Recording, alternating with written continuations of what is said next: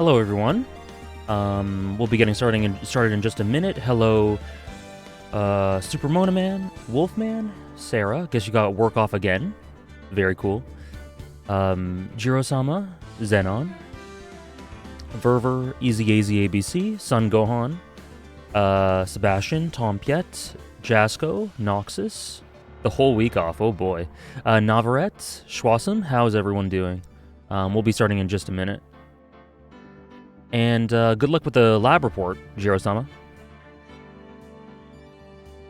Pancholo, Aburai, how's it going, everyone? Happy Monday. Thank you so much for the sub, Shy Monkeys. If you want that to go towards one of the goals, let me know. And we'll be starting in just a second. Hey, K-Sid.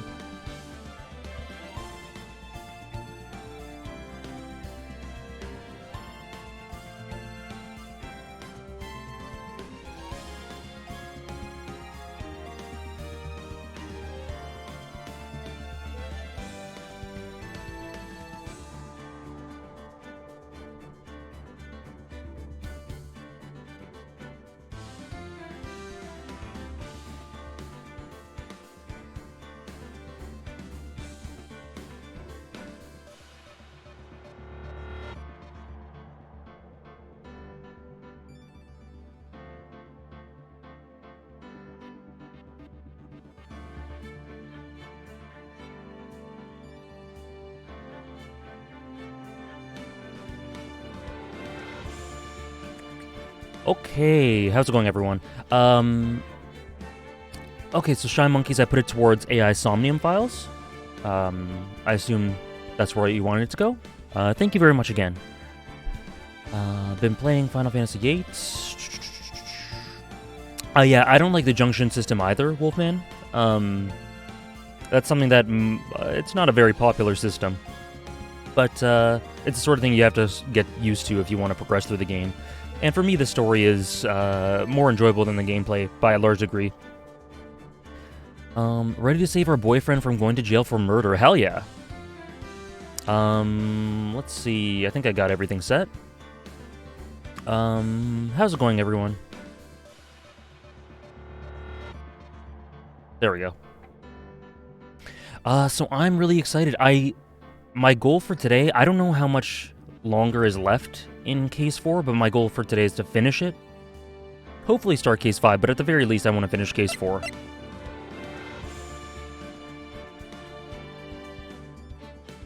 And we'll be starting. Just one sec, just need to blow my nose.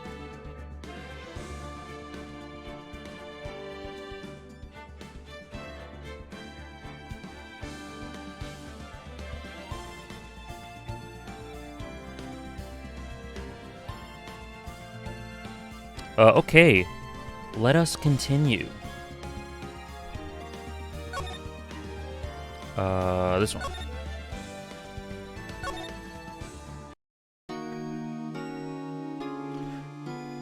Okay, so last time, Edgeworth dropped this proclamation about he had a memory of a crime that he committed, and I wanted to stop right there, so I didn't, it was a good, so I could leave a good hook to start off with. How's it going, Great God NL and Dark Kebabs? How are you? A memory of a crime that I committed. A memory of murder. Do you really think Mr. Edgeworth killed? I don't believe it, not Edgeworth. Some painful memory has been troubling him recently, but he'd never take someone's life, never. Nick. Oh. Yeah, Larry has a bit of a pivotal role this case. Yo, how's everyone doing? What do you think of my performance today? I had him swooning in the aisles, huh, Maya? Swooning? Me? Yeah. I do remember feeling faint. Larry did save the day. Right on, tell me the truth. It was like love at first sight, right? Right, Nick? Huh? Me? Well, maybe my heart skipped a beat or two. Thank you for the follow, Suppy boy. Thank you for the follow. I think you can do better than that. Come on. I saved Edgeworth in there, dude. Edgy. You guys should be bowing before me. Yeah, bow before your hero. Sure. Larry, you really helped out at the trial today. You did. If you weren't there, Larry, I'm sure Mr. Edgeworth would have been found guilty. Ha ha ha ha ha. But seriously, Nick. Thank you for the hydrate, Suppy boy. Oh. Today's episode of Better Call Saul looks strange, but I'm digging it. Me too. The boat shop, that boat shop caretaker guy is pretty suspicious. But Edgy ain't off the hook yet. Way to spoil the mood, Larry. Hey, I'm just a guy sitting in the audience, you know? But from where I was sitting, Edgy seemed pretty edgy. I mean, can you really know he's telling the truth about that night? Nick, I don't know. Thank you so much. Thank you so much, Dat Boy Chuckles. Thank you for the sub. If you want that to go towards a goal, let me know, and I'll just note it down in my phone here. Thank you so much for the continued support. I really appreciate it. And good morning to you too. I don't know, but what I do know is I'm going to believe in you two until the end. Us two? Edgeworth and who else? You mean me, right? Nah, he means me, right, Nick? Yeah, you, Larry. What the hell? Not me? But why you, Larry? Huh? Actually, yeah. Why me, Nick? Enough with the silent treatment. Oh. Amir. Okay. I'll put it towards Amir. Thank you. Thank you, Dat Boy Chuckles. Why do you trust Mr. Edgeworth so much? I mean, he's changed recently, true. But when we first met him, he was kind of a jerk, don't you think? Spirit Noodle, how's it going? Happy Monday. He was kind of a jerk, but he was my kind of fictional jerk. You didn't know him back then. Back when he wanted to become a defense attorney. Wait. Was that when you two were classmates? Yes, in grade school. They saved me, Miles and Larry. They saved me and I'll never forget it. That's why I became a defense attorney, you know. Yeah, new song. What? Hey, Larry, what's he talking about? Sorry, I kind of forgot. Excuse me. She was a fetus. Okay, Nick, out with it. I'm gonna hear this story today, and that's final. I want to hear it. It's kind of a long story, so hang in there. It was the very end of 3rd grade. Oh yeah, she was like 1 year old, right? I was on trial, a class trial. A class trial? The class trial. I'm fine, Wolfman, thank you. I just coughed. You remember, Larry? Spring, end of 3rd grade? A kid in our class got his lunch money stolen. Lunch money? Our school was really small. Oops. Every month, kids would bring in an envelope with money for lunch from home. I see. Anyways, this kid's envelope disappeared with $38 still inside. Oh yeah, now that you mention it, I do remember that. I can see why you'd forget, though. You were out of school that day. Anyway, the envelope had been stolen during PE class. I was coming down with a cold, so I'd skip PE that day. This is giving me Monogatari vibes, if anyone knows what I'm talking about. I was the only one not in class. Oh yeah, what does it mean, Spirit Noodle? So they thought you did it? Yeah, the kids in class said I should be put on trial. You get what I mean, NL? Exactly, Ramuki. Yeah, exactly. Same with me, with the Monogatari episode. Trial? So the next day we had a classroom trial with me as the defendant. It'd probably... Oh my goodness. It'd probably be fairer than the ones we do in this game. That is, extremely sad. I didn't do it. Guilty, he did it. Oh, give the money back, you're such a meanie, no one play with him. Just admit you did it, you can't hide the truth, tell us the truth. We're not gonna play with you anymore, yeah, we shouldn't be allowed in the relay race or on the library committee. Give me back my 50 cents I loaned you. Hey, did you rob that bank the other day? Now, Phoenix, you know you shouldn't steal people's money. It's not right. This is I really like this. Just for establishing, the core of characterization for why Phoenix is A defense attorney. Oh, okay, Spirit Noodle. That's cool. Thanks for letting me know. Blue ass. In the end, even the teacher thought I'd done it. Go over and apologize, Phoenix. Wow. I didn't know what was happening. I was so sad, I couldn't stop crying. Everyone was staring at me like I'd done it. I tried to apologize. I went to where the boy whose money had been stolen was sitting. That's when it happened. Ho ho ho. Ho ho. You shouldn't have to apologize. The only thing that belongs in a trial is evidence. Anything else has no place. You should all be ashamed, amateurs. Miles? Oh, my king. My king. It wasn't you who stole my money, was it? No. Then you shouldn't apologize. Oh, it was his money. Battler emote, perfect spot for it. Me too, Sarah. Awful. Teachers like this are awful.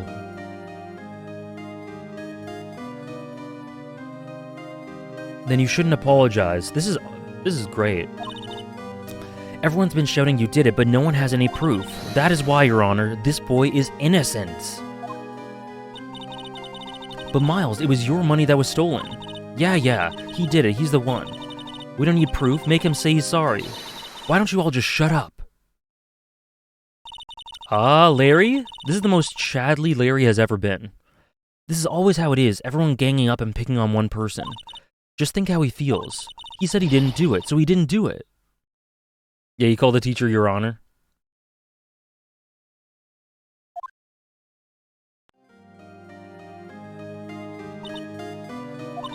Very well. I will replace the money myself. This class trial is over. Wow. That's how it happens. After that, the three of us were the best of friends. Wow, I had no idea. Yeah, I had no idea either. I mean, I forgot. That's when I learned what it meant to be alone. Totally alone without a friend in the world. You did a good thing, Larry. And so that loneliness that he felt when he was improperly accused is the crux of why he does what he does. That's really cool. That's really cool. I was just lucky that I took the day off from school. If I'd been there, they would have thought I'd done it. So I took it kind of personally, see? Phoenix and Araragi parallels, yeah. When something smells, it's usually the butts. After the trial. Anyways, Edgeworth and I talked about that after that class trial. That's when I heard his father was a defense attorney. I remember his eyes would shine when he talked about his father. I'm gonna become a defense attorney just like my father. A famous defense attorney.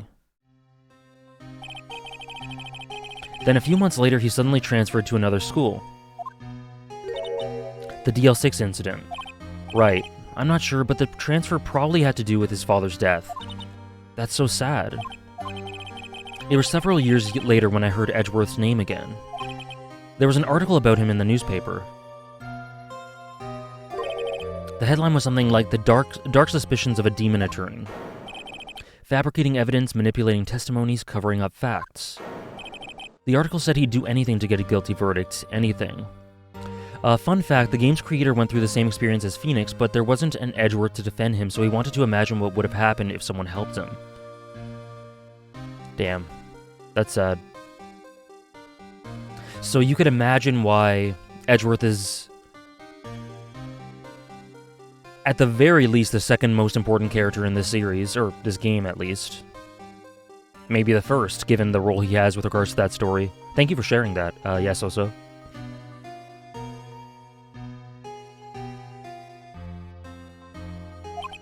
But why? What happened? I mean, that's not the Edgy I used to know at all. That's what I thought too. I tried to get in touch with him, I don't know how many times. He never replied. I guess he didn't want to see his old friends. I couldn't just drop it though. I wanted to meet him, to learn why he had become who he became.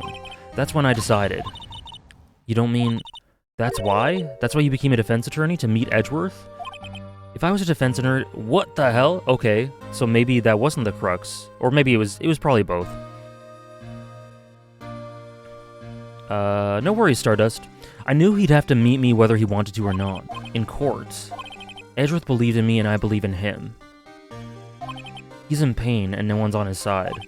I'm the only one who knows the real Edgeworth. I'm the only one who can help him. May have been Larry too, but he forgot. It's both, yeah.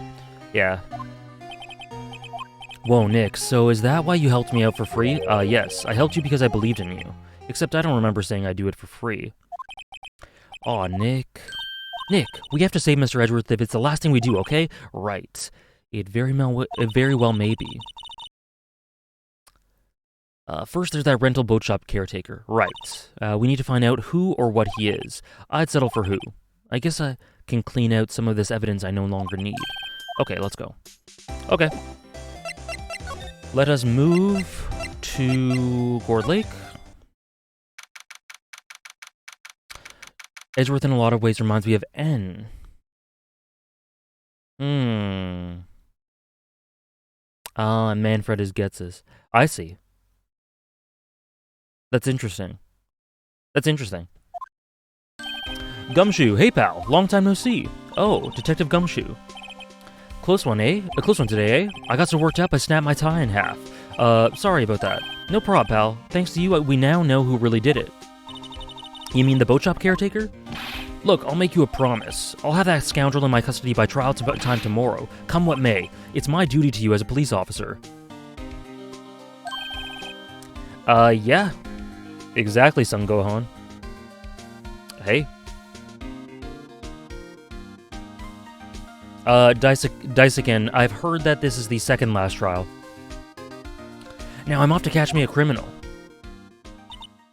Detective Gumshoe sure is active today. Oh, one other thing. No one can go into the woods today. The woods? Where Lotta was camping? The woods are off limits to camping, and apparently the park ranger found out. He got pretty mad. No one can go in for a while. I guess Lotta's in a lot of trouble. Good pun. Anyway, I'll be seeing you tomorrow.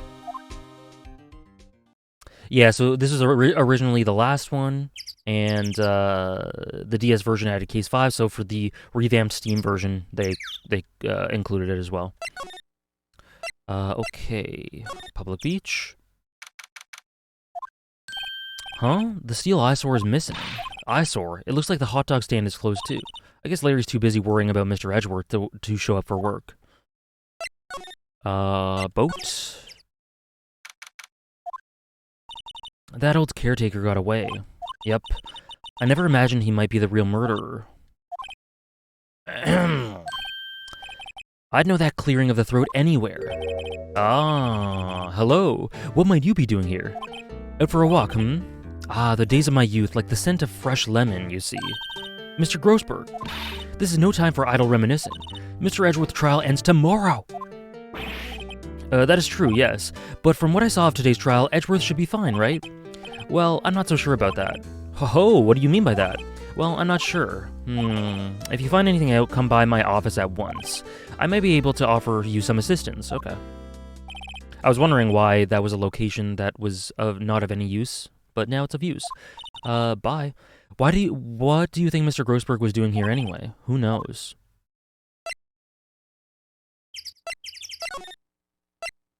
Shack?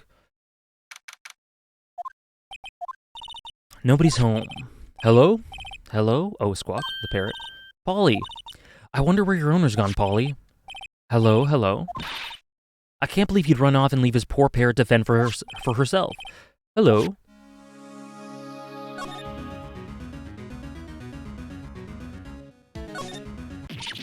What? What's wrong? Never mind. What? Tell me. Just, when I saw the TV, I remembered they're showing a Pink Princess special this week. Oh, see? That's why I didn't want to tell you. That reminds me, Nick. Polly here knows the number to the safe, right? Yeah, we got it. That's right. Polly, what's the number to the safe? 1228. Let's open it, Nick. I was gonna do that last time, but it didn't let me. I'm sure there isn't any money in there. Aw, but hey, he keeps the locks, right? So there must be something of value in there. I guess they didn't let me because the caretaker was home, or I mean, now he's gone. He skipped town, so I'm not so sure. Okay, Nick, let's see what's in there. Grossberg and his Harlem Shake. The only thing in here is a letter. A letter. Boring. There's no name or signature on this thing. It's handwritten in very precise, clear letters.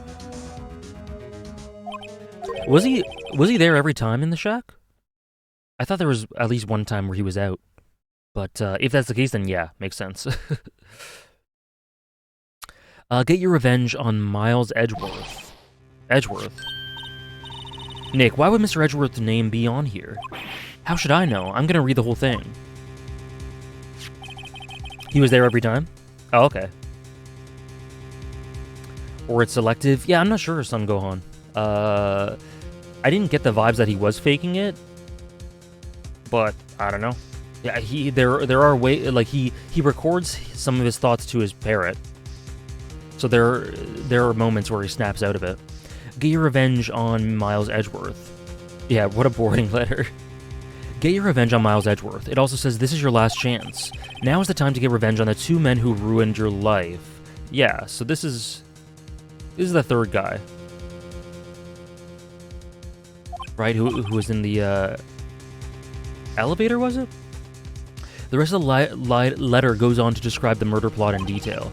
How to kill Robert Hammond and frame Edgeworth. Calling Edgeworth out to the lake, getting on the boat, firing twice. This is exactly what I figured out today in court.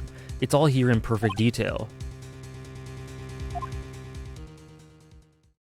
Oh, I see that great God I know. Larry is a bit more of a Sakamoto. What do you think it means, Nick? I don't know, but it looks like these are instructions for that caretaker. When he killed Robert Hammond and called out Edgeworth, he was following instructions. But who could have written that letter? And what does it mean to get revenge on Miles Edgeworth? Look, I don't know, okay? But one thing's for certain. This letter is an amazing clue. Okay. Oh, whoops. He left in a hurry, right? I don't think he even came back here after the trial. Everything's cold. Looks like he didn't turn his heater on. I guess he hasn't been here since the trial. Yeah, okay. Yeah, that's what I was thinking, Sarah. Maybe he wrote it for himself. Say, Nick. Oh. Don't people usually put up pictures of fish up on the wall to boast about them? Yeah, I guess so. You mean the pictures of the fish they caught, right? Right, but don't all the fish on the wall here look really puny to you? Well, you know what they say. You should have seen the one that got away. Except the one that got away from us was the caretaker, and we did see him. Why do I feel like we're having two different conversations here? It will be hard to present this as evidence while obtaining it through technically stealing. Yeah, I know. I was thinking that too. 1 second. Or the game doesn't care. A lot of times it doesn't care. Sorry, one thing. I need to just change.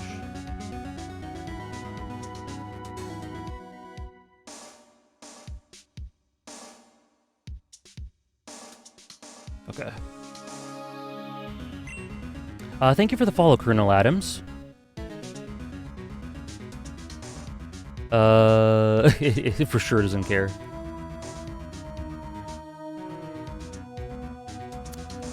Yeah, Justice for All is pretty high. Okay, so... Oh, Polly? Maybe I should take care of Polly, Nick? Considering doing some donations to keep the Phoenix Party going? Up to you. I mean, we still have time. I'm sure I won't finish the game today, maybe not even next week. Maybe I should take care of Polly, Nick? You probably shouldn't, just kidnap her. The police know about her already. I'm sure they'll do something. Well, okay. Sorry, Polly. He says I can't take you. Great, now the bird's gonna hate me. Yeah, I doubt they'd care. Yeah, I heard the fifth case is super long. It doesn't look like he used this kitchen much. You're right. I guess the whole pasta restaurant thing was a lie. What, you thought he was telling the truth?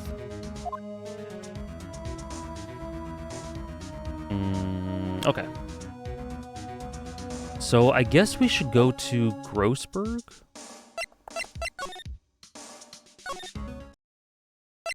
Let's go to Grossberg. It has a lot of gameplay specifically designed for DS, which doesn't translate perfectly to Steam. That's okay.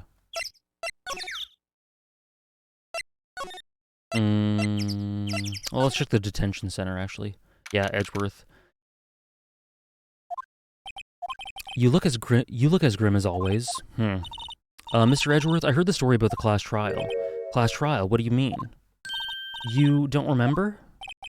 No, I don't. Your lunch money was stolen, wasn't it, in 3rd grade? Lunch money? Oh, right. I seem to remember something like that. Nick, I think you're the only one who really remembers. Well, it probably only really mattered to me anyway. That would stick in the mind more of someone who experienced it from his perspective. That is true. Mr. Edgeworth, didn't you know? That trial was the reason Nick became a defense attorney. Ridiculous. Gee, thanks. With that said, it does sound like the kind of thing you'd do. You haven't changed a bit, have you, Wright? So simple. To a fault, even. Well, maybe yeah, but I think you changed too much, Edgeworth. Perhaps.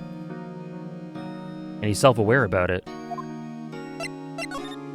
Why prosecute? Hey, Edgeworth, why did you become a prosecutor anyway? You used to look up to your dad. You said you wanted to be a defense attorney, right?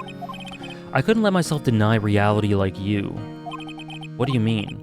My father was taken from me, and you want me to defend criminals. I'm sorry, Wright, but I'm not that good of a person. One suspect was apprehended in your father's murder, right? Yes, the man trapped in the elevator with my father. His name was Yanni Yogi. So that's probably the caretaker. He remembers, I want to believe? Maybe. I want to believe as well. Heavy on the soon. He had to be the shooter, any way you look at it. Yet, he was found innocent. That defense attorney got him off the hook. Okay. That would be Robert Hammond. On that day 15 years ago, wow, we're getting heavy into the backstories today. The 3 of us were trapped in that elevator for 5 hours. When we were rescued, we all suffered oxygen deprivation. I had lost all memory of the murder. Lost your memory. Even now, I can't recall what happened in that elevator. That was the crux of Yogi's attorney argument in court. He claimed Yanni Yogi had been not of sound mind due to the oxygen deprivation. Yogi was released due to a lack of evidence, innocent. That's when I changed my mind. I started to hate defense attorneys. Prosecutor Von Karma. What's your relationship with Von Karma? Edgeworth with criminals very similar to N with Pokemon trainers, with that being forced onto them by Manfred/Getsis. Okay, yeah, I see what you mean. Yeah, that's an interesting comparison. He's my teacher and a man who deserves respect. I learned everything I know of courtroom techniques from him. So he's like my sister was to you, Nick. He's a perfectionist in all things. In court, in his personal life, he's obsessed with doing everything perfectly. Perfectly, huh? In all the cases he's taken on, none were left unsolved, and not one suspect was declared innocent, ever. No, it is neat. It's very neat, Stardust. I know. It's possible some of the suspects were indeed innocent. However, it is impossible for us to accurately determine that in every case. All Von Karma does is his job to find the suspect guilty perfectly. In any case, it's nigh well impossible to find a weakness in him. I mean, he started unraveling a bit. Should a weakness appear, he would do everything in his power to make it go away. Edgeworth? If what you're saying is true, you're headed for a guilty sentence tomorrow. He's right, there's no time to praise the enemy, Mr. Edgeworth. It's a strange situation which I find myself, I'll admit. Oh, crap. I missed the last line.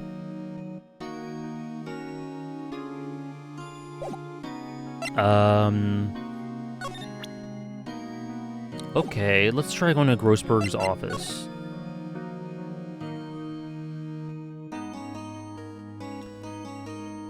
I disagree with this. Edgeworth wanted to be a defense attorney, but the situation with his father being killed changed his mind and made him into a prosecuting attorney. It was still very much Edgeworth's own choice.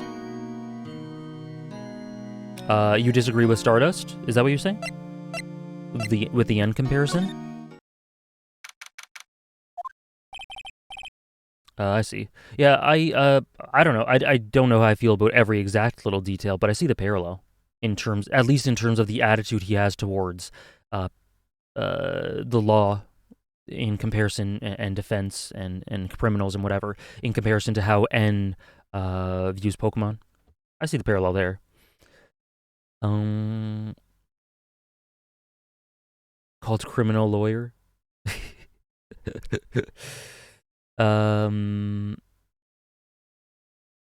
He's out again. When does he work anyway? Now. Don't be harsh. Okay. I thought I could come to his office. I feel kind of bad for him. Okay.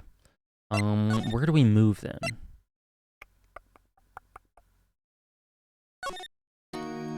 Let's try this.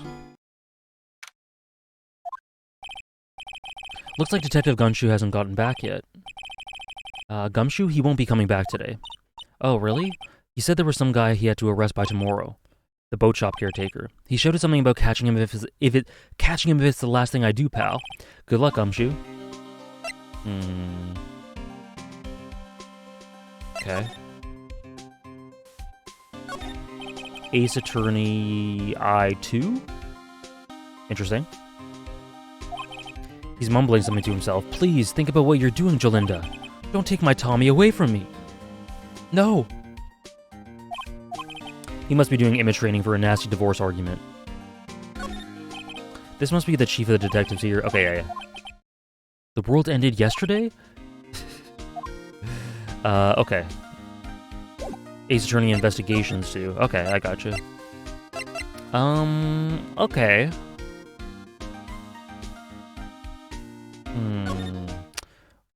One day left, Nick. Yeah, I know. Well, no time to waste. Let's get going. Okay. Where do I go? What evidence do I have here? The L6 case file. Letter from the safe. Oh, okay, yeah. I have this. I should show that to, Edgeworth.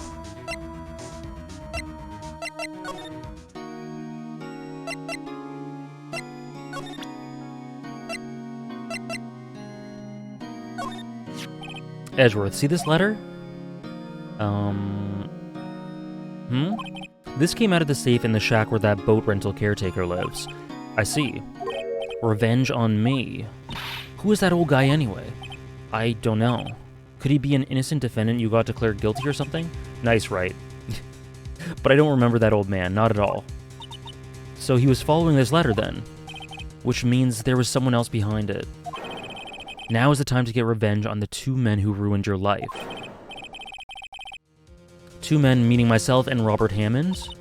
It also says this is your last chance. Last chance? Wait, maybe he's talking about the statute of limitations on the DL6 incident. Wait, that old man? What is it? Do you know who he is? Yogi. Could he be Yogi? Yeah. They made that pretty clear before. The suspect in the DL6 incident, the one who was found innocent. Unless they're misdirecting. Okay. Yanni Yogi. Yanni Yogi was a court bailiff at the time. We just happened to be in the same elevator 15 years ago. Oh?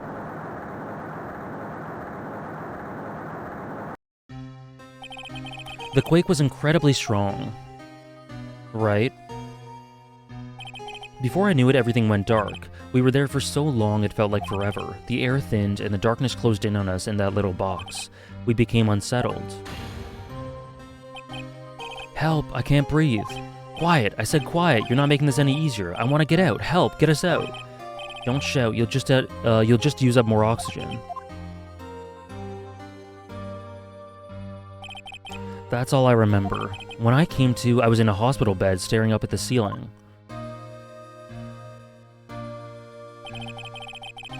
In court, Yanni Yogi's mental condition was called into question.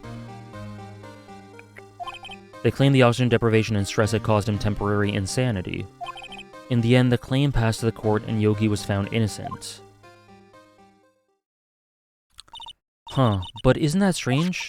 This letter tells him to get revenge on Edgeworth. Why would he want to take revenge on you? Oh, that's a shame, Mr. Wolfos. But if the fan translation's high quality, that's good. Yeah, why would he want to take revenge on you? Right, yeah?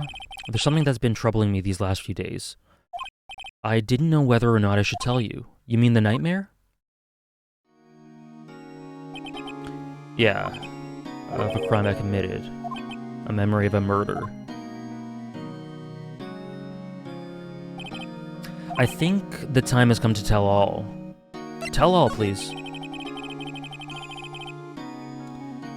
I really like that as well, Smoothies. I like how we've slowly gotten into the core of why he is the way he is, why he does what he does.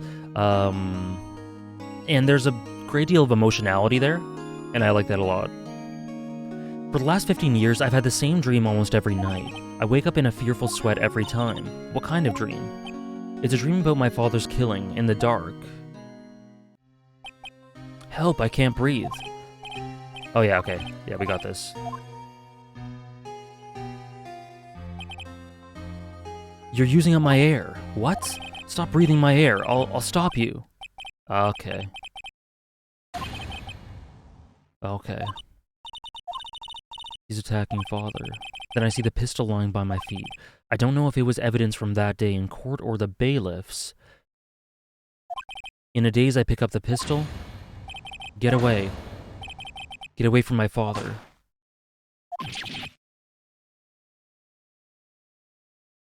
Manfred is awesome.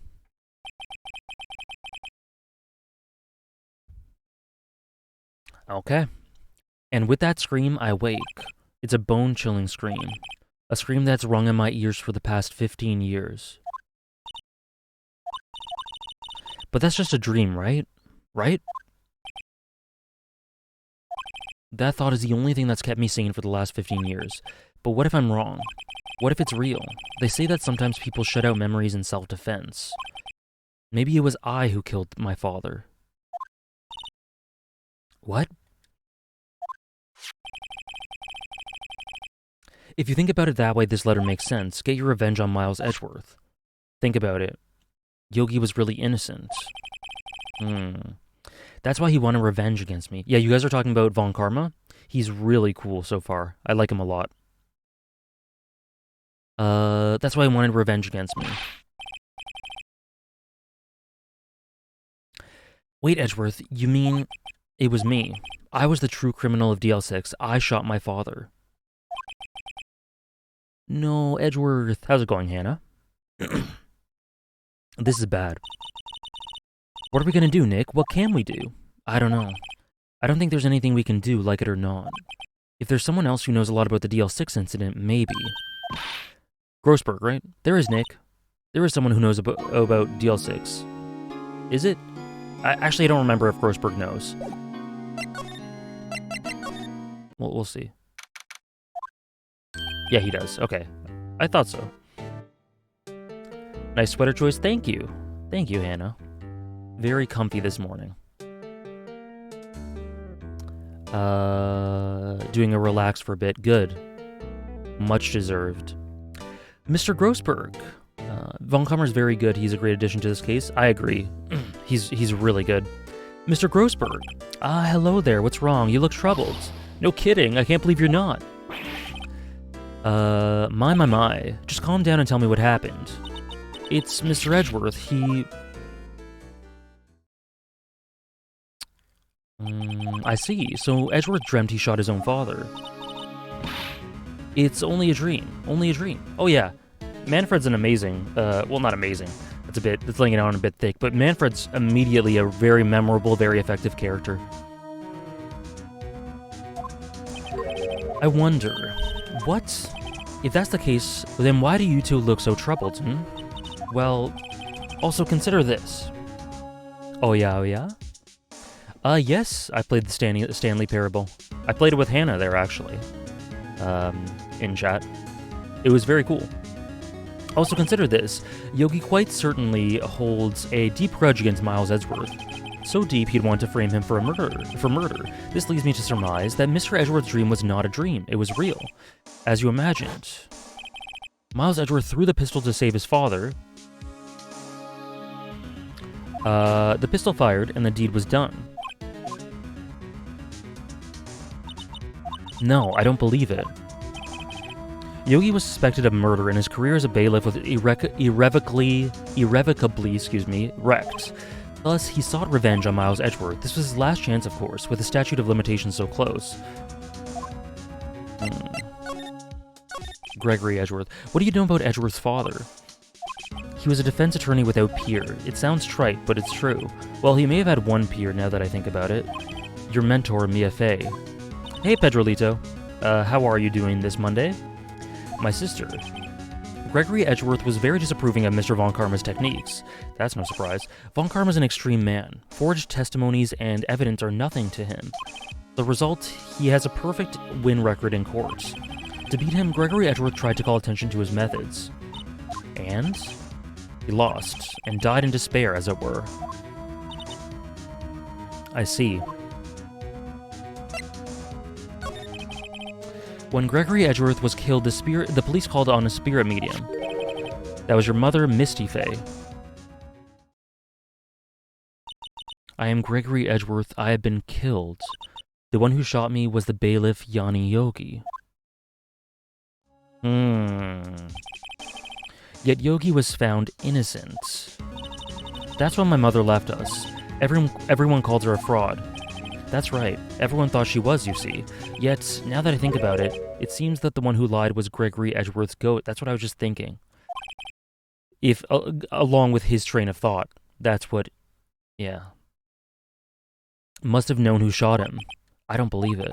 So you're saying he falsified his testimony from beyond the grave? That Edgeworth's dad lied to protect his son? It's only a possibility, mind you, but a possibility nonetheless. Can't even trust ghosts anymore, SMH. SMH. What about this letter? Is he not going to do it? Oh, he is going to do it. So this is the letter? It does seem that Yogi was following this letter when he killed Hammond. But why kill Robert Hammond? Hammond was a skilled defense attorney, but he defended clients not for their sake, but his own. His own sake. He never trusted his clients, that one. The only thing he trusted was his own ability. But he got his client found innocent, so why should it matter? Actually, my dear, it's quite different. He won that innocent verdict for no one but himself. Yogi was a free man, but socially he was ruined. You'll understand soon enough. Wait, what is it? This letter... I've seen this handwriting somewhere before, a long time ago. Whose handwriting was this? Oh yeah, me too. Super Mona Man. As a person, he's not... doesn't seem like a great guy. But as a character, really cool. Who wrote this? Von Karma. I'm guessing. Could it be Manfred Von Karma? Why would he have something to do with this? Well, I'm not sure. Von Karma. Wait, you're right, my boy. This is Von Karma's handwriting, I'm sure of it. I used to see it all the time on court reports. But that means the one who killed who told Mr. Yogi to kill was correct, Manfred Von Karma himself. What does this mean then? Why would Von Karma want to frame Edgeworth?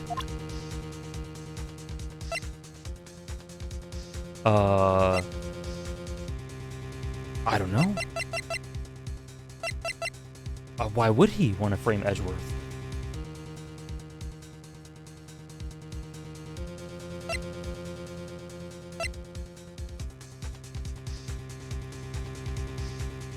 Yeah, me too. Me too, Sarah.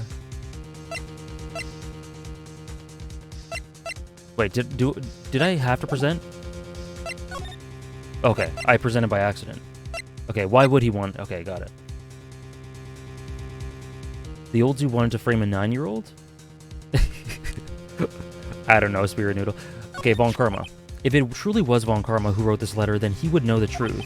He would know that Miles Edgeworth had accidentally killed his own father. He'll say as much tomorrow in court, I should think. He'll press the point until the court finds Miles Edgeworth guilty. Oh no. But how could Von Karma know about Mr. Edgeworth's past like that? Even Mr. Edgeworth thought it was just a nightmare. That I do not know. But I do know that Von Karma is both persistent and a perfectionist. 9-year-olds. We need... I was going to say something a bit extreme, never mind. A bit extreme out of sarcasm. He may be seeking to satisfy a grudge against Gregory Edgeworth by hurting his son. Harry Potter Snape vibes, and kind of, a little bit. What do you mean?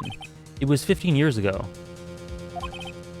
Von Karma met Gregory Edgeworth in court, and Von Karma did win, but he didn't make it through the trial unscarred. Gregory versus Manfred? What happened in the trial between Edgeworth's dad and Von Karma? Von Karma got the guilty verdict he wanted. He won the trial. Thank you for the follow, Ramen Power YT. Thank you very much for the follow. Gregory Edgeworth accused Von Karma of faulty evidence, and though he lost the trial, Mr. Edgeworth's accusation stood. Faulty evidence. It was the only penalty Von Karma had ever received in his career as a prosecutor. Gregory Edgeworth dealt a blow to his perfect trial record. Wow. It must have been quite a shock for Von Karma. He took a vacation for several months after that, you see. Vacation. An unusual event for the man. That was the first and the last vacation he's taken in his many years of prosecuting. I suspect it wasn't a traditional vacation. He doesn't take vacations? Like go to the sea or to the mountains? Don't tell me he's never been to Europe. You have strange ideas about vacations, Maya. In any case, that was the only time he took a vacation from work. I believe the penalty upset him quite a lot. Odd. He is a sore loser. Relatable king. I'm joking. That was tongue-in-cheek. He is not a king. If he wanted to keep a perfect record so badly, why would he take such a long vacation? What do we do, Nick? Von Karma's going to bring up DL6. You can bet on it.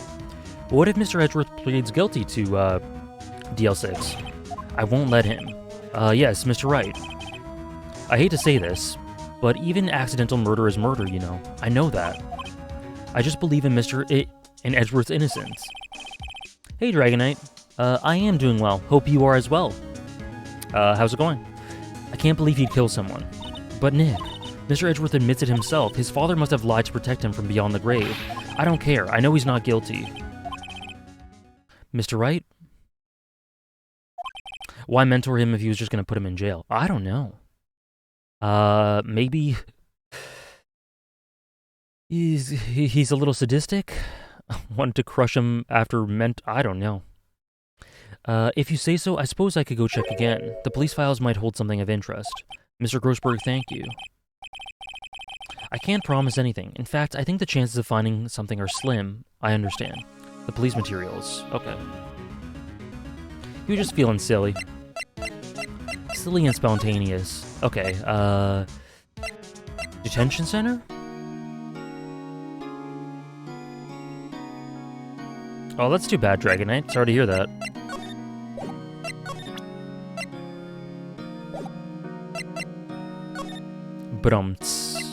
Good one, Stardust. There's hardly anyone here. Everyone must be out looking for the old guy, Yogi. Ah, it's you. I don't think Gumshoe will be coming back today. He's staying out late looking for someone. Sounds like Detective Gumshoe is pounding the pavement for real. We were wondering if we could check out the records room again. Well, now I can't have anyone wandering around in there, but I guess Mr. Von Karma is in there now anyway. Big think.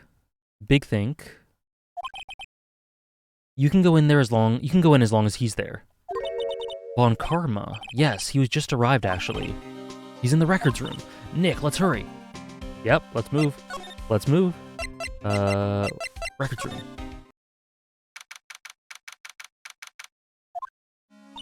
Dusty as always. We were only just here yesterday. I'm sure they haven't had the time to clean. What's wrong, Nick? Nothing. I was just noticing that he isn't here. Von Karma.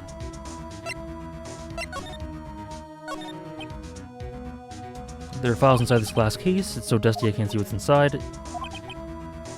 It's locked. Okay, yeah, I think I saw that part. There are shelves stuffed with case files in the back of the room too. Yep. Yeah, okay.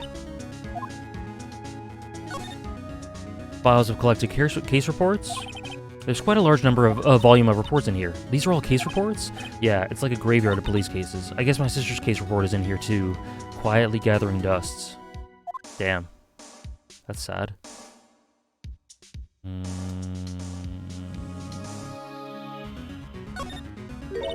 Huh? One of the drawers here is open. Someone must have been looking in it recently. The label says unsolved cases evidence. Unsolved cases. Nick, the file for DL6, it's completely empty! What? What are you doing in here? Oh, new sprite? Von Karma, you! How do you know my name? Oh. Oh? Have we met? What are you saying? We see each other every day, don't we? We're Miles Edgeworth's defense team. Defense team? I beg your pardon, you see, I rarely remember defense attorneys. They are like bugs to me, needless things to be crushed. Okay, Pariston, I can see how this guy was Edgeworth's mentor.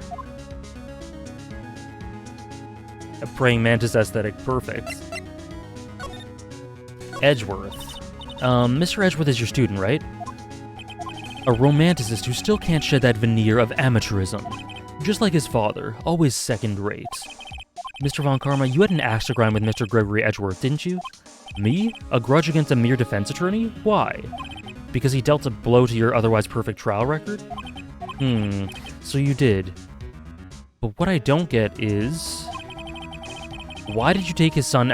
Oh, son Gohan was just asking this. Why did you take his son under your wing afterwards? The son of your most bitter rival? That, my dear attorney, is none of your business.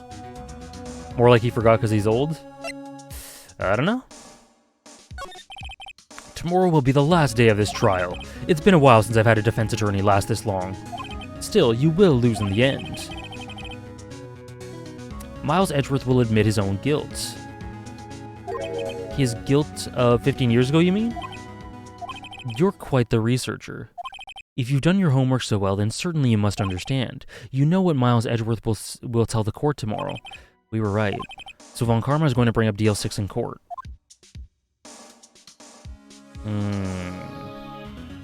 Maybe he wanted to steal his son as revenge. Because this could be a very long-term, elaborate plot to build him up to just to break him down in this way as revenge, but that is hella petty. I know Von Karma's petty, but is he that petty? Let's present this. Can we present this? Hold on. Let me save real quick. He wanted to call his son a bitch. Okay, let's present this. Let's see. Mr. Von Karma, have a look at this. This was you, wasn't it? You instructed Yanni Yogi to commit murder. Yanni Yogi. How many years has it been since I've heard him called by that name? He's a fool. I told him to burn it after he read it. Oh? So you admit it. You wrote Mr. Yogi this letter.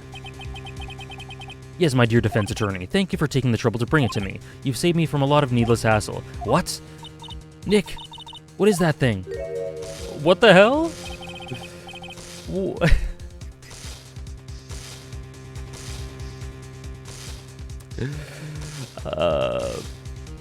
A stun gun for self-defense, usually. Indeed, 600,000 volts will course through your body like a dog touching an electric fence. Are there cameras in the record room? You'd really hope so. 600,000. Oh, don't worry, people don't die from it, usually. Now give me the letter. No! No! Whoa, what are you... Nick, run! Oh my goodness. Maya? Maya! Out of my way! Visual novel action!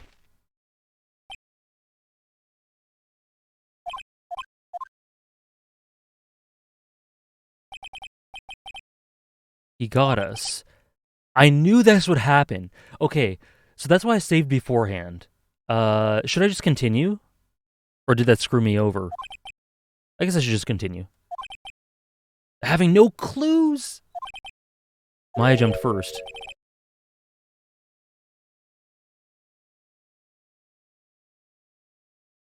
That's canon? Okay, good. Because that's why I saved. I knew it was stupid. Yeah, I'm not sure. Okay, okay. Maya. Thank you, guys. Maya. Maya, open your eyes.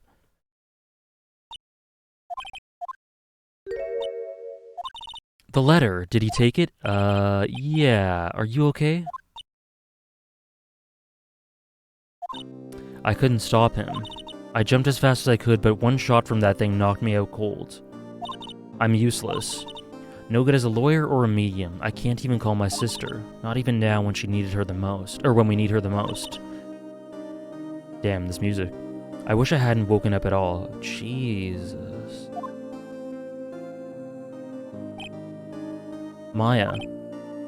There has to be some way I can help her. I'd better do something about her self-confidence first. Maya. She's holding something. A bullet? DL6 DL6 incident evidence number 7, taken from the heart of Gregory Edgeworth. I remember. Von Karma was holding this when Maya jumped him. DL6 bullet stashed in a pocket. Still bears... okay. I'll prove it to you, Maya. You're most definitely not useless. I'll prove it to you in court tomorrow.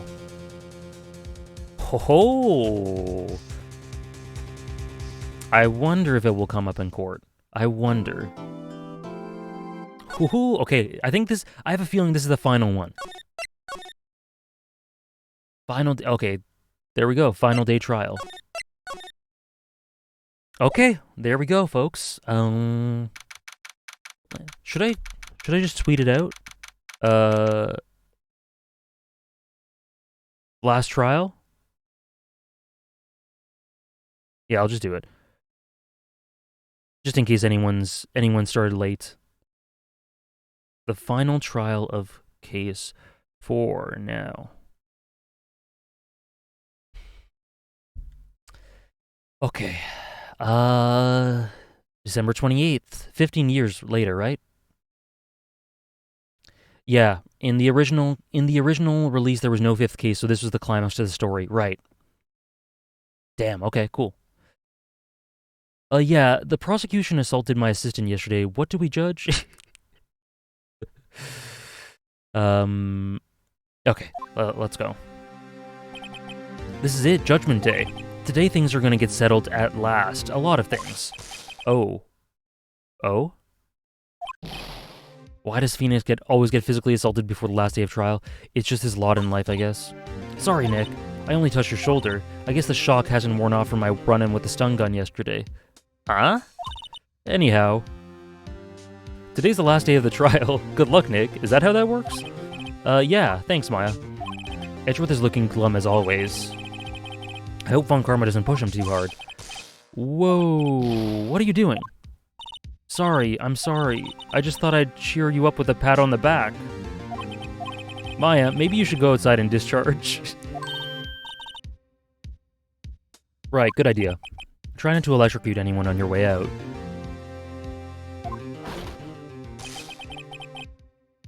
Oh yeah, pal. Or see a doctor, that too. What's gotten into that girl? Detective Gumshoe. Morning. Mr. Edgeworth? Good morning. How did it go, Detective? Have no fear. As promised, I've captured our runaway caretaker. I just brought him in. Took all night, pal. Damn. Good for you. Good for you, Gumshoe. You must be tired. Actually, after all that shock I got on the way in, I feel pretty good. Yogi says he's forgotten his own name. But that has to be a lie. Why would he want revenge on Edgeworth if he couldn't remember his past? He does remember, and I'm going to prove it. All right. Court is now in session for the trial of Miles Edgeworth. The defense is ready, Your Honor. The prosecution is ready. Right, very well. We have reached the final day in our proceedings in the trial. I ask that the prosecution submit decisive evidence. Understood. Come on, don't be awed into silence by every little thing he says. Dad's going to jail today, no. Very well, Mr. Von Karma, your opening statement. Right. Thanks to Detective Gumshoe's efforts, the boat rental shop caretaker has been arrested. In yesterday's trial, the defense asserted that the caretaker was the murderer. However, the caretaker has yet to confirm this. I would like to ask the defense to cross-examine him as much as necessary. Very well. Please bring the witness into the courtroom. Here's our runaway. Ladies and gentlemen of the court, thank you for the follow, Ari with love. I believe you all remember our witness. He lives in the boat rental shop on the lake from where he witnessed the incident. In addition, he has currently lost memory of his name and identity. Witness, why did you run away yesterday? The witness is not running away, as he will now testify. I see. Very well. Please begin your testimony.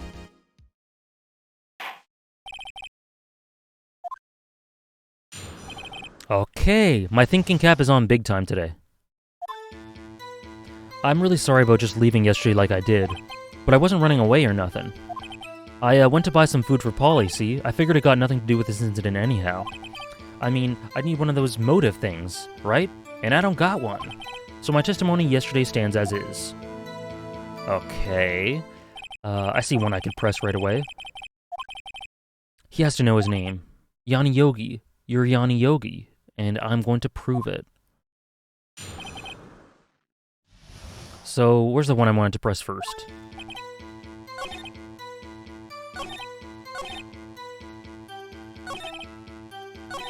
This one, and this one.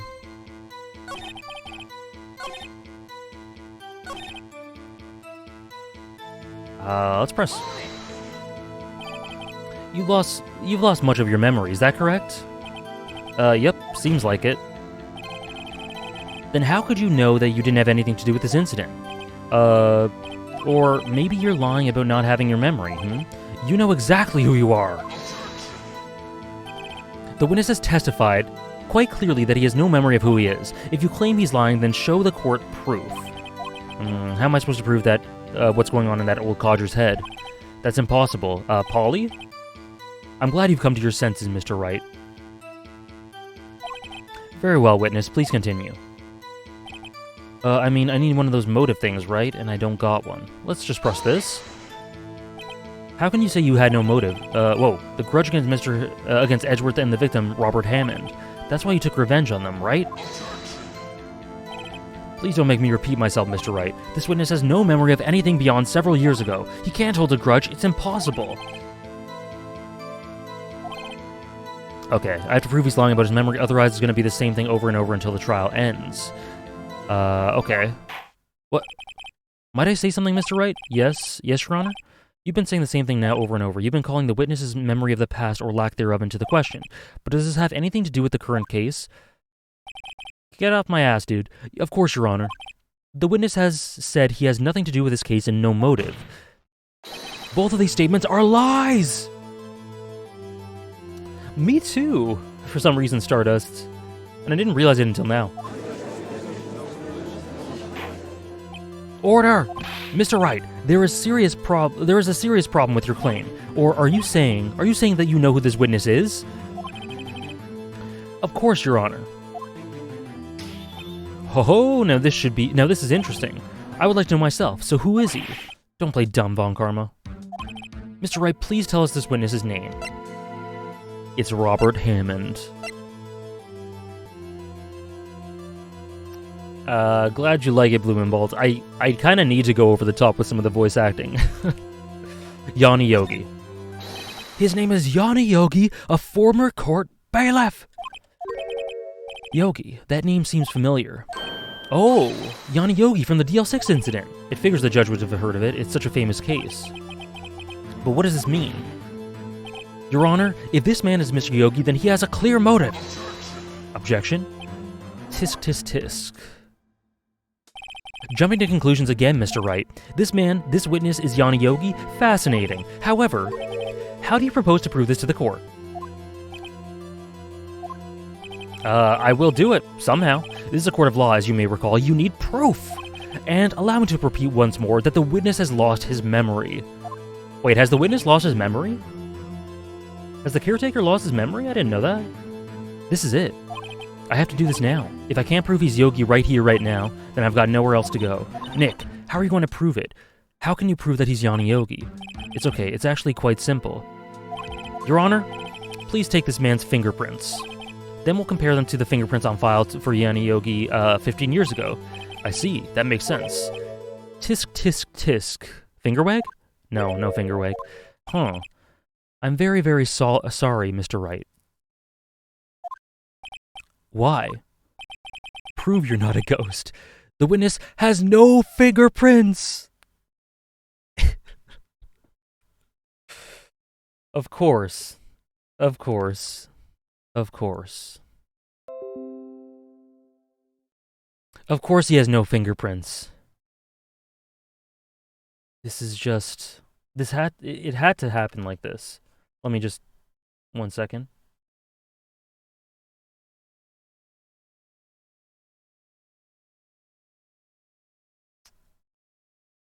The witness has no fingerprints. And in red as well, yep, the red truth. What? No fingerprints? You see, before I worked as a caretaker, I worked at a chemical plant. I burned my fingers working with the stuff. Yup. What? Yogi, you sneak. You burned your fingerprints off to hide your past. How recent are the burns? Well, if the witness has no fingerprints, I guess we will not be able to prove his identity. No! Tisk, tisk, tisk. Well, what will you do, Mr. Wright? It seems that the case has been decided, no? Yeah, very similar to that, Wolfman. Not like there are any other identifiers like teeth, true. No! Oh yeah, I have, I lost all my teeth in it because of chemical burns as well. I know what happened, I know everything. I just can't prove it. But no, I can't let it end like this. I can't lose. There has to be another way. There is no one who can testify as to who this witness is. No one. Nick, what are we going to do? I didn't even consider that he might have erased his fingerprints. What do I do? Well, Mr. Wright? Perhaps you'd like to cross-examine his parrot for a little...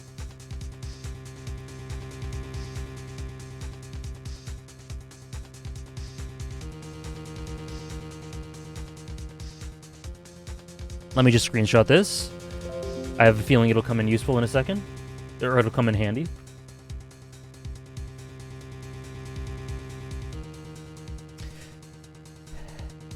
This is the greatest game ever.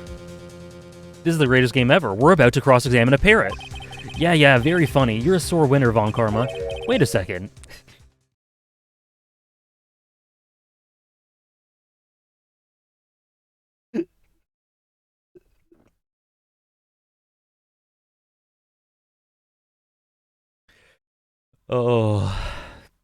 Oh my god.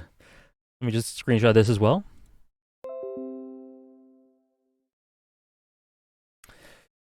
Oh my goodness, this game is wonderful. This game is absolutely wonderful. Oh my... Wait a second. Cross-examine his parrot? What is it, Nick?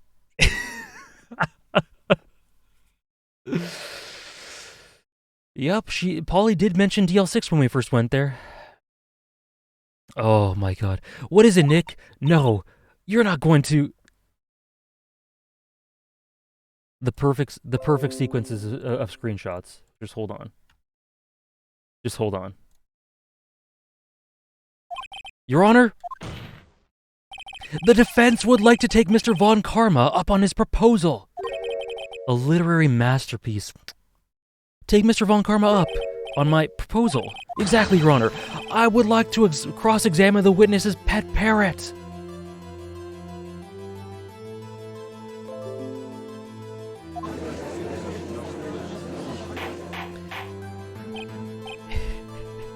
Order! Well, what do you think, Mr. Von Karma? Okay, Blumenbolt. I would like to cross-examine the witness's pet parrot. I would like to cross-examine the witness's pet parrot! There, you got 2 tones for that one. Peak fiction. Well, what do you think, Mr. Von Karma? Need you even ask? This is a farce. I object. Objection! Bring out the parrot, please. Wait a second. You were the one who suggested I cross-examine the parrot, Von Karma. I have a right to do as you suggested. Well, if you're so desperate, then please be my guest. Of course, should you go through with this, and nothing comes of it, then I hope you're ready for the consequences. Nick, this is crazy. Well, still want to go through with your little game? Yes. Hell yes, I'm doing this. Hell yes. Let the parrot take the stand. I will cross-examine her, Your Honor. This is the most ridiculous thing I've ever heard. You and me both. You and me both. Are there any other games you're thinking of making goals for in the future after you finish some of them? Yeah, Super Mona Man. There are a few, but as of right now, the ones... Actually, let me just double-check. I might... Yeah, so the ones that are there are the ones that are for certain that I could end up doing. I might end up wanting to do Sekiro as well, and then of course the later Ace Attorney games as well if I continue enjoying the series. Those are a couple that are floating in my mind. And thank you so much for the 100 bits. Do those go towards the second Ace Attorney game?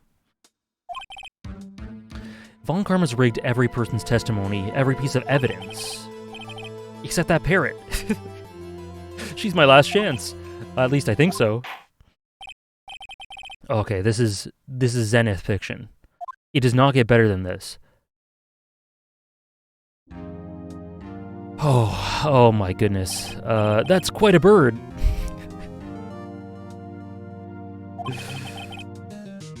Please tell us your name. Name!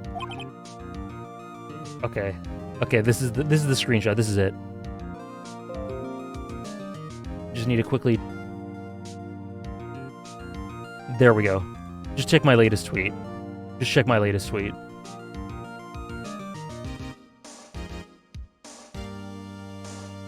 I am dying.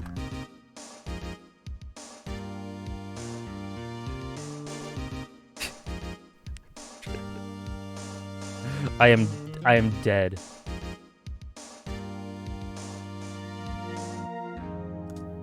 This is the best game ever. It's confirmed. Sorry, I'm just adding those 100 subs, a note for those 100 bits. Okay, there we go. Okay. Here we go. Yes, Super Mona Man. If I do that, it will be the Pixel remaster. The juxtaposition of those images is peak tweet material. It's so good. The witness is ignoring me. This is probably going to be the most honest witness so far. Undoubtedly. The witness is ignoring me. That's a great line. It must hurt to be ignored by a bird. Very well, witness. Who is your owner? Please testify for us. Okay, so I'm definitely going to screw up a lot of this. Someone in chat said this was very hard, so I'm going to fail. Just keep that in mind. Polly is my new favorite Ace Attorney character. Right up there. Right up there. Who is your owner? ... Hello. Hello. ...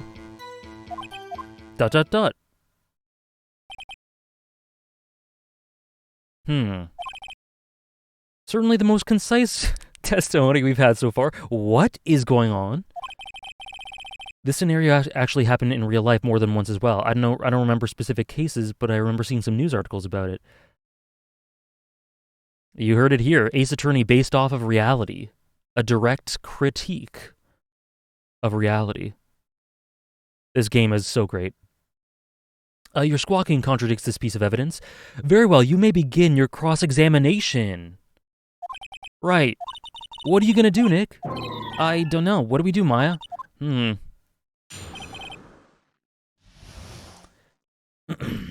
Yeah, someone mentioned that, Stardust.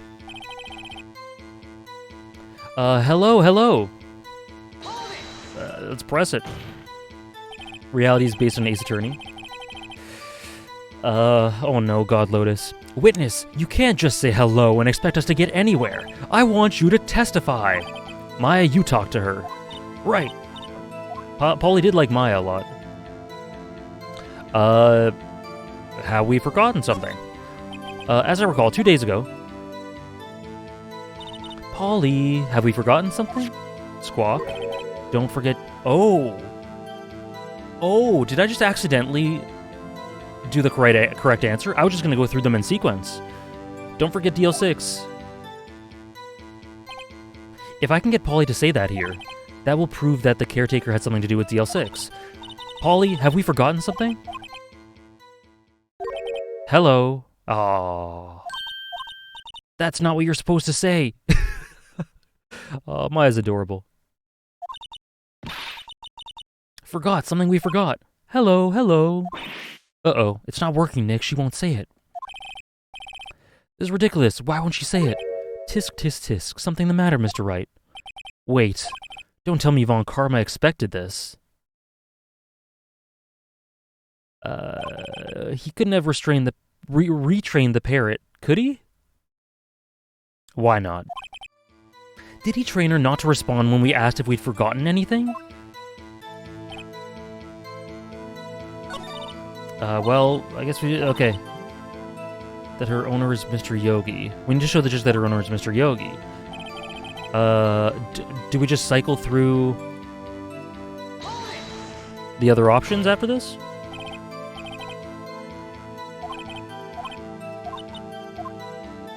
What's your name? Maybe I should get her to say her name? Polly, Polly, what's your name? Polly, Polly. Mr. Wright, I think we've established that the parrot's name is Polly. Does this have anything to do with the owner's identity? Yeah. Togashi wrote this. Yes, it does. Ha, fascinating. You claim that the parrot's name will prove her owner's identity? Then show us this proof. Nick, don't you think you're taking this bluffing a little too far? Listen, we're not here to answer the question of who is the caretaker. We're here to prove that he is Yanni Yogi. All we have to do is tie the name Polly to Yogi. Your Honor, the proof that the parrot's name reveals the caretaker's identity is... okay.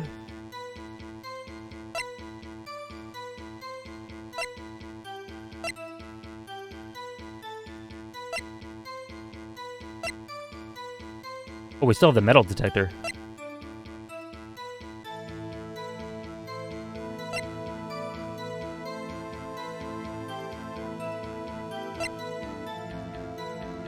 My attorney badge. Check all the evidence. Okay, yeah. Air in an elevator was oxygen depleted at the time of the incident. No clues found on the scene. Victim data. Gregory Edgeworth, age 35, defense attorney, trapped in an elevator returning from a trial with his son, Miles Edgeworth, age 9. One bullet in the heart. The murder weapon was fired twice. That could be significant. Yanni Yogi, age 37, court bailiff, trapped in an elevator with the Edgeworths. Memory loss from oxygen deprivation. Oh, shit! Oh my god! After his arrest, fiancée Polly Jenkins committed suicide. Oh my god. That makes his character even... He obviously had a tragic, or a bit of an emotional, borderline tragic tinge to him, but oh my god, he named his pet parrot Polly in grief after his fiancée committed suicide. Oh my goodness. Hey Mr. Glira, I'm enjoying it a lot. This case is the best one so far, easily. It's awesome. Why is the parrot taking the stand? This is insane. Wow. Thank you for gifting 5 subs, Super Mona Man. That's incredibly generous of you. If you let me know what you want that to go towards, please do. For Final Fantasy VI. Okay.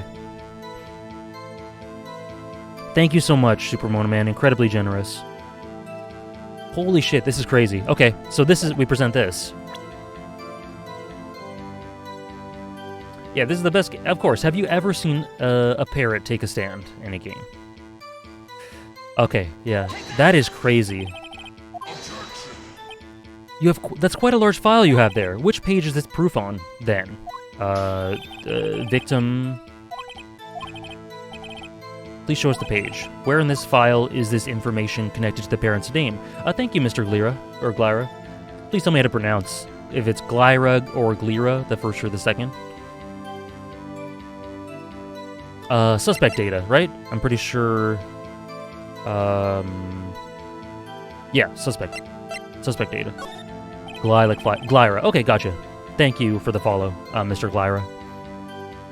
It's on the suspect data page. This page has all the information about Yanni Yogi. Right after he was arrested, his fiancée committed suicide, see? It does say that. What was his fiancée's name? Polly Jenkins. Polly! Exactly, Your Honor. He wanted to remember the name of his fiancée who had committed suicide. That is so sad. That is so sad. That's why he named his parrot after her. I see. I guess that is possible. A mere coincidence, that's all. My granddaughter has a dog she calls Phoenix.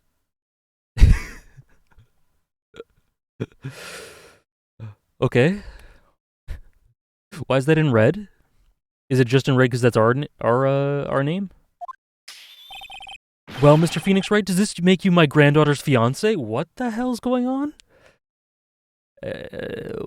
You good, Karma? She's only 7 years old. Indeed, alone it is a little weak for evidence in a murder trial. We would need some other corroborating evidence. Where am I going to find that? Nick, we're getting closer. One more. If we can just get one more piece of evidence. Okay. But what? Very well, witness. You may continue. No, he does have... Of course he has a point. Nick's evidence was not super solid at all. I just find that example humorous. Very humorous. He used his parrot to remember more than just the code to the safe. Yeah. Damn. That is, that strikes pretty deep.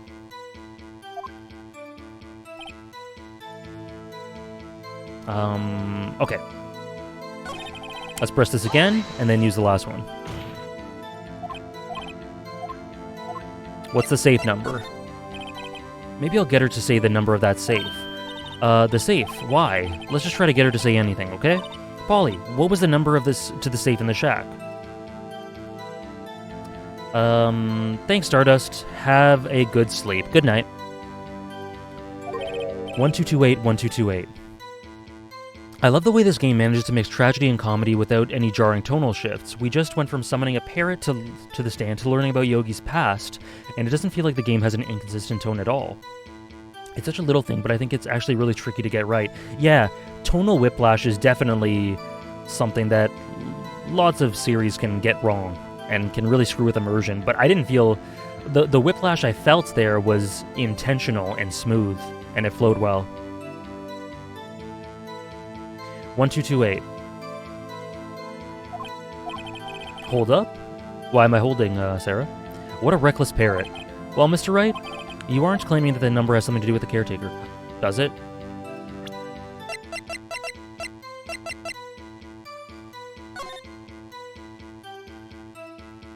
The date, December 28th, yep. Oh man, this is all linked to the incident. Oh, this is crazy.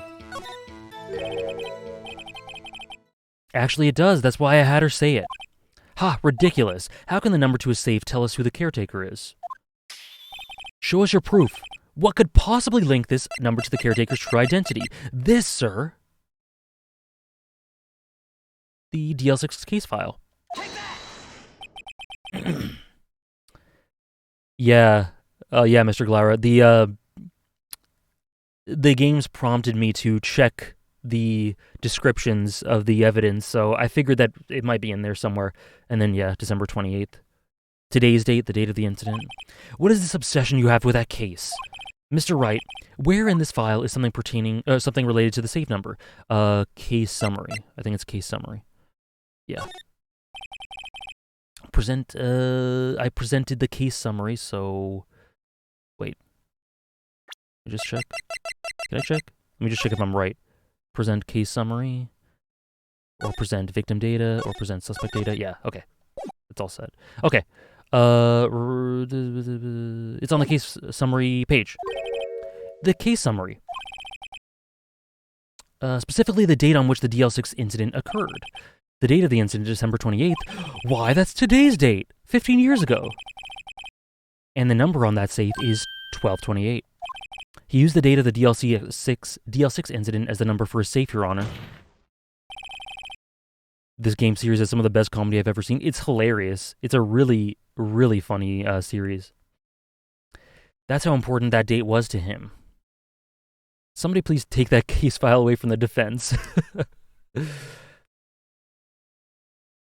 And no, it definitely doesn't take away from the heart.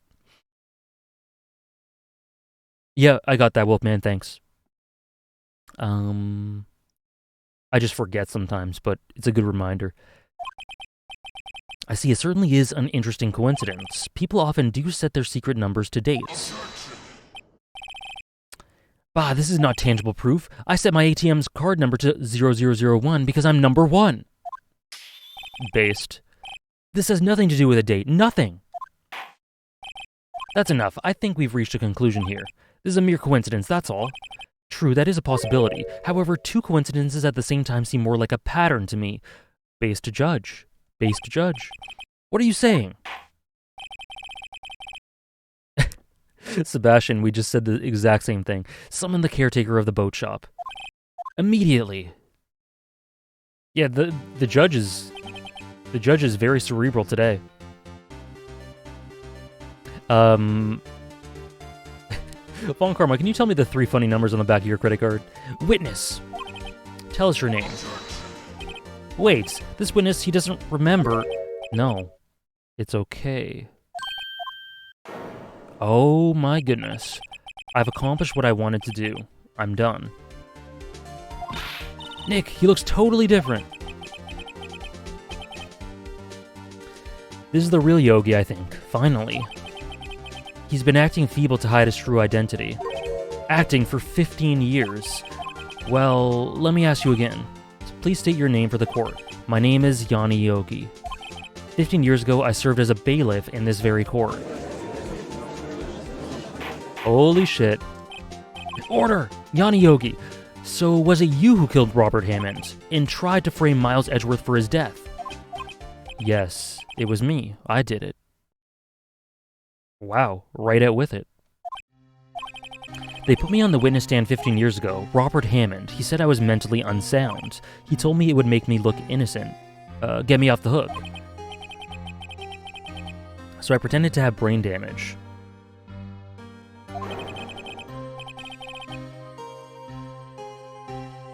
I was innocent, really, but he didn't believe me. We won the trial, but I lost everything. I lost my job, my fiancé, my social standing. Then this year, 15 years later, a package arrived. It was a letter and a pistol. The plan was written out in careful detail. It was a plan for me to take my revenge on the person who ruined my life. I didn't care who had sent it. I thought this was my chance after 15 years. This was it. Finally, a chance to have my revenge on Robert Hammond and Miles Edgeworth. I have no regrets. Wait a moment. Revenge against Miles Edgeworth? What do you mean? I'm not at liberty to speak on that matter. See, that's the crux of a lot of this.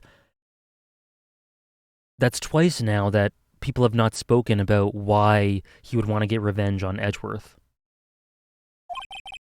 Why don't you ask Mr. Edgeworth yourself? Anyway, I admit I was the one who killed Robert Hammond.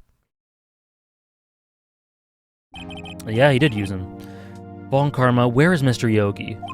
Under arrest, Your Honor. I saw no room for error in his confession. Then, the defendant, Miles Edgeworth, is innocent. In this case, at least.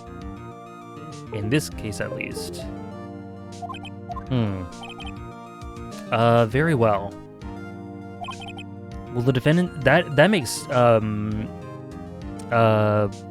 Yanni Yogi incredibly... Damn. What a sobering character. What a somber character. Will the defendant please take the stand? So is this his first loss?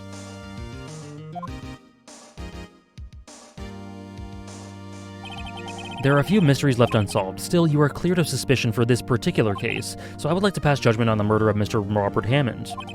Any objections? So yeah, Von Karma doesn't seem too rattled now that he's lost his first case. So there's probably more to this, I imagine. It's not available right now, Mem Knight, but it will be, like, in the next day or two. The top 10 video will be up on my second channel, and that's going to be the extent of it. And my top 100 will be linked as well, through what Sebastian just did. Any objections? I don't believe it. Why isn't Von Karma saying anything? That's what I'm saying, Phoenix. Very well. This court finds the defendant, Mr. Miles Edgeworth... Okay, something's going to interrupt him, right?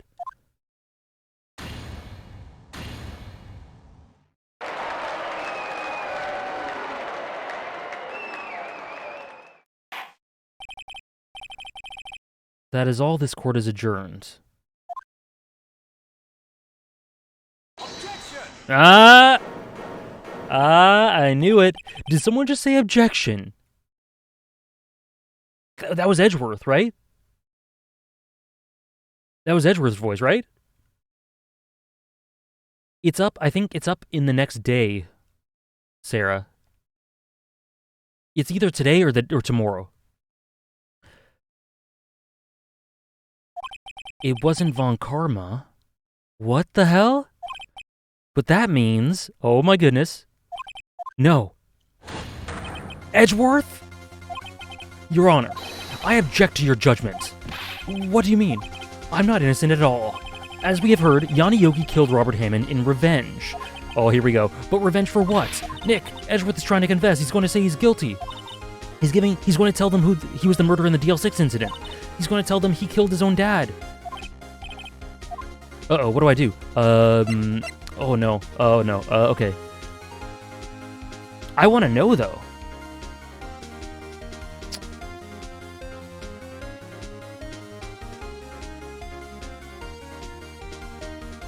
Raise an objection. Okay, hold on. Let me save.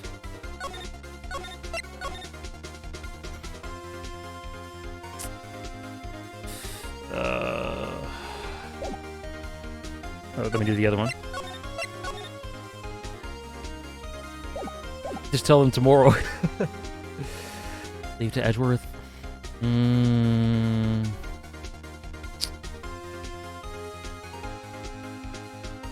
I don't know. I want to know.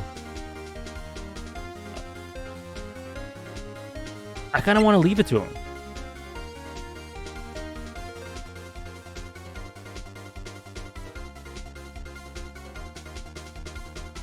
I'm going to leave it to him. I think I'm going to lose. I think I'm going to lose, but I want to just see what happens.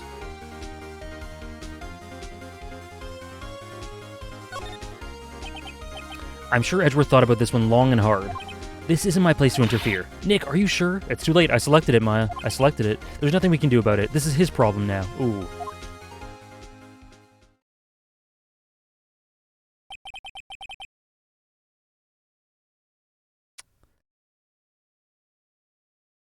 Ramuki, are you talking to me? Like, I just want to learn about the plot.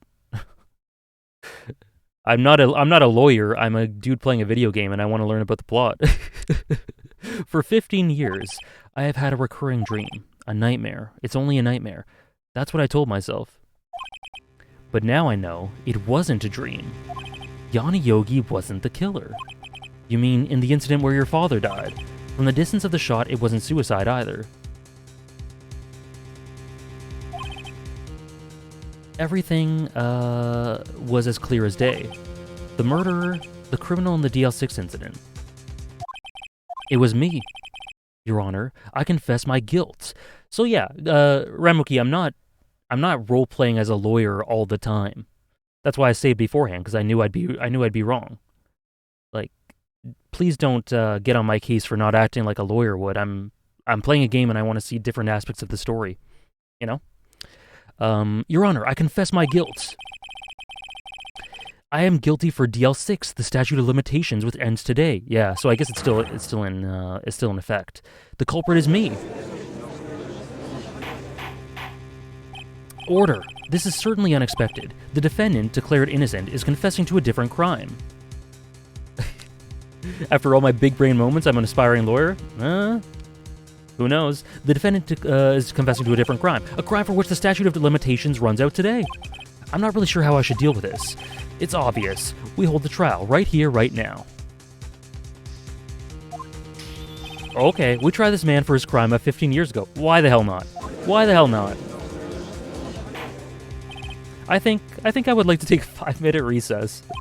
During this time, I will consider the appropriate course of action to take. Court is adjourned.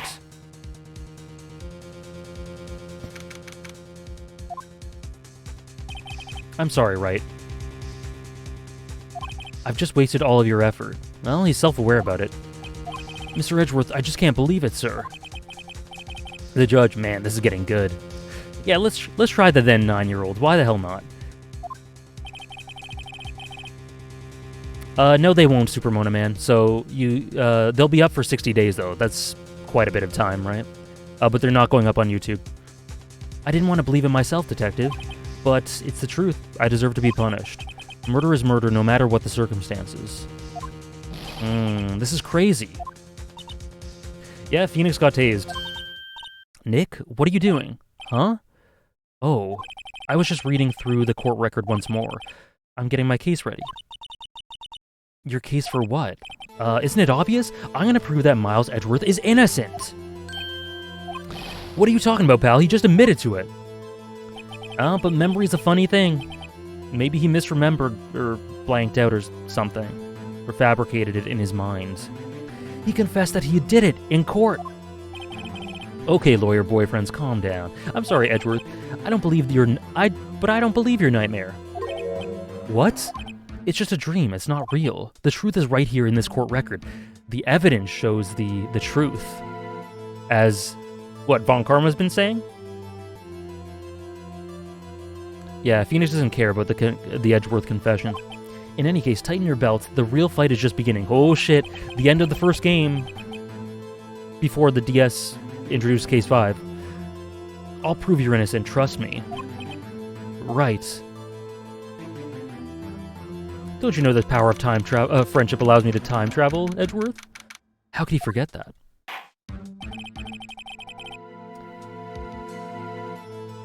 Well, you'd think, son Gohan. Now then, I would like to resume our trial.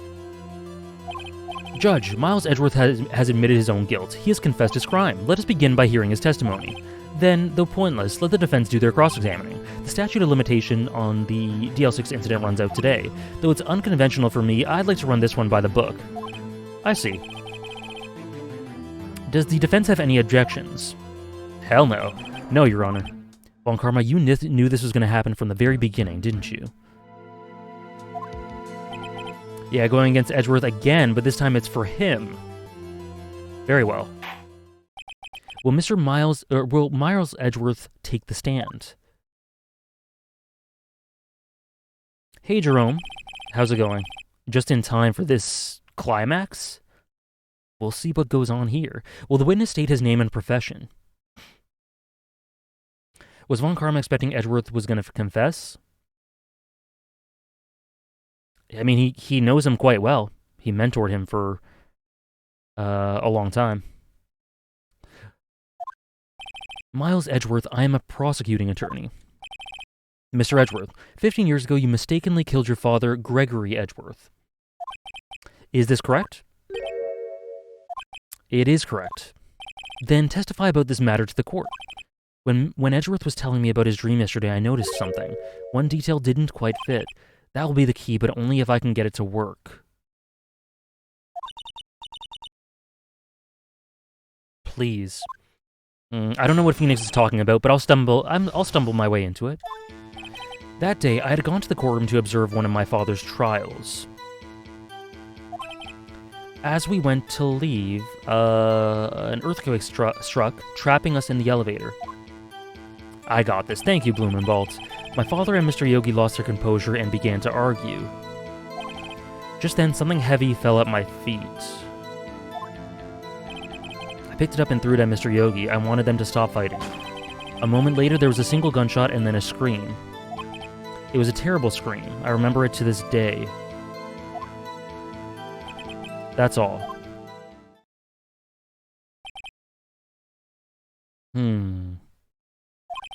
And until now, you thought this memory was a dream.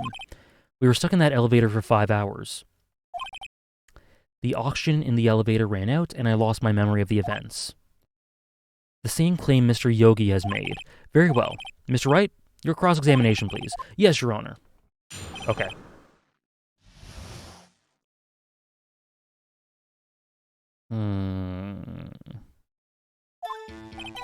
That day I'd gone to the courtroom to observe one of my father's trials.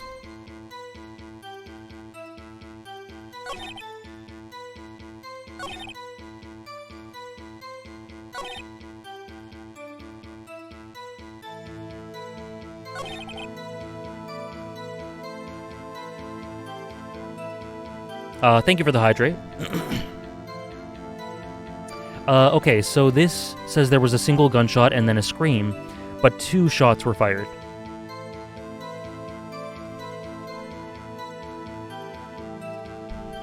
Two shots were fired. The gun fired once?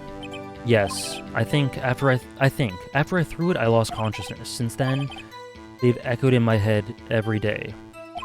Okay, so there we go. There we go. The scream.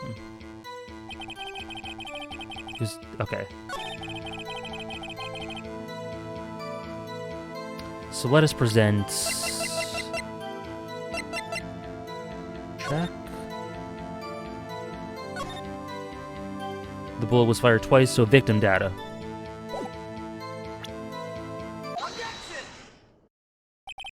It is very cool that a lot of you guys are experiencing this game for the first time through my playthrough. I hope this is a entertaining and fun way to immerse yourself in it. I sure as hell am having lots of fun. Are you sure you only heard one gunshot? Yes, I'm sure of that. I heard the shot and then the scream. Then everything faded. I was unconscious until the rescuers came. Thank you for the follow, TellyNG. Thank you very much. Glad to hear it, Spirit Noodle. I see. No, Your Honor. Unfortunately, you don't. Tell him, Phoenix. Thank you for the follow, XXXholic90. Cool, Sarah. Glad to hear it. Look at this file one more time. This plainly contradicts the witness's testimony. Objection. You do enjoy dragging out that file, don't you? I do. I don't accept this evidence unless you can tell us what page it's on. Luckily I can. Victim data. Which page contradicts Mr. Miles Edgeworth's testimony? Victim data, right? I'm pretty sure. Yeah. Look at this victim. Look at the victim data in this file. It says it quite plainly. The murder weapon was fired twice. Miles Edgeworth only heard one gunshot, yet the murder weapon was fired twice. The first shot was the accidental firing when the pistol was thrown. So, who fired the remaining shot? It is lots of fun through chat, live on with chat. Was there perhaps another shooter who fired that second shot? I mean, there has to be. Your Honor, as I'm sure you're aware, this incident occurred 15 years ago. The evidence is dated. The pistol did fire twice, however, we do not know when the second shot was fired. Okay, fair. Okay, fair. It might have been fired the day before the incident. There is no proof that the second shot had anything to do with this incident.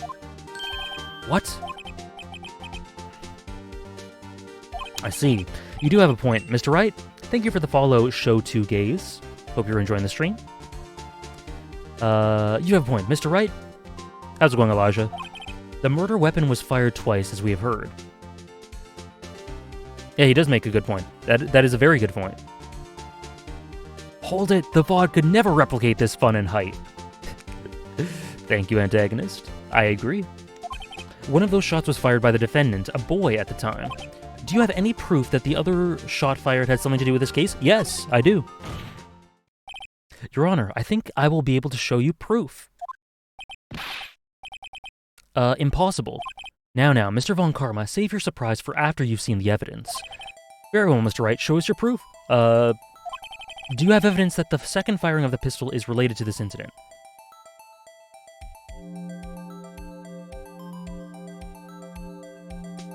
There are some similarities, Dejobu Man.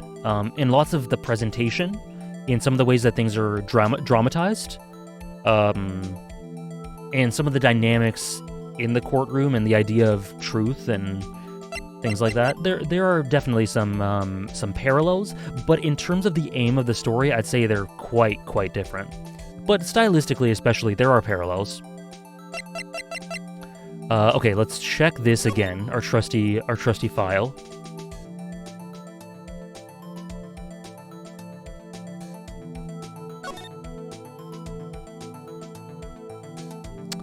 One bullet found in the heart. The murder weapon was fired twice. Okay.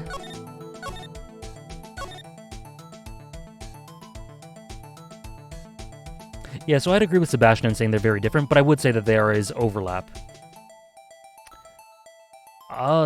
Thank you very much, Thomas. I definitely enjoyed bringing the parrot to the stand. That was absolute peak, and it continues to be peak. Okay, so I need to prove that the second firing is related to the incident. This isn't... None of this. I wish they would have got rid of the evidence that doesn't have any bearing now. DL6 bullet. Taken from Gregory Edgeworth's heart still bears the clear ballistic markings.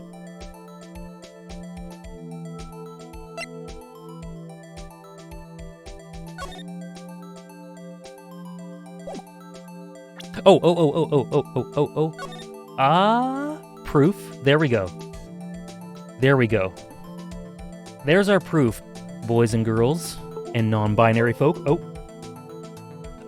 There's our proof.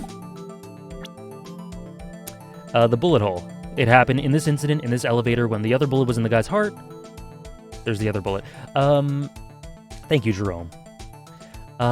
This may sound kind of silly, but how intense a game is Umineko? Like, my laptop struggles with Ace Attorney, but I kind of want to play Umineko on the flight back home. Hannah, actually, I played most of Umineko on a really crappy laptop. But I don't know how much yours can handle in comparison. I'm not sure. The download is pretty big. But worth trying out. I mean, it's... The first episode would be a really cool introduction for the flight back home.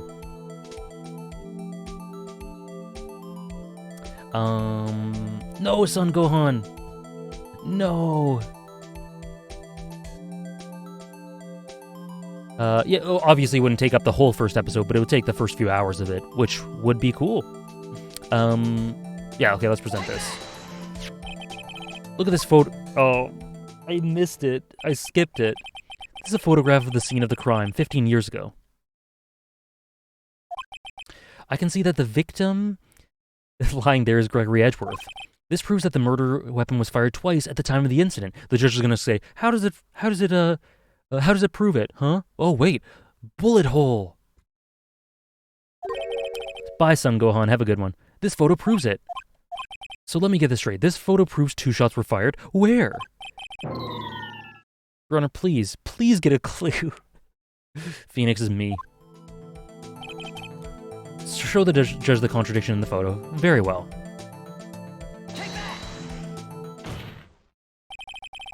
Look at this graph. As should be obvious, the contradiction is here. Wow. Phoenix being a bit condescending towards Mr. Judge. As should be obvious. The contradiction is here. I see a bullet hole in the door. Your Honor, Gregory Edgeworth was killed by a shot from the pistol. Yet there's also a bullet hole in the elevator door. We also know that the murder weapon was fired twice. Thus, someone other than Edgeworth fired that second shot.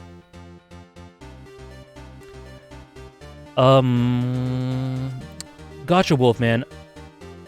I don't know if selecting the dub or sub was part of that. But I'll watch the dub, I guess. I gotta actually shut off that that reward, so you got it just in time. But I will watch the first episode of it. You got it. And in English dub. I'll watch it in English dub.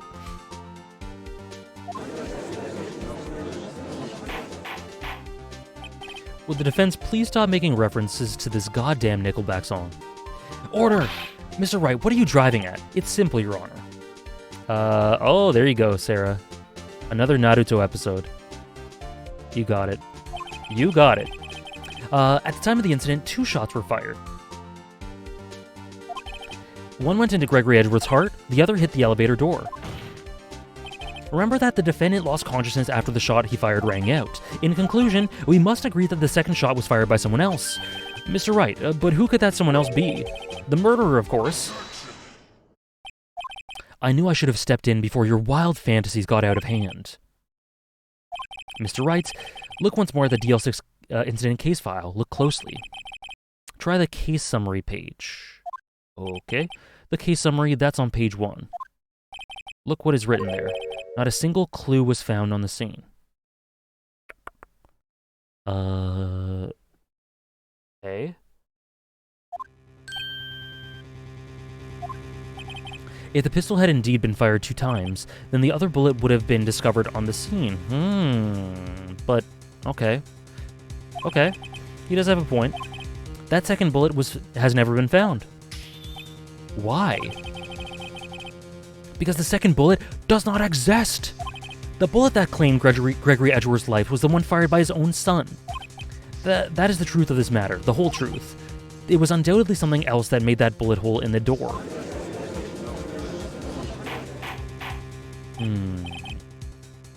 Order! I will have order! Mr. Wright has proven one thing to us quite clearly, that the murder weapon was fired twice at the time of the incident. It's something else that is not a bullet, made a bullet hole.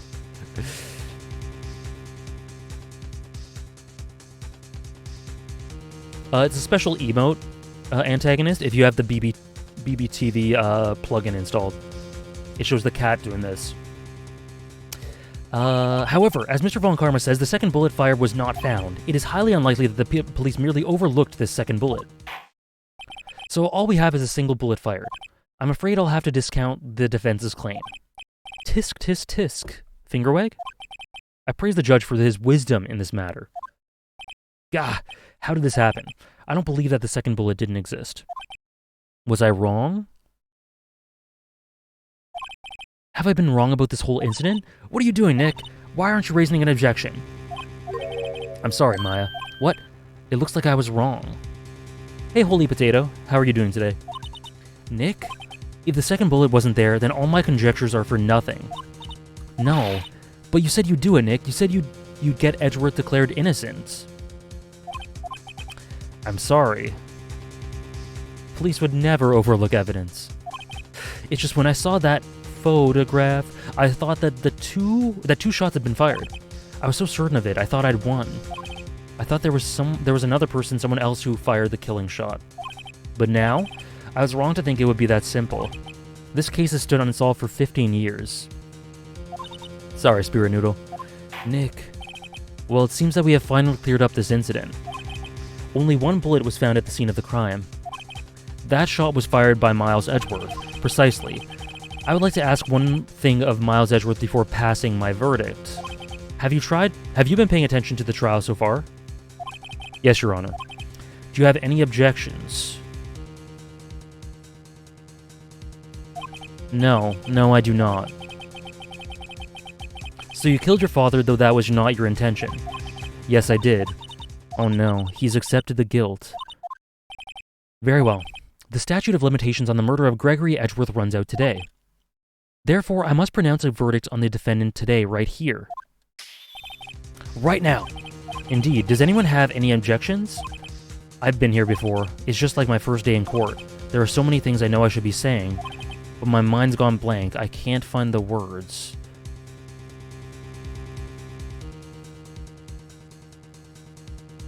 Why can't...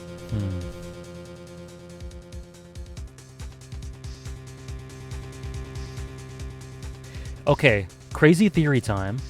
Should I even say it? It's probably wrong, but... You know how I was talking about how Von Karma has this long-standing, potentially idea to get revenge by building up Edgeworth just to break him down in response to how he felt about his father and everything? He's been doing this for decades and decades. Maybe it was premeditated so long before that for some reason, or maybe this didn't have to happen, but maybe for some reason, Von Karma took the bullet before it could be discovered by police. Or, you know, persuaded them or bribed them or something to not say that the bullet was there. I think Von Karma did something to hide the bullet.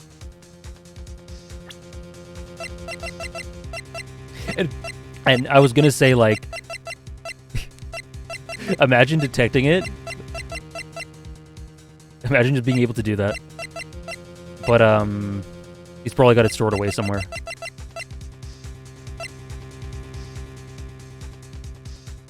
But, like, why do we still have this? Oh, there are a bunch of them. There are a bunch of bits of evidence that we haven't used. Like, I don't think we've used Misty Faye's photograph.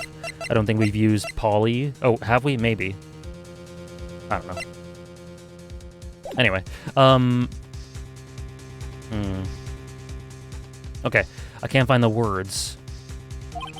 Mr. Wright? No objections. I have an objection. Okay, let me just save. I do have an objection.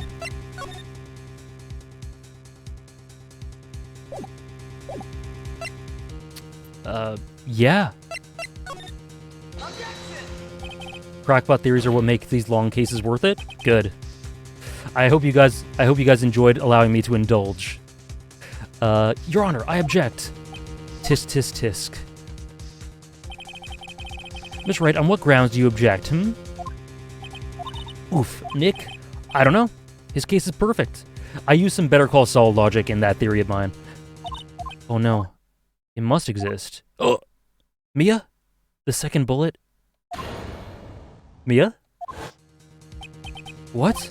What did you just say? Nothing. The second bullet must exist. But where? Someone took it. It seems waiting is not going to produce any answers from any answers from Mr. Wright. Wait, Your Honor! The second bullet, it existed. What? But we've just heard proof that it did not exist. I realize that, Your Honor. I'm really grasping here. Someone took it from the scene of the crime. That's what happened. Who? The murderer. The murderer, then just tell us who is this murderer? Edgeworth. Is he just gonna say Edgeworth? I'm still thinking about that one. So the criminal took the second bullet, but why? First of all, how would they have found it? It's not easy to find a stray bullet, Mr. Wright. Was there some pressing need for the murderer to search for that bullet?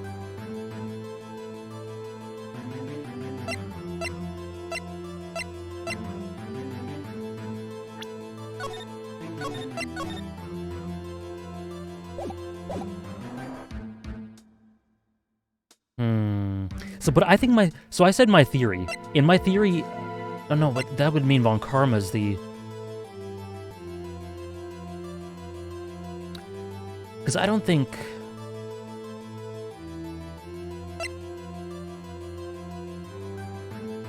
Is Von Karma the murderer?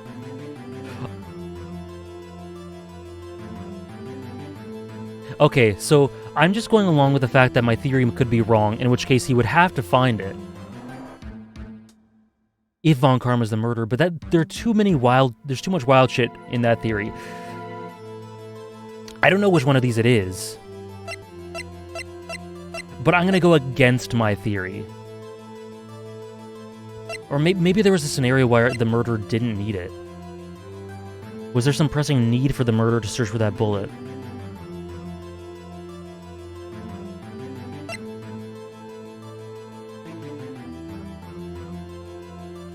Probably not.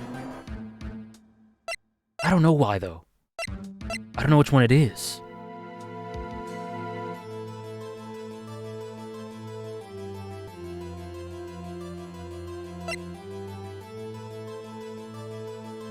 Did the murderer need to search?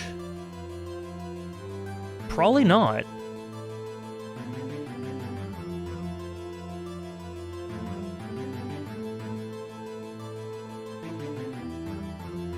Because, like, if you shoot someone, why would you need to get rid of the bullet?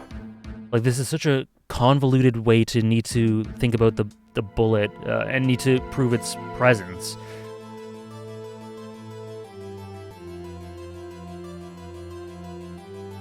Oh, I saved. So let's just go with didn't need it. Because, like, why would that be a natural train of thought to immediately need it? There's probably some reasoning behind it if this ends up being right that I haven't thought of. Okay. Why would the murderer have spent... Yeah, that's what I'm thinking. I haven't got a clue. What's wrong, Mr. Wright? The murderer had no reason to take that bullet. You don't want to admit it, but it's true. It isn't the bullet that killed his dad, it was the second bullet. Yeah. Had to take it. Had to take it. The murderer, what does that mean? You're thinking too normal, think crazy. Don't think why the bullet was taken. Think why the bullet had to be taken. Mr. Wright? Yes, Your Honor. I have no idea what I'm doing. Well, the murderer had no intention of taking the bullet from the scene, but the murderer had to take that bullet. Had to. What do you mean? Well, for instance, maybe the bullet hit the murderer. Ricocheted? The bullet hit the murderer? Just saying, for instance. I mean, if it hit you, you would have to take it with you, wouldn't you? It's not like you could perform surgery right here. What the hell? What? Is this gonna end up being true? You know? In this case, if Von Karma was the murderer, it's inside him. We're gonna use the metal detector to find it inside him. Is that where this is going? Please be where this is going. Oh my god, this is so peak. Wait a second. I was just talking off the top of my head, but what if that's really what happened? That's like me this entire game. No, that's not like me. That happened like twice. Never mind. But the metal detector... I was like half right if this ends up being true. Let me get this straight. So at the time of the murderer themselves was shot. And they left with a second bullet still inside of them. Thus leaving only one bullet at the scene of the crime? Yes, I guess that's how it would work, yes. But there's a problem with that. The other two people rescued from that elevator, Miles Edgeworth and Yanni Yogi, were both unharmed. So that would mean the murderer came from outside.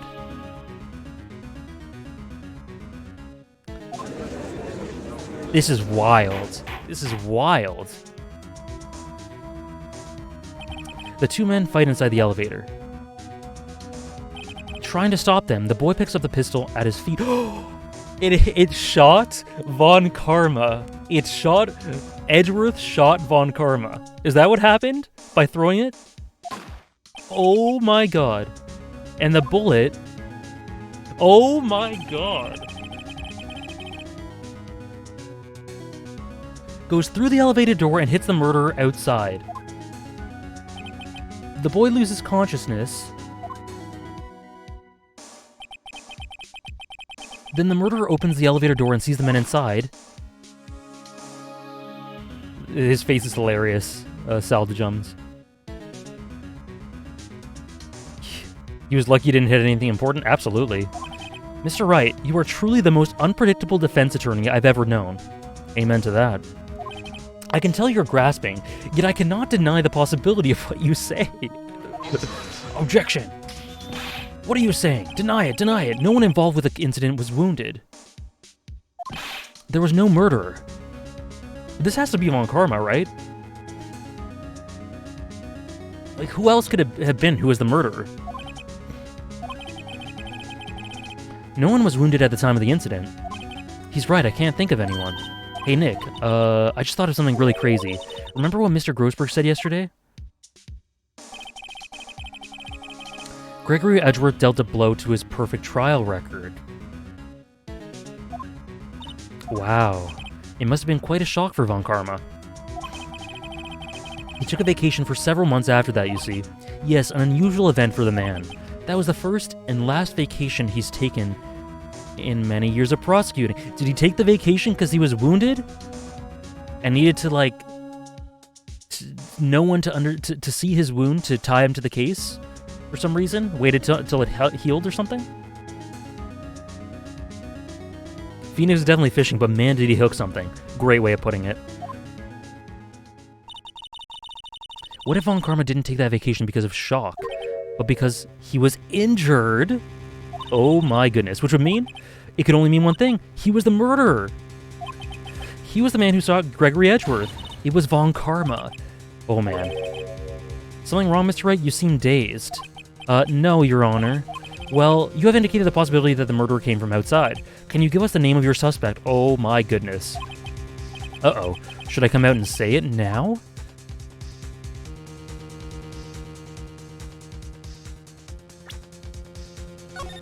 Metal detector. Gumshoe just gave us his case by giving us the metal detector. Why not just say it now? Say it now. Your Honor, there is a suspect, one lone suspect. Well, this is certainly interesting news. Very well, Mr. Wright. Who is your suspect? My hands are shaking. What? Von Karma! Von Karma? Oh, what was that smile?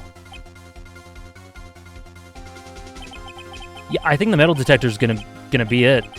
Like, it's very hard to remove bullets without, like, you'd have to know some very underground people for them to be discreet about it. Yeah, and he wouldn't want the hospital. And depending on how deep, sometimes people just can't remove bullets sometimes. Those are rare cases, but... You mean the Von Karma, the prosecutor? The one standing over there? Bah! You don't object? I see no need. Why honor this ridiculous outburst with my objection? Because you took a vacation for several months starting the day after the incident, yet you pride yourself on a perfect record. Why would you take such a long vacation without any reason? So you're claiming that I took a vacation to heal my injury from the incident? Fascinating. Prove it. I would have needed surgery, no? Where did I go under the knife at, Mr. Wright? Bring the doctor that operated on me. Have him testify. Even if he would go underground for it, he'd run the risk of blackmail. That's true. That's true. And no doubt he's thought about this line of thought, which is why he's bringing up the doctor. I would have, of course, have needed a surgery to get it removed. So who's the doctor? But it's still inside. Let's find out who his doctor is. It's no use. Edgeworth? Yeah, he wasn't operated on. I know Von Karma perhaps too well. He's perfect. He wouldn't leave clues. He's probably didn't undergo surgery. Oh my goodness. This is peak, folks. This is peak. That would leave a doctor as a witness. Nobody's that perfect. So what, Nick? Did Von Karma pull the bullet out by himself? That's insane. No, he couldn't have. You can't just pull bullets out of yourself. Wait, what does that mean? That bullet has to be somewhere, but where? Here we go. Well, Mr. Wright, can you provide evidence to prove that I was shot? We sure can. We sure can. Alright, Von Karma, I'll prove it. And I'll even use evidence. I know how you like it so much. Ooh, petty? Petty Phoenix? Love it. What? The evidence that proves that Von Karma was shot is... Here we go, folks. Here we go, folks. My crackpot theory was like 33% correct.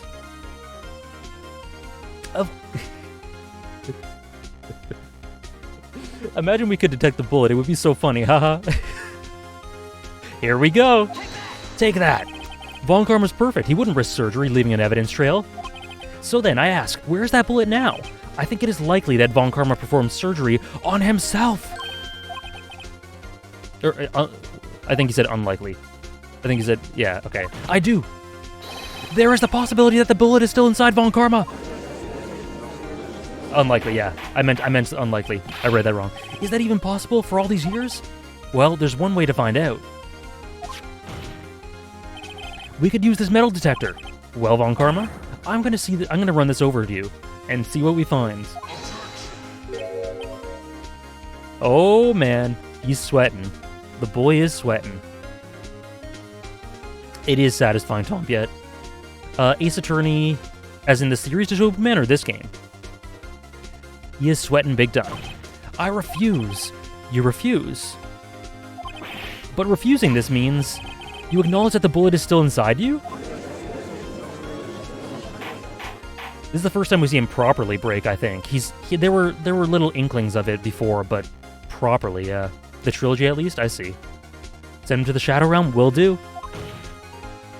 Your Honor, the defense requests that we be allowed to use the metal detector. Judge, I call for a suspension of this trial. This is an invasion of privacy. I'm surprised he isn't going to say he has like I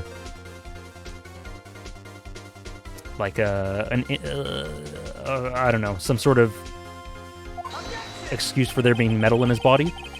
The statute of limitations runs out on this case today. It was you who said we had to end it right here, right now. Enough. I permit the use of the metal detector. Dude sweating worse than Sadasa when Killua caught him yeah, big time. Mr. Von Karma, you will submit yourself to testing. Nick, what does this mean? I don't know, but we have to give it a shot. ...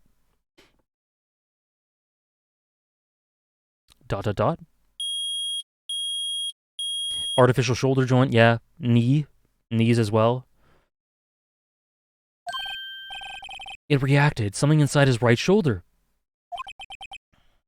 The bullet. We got him. Mr. Von Karma? It was you! I was afraid this would happen, and so I remained silent. Indeed, there is a bullet in my shoulder. However, it has nothing to do with this incident. What? I was shot in the shoulder long before the DL6 incident. I claim that the bullet in my shoulder has no relation to DL6. Come on, buddy. But Mr. Von Karma, can you prove that? Prove? I have no obligation to prove anything. Oh, how the turntables. How the turntables. What is this blood talking about? What is this blood waffling on about? It is Mr. Wright who must prove something here, not I. Mr. Wright, well, can you prove it? Can you prove that the bullet in Von Karma's shoulder was from DL6? Of course he can't. You don't have any of the DL6 evidence. That's because you took it out of the records room yesterday. Sneaky bastard. No, no, no. With no proof, you cannot convict me of any crime. So sorry, Mr. Wright. No, I'm the one who's sorry, Mr. Von Karma. What? You were close, 1 day away from freedom. But you see, I have proof! What? Who would have thought you would dig your own grave trying to convict Edgeworth? Smug Phoenix, the GOAT. I can link that bullet in your shoulder to the DL6 incident. And here's my final proof!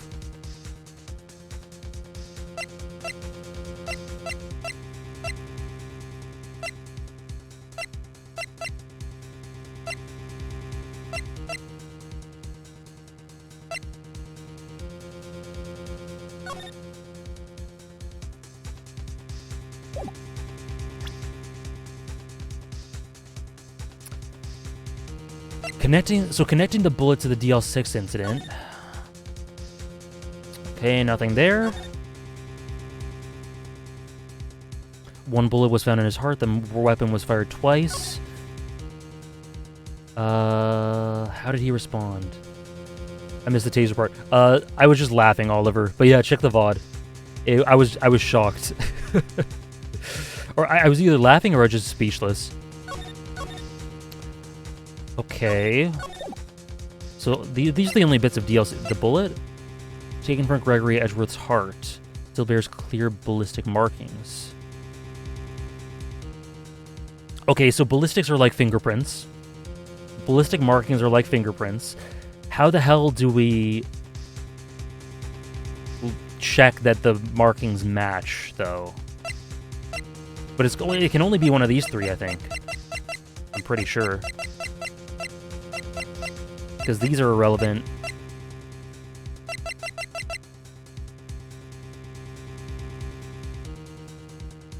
My Ace Attorney badge. My attorney badge.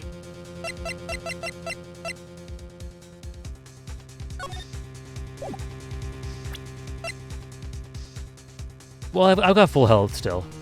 I don't know how the hell he's gonna spin this as we can... Like, I don't know how the hell he's gonna be able to match this with the ballistic markings, but let's try it. No? That's a bullet? Where did you get that? Oh, shit. This is the bullet used in the DL6 incident. This was taken from the heart of the victim, Mr. Gregory Edgeworth.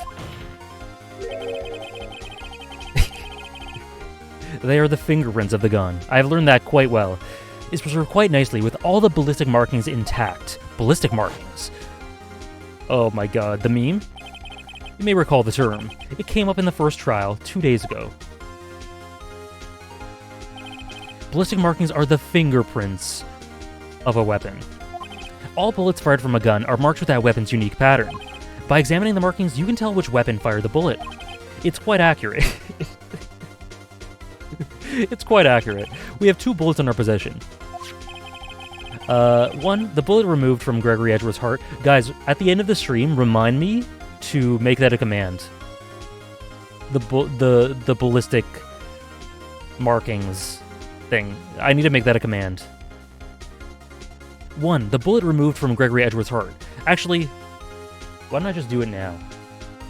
Should I do it now? No, we're right in the middle of this, so I don't want to screw up the tension of the scene. But I'll do it at the end.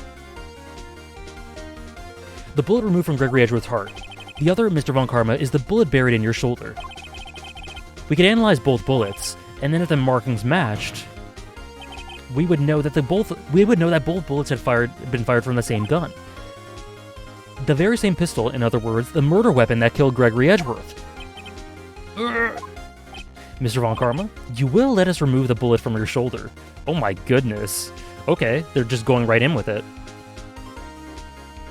The joke is that that explanation for the fingerprints ballistic thing, Pro Pinkist, is a meme for some reason. I just find it humorous. People keep saying it to me. I just find it funny. But its relevance in this case is iconic.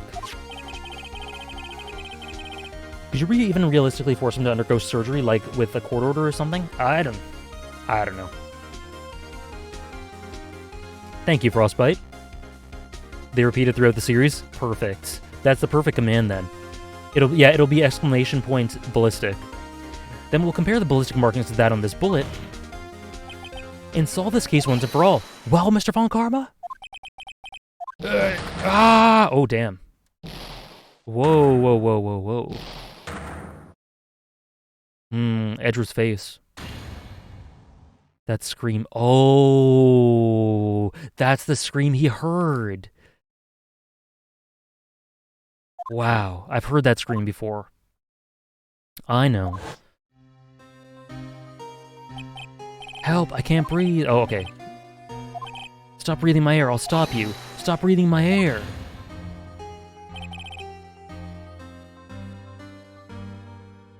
Get away. Get away from my father. Bang.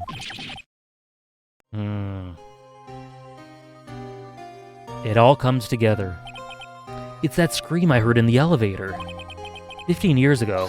Von Karma! It was you who screamed!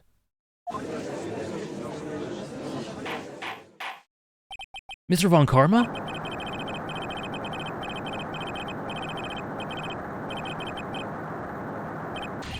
So it was you. Holy shit. Oh my goodness. You and your father are my curse. Your father shamed me with a penalty on my record. And you left a scar on my shoulder that would never fade.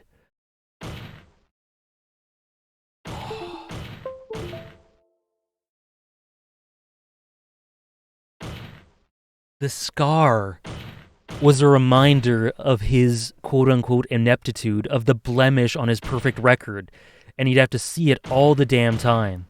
It drove him insane. That's where the revenge comes from.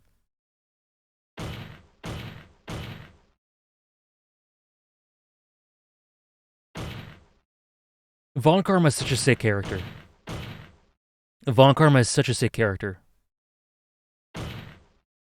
You left a scar on my shoulder that would never fade. That is poetic. I'll bury... Oh, I didn't see that. Damn it. 15 years earlier. Chief Prosecutor, I'm sorry. Von Karma, it's not like you to make this kind of error. He was so... fixated, pathologically fixated on this idea of perfection. So that bullet being a scar, being that blemish, symbolically and literally, and being something he's unable to forget. That's so good. That's so good.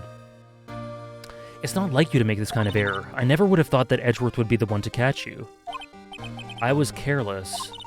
I'm sorry, but you will have to be penalized. Every time Von Karma gets nervous or you corner him, he starts grabbing his shoulder.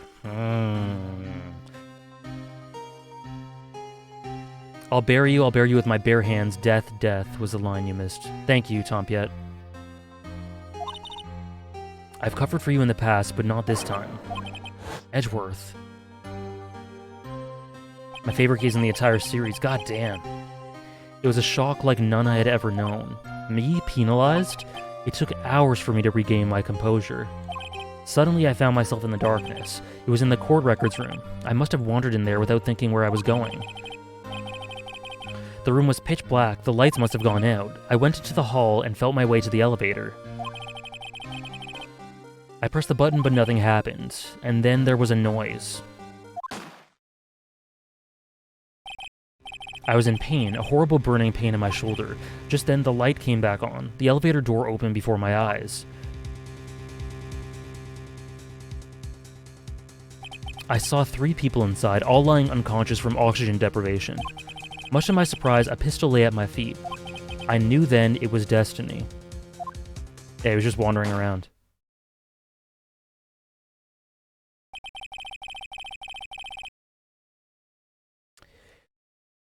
Two to 4 is the best in the trilogy for me. Interesting. In his last moments, Gregory Edgeworth was still unconscious. He died, never knowing who shot him. Later, he spoke through a medium, blaming Mr. Yogi. He was fooled. It was the perfect crime. And then he used Mr. Yogi for... Oh. Tisk, tisk, tisk. Who would have thought that another man would have come to open that elevator door? Judge? What are you doing? Do your job, bring an end to this miserable charade. Now, end it. Very well. It appears that we have come a very long way to the end of this maze. 15 years later? Mr. Miles Edgeworth? Yes, Your Honor. You were innocent. You are innocent. As you said, it was all a nightmare. Yes, Your Honor. So how did he never leave fingerprints on the gun? He doesn't wear gloves. You could easily wipe it. Every last case in this trilogy is peaked, so we can't really decide which is my favorite. That's cool. I can't wait. I can't wait for the last one this game.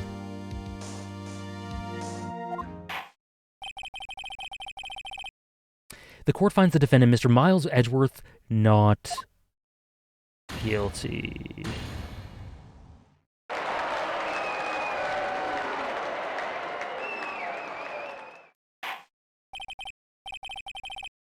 That is all. This court is adjourned.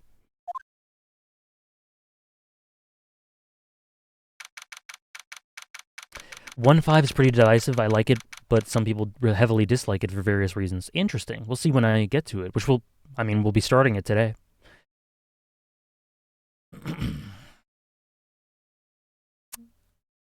He just accepted it. He did just accept it. That was interesting.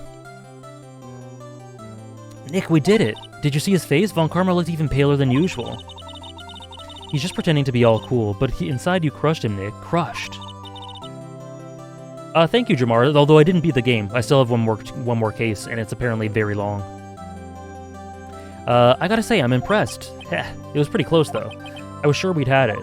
I know, I was on the verge of tears the whole time myself.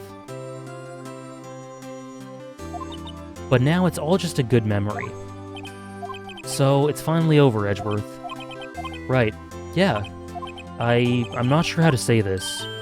I know. Try thank you. Oh, this case is head and shoulders the best one so far of the 4. So clear. Unbelievable. It is Dog Ninja, but this isn't. This is the revamped plus the extra DS case game. I love you. This music's great. I see. Thank you, Wright.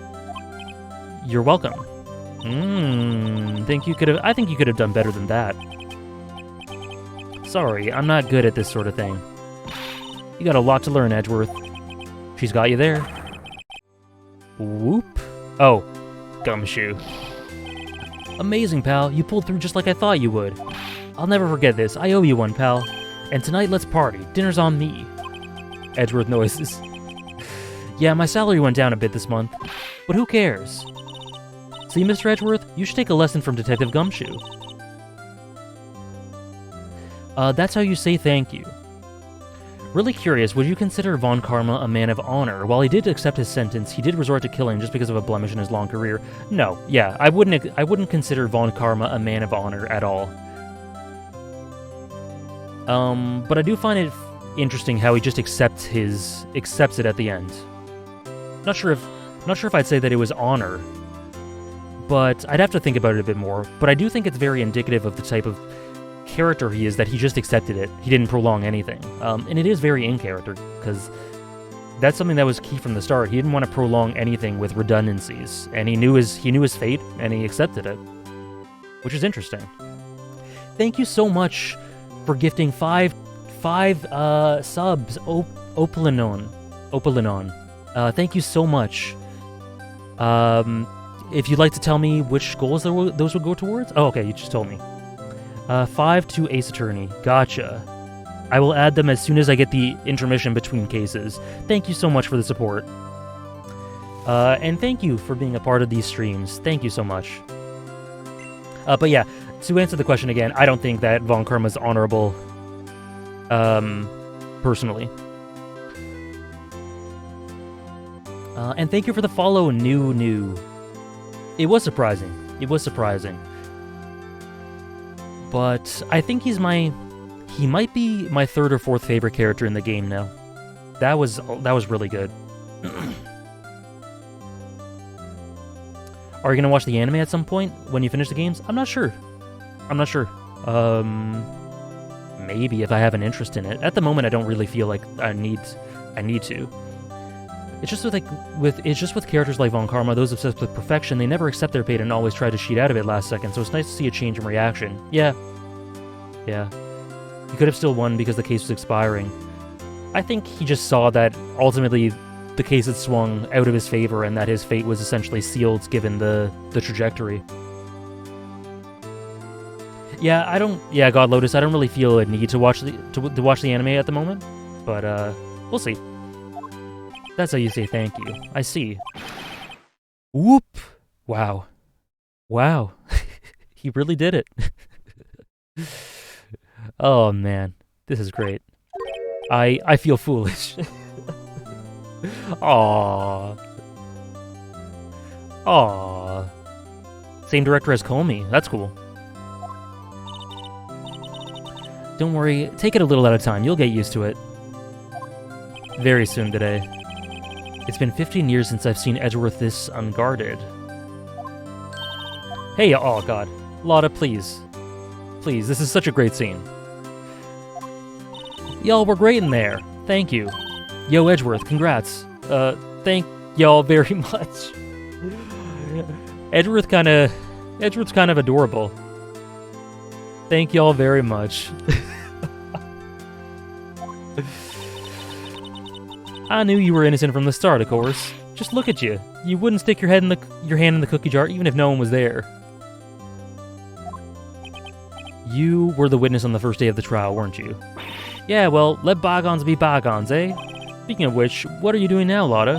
Who, me? Oh, I went back to college. I gave up trying to be an investigative photographer pretty quick. Really? That's too bad. Huh? Isn't that the hot dog guy from the park? It's over, Nick. My life is over. Why the sad face, Larry? What happened now? Oh, Nick.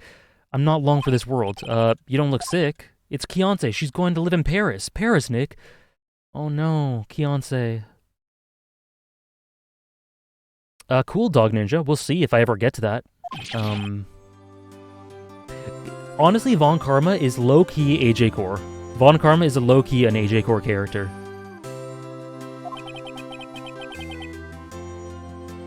Oh no, don't rip me of my glasses. I'm gonna have to look at my phone. Should have seen that coming. Yo, Edgy, there you are.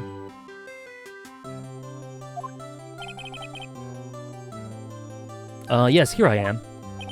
Congrats, Edgy. Here, a little gift from me in celebration. Celebration? That's unusual for you.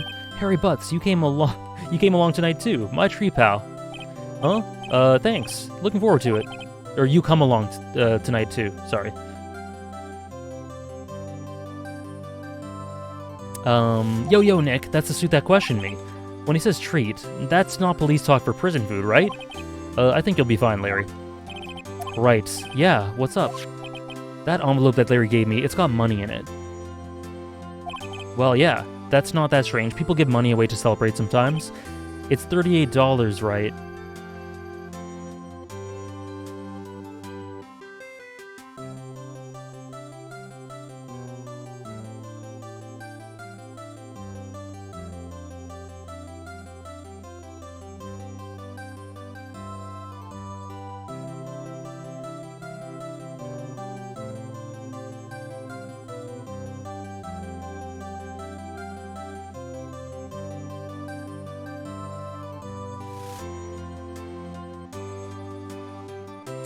If it smells, it's probably the butts.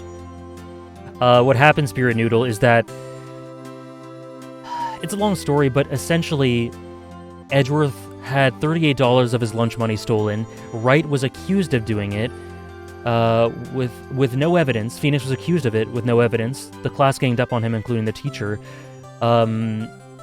Edgeworth defended him and said it can't have been him without any evidence, and that was the core of a lot of the reasons why Phoenix became an attorney, and why they ended up becoming friends.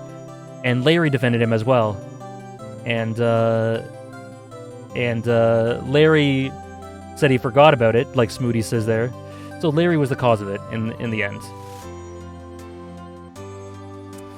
Wow, this case is so good. What a weird amount. I mean, it's not a little, but it's not a lot either. Come on, Phoenix. $38 exactly? Nick, wasn't that the exact... Yes. No, Larry, it was you! What are you so surprised about, Wright? Larry was absent that day from school, right? But that doesn't automatically rule him out as a suspect. What? Think back to that day 15 years ago. Larry took the day off, but he was bored, so he came into school anyway. Then he saw the money lying there, and the rest is history.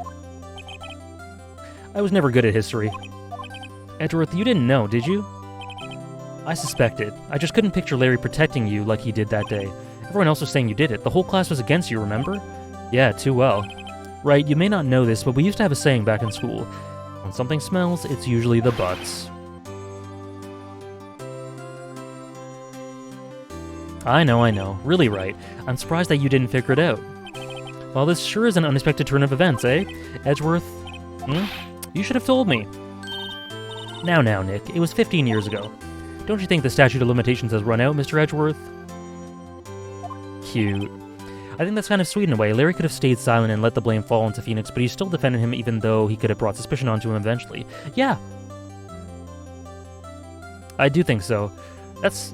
Up until now, that part of Larry is probably my favorite aspect of his character, that he did defend him. I'd say so, yes. Son Gohan, you're back. There you have it. Grr, where does that leave me? I became a defense attorney because of what you two did. Well, you have always been something of an insufferable emotionalist. Yeah, and you get worked up too easily too. Yeah, look in the mirror, Edgeworth. Death! The death sentence for both of you. Man, if only I'd known I'd have become a prosecutor. Love that Phoenix had full faith in Larry, even that he wasn't even a suspect. Yeah. But I kind of like that a lot. So Phoenix became a defense attorney because of this core reason.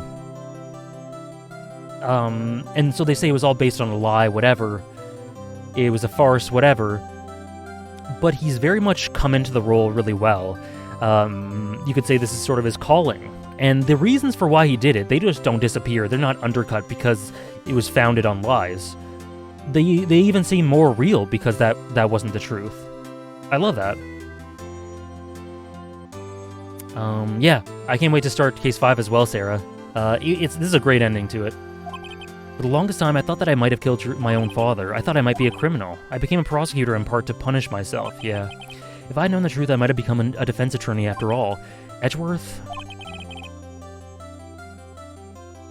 Want to switch right? Lotta, please. Okay, if you're just taking a photo, we're good. We're good. Hey y'all, line up, I'll take a photo. Hey, photo time, let's go. And after that, dinner on me. Can we see the photo? Detective Gumshoe took us out on the town that night. We celebrated Edgeworth's newfound freedom, even though Edgeworth himself was still in detention. I missed the end of the trial. It was great. Would recommend checking out the VOD. Was that 5:02 a.m.? God damn. Whoa, I went a little overboard yesterday. My head hurts. It's only 5. Maybe I should go back to sleep. Save here. Okay. Thank you for letting me know.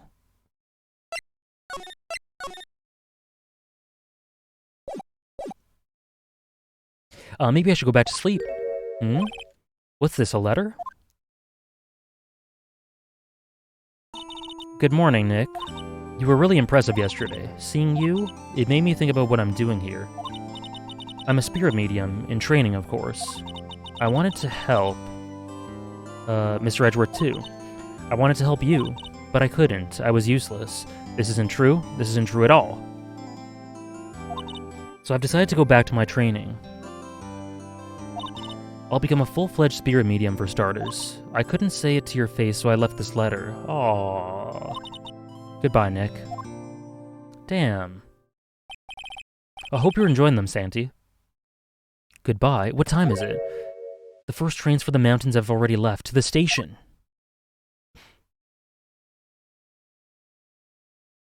New CG. It is heartbreaking. She has a very low sense of self-worth and isn't able to see the good in the things she does, because she is invaluable.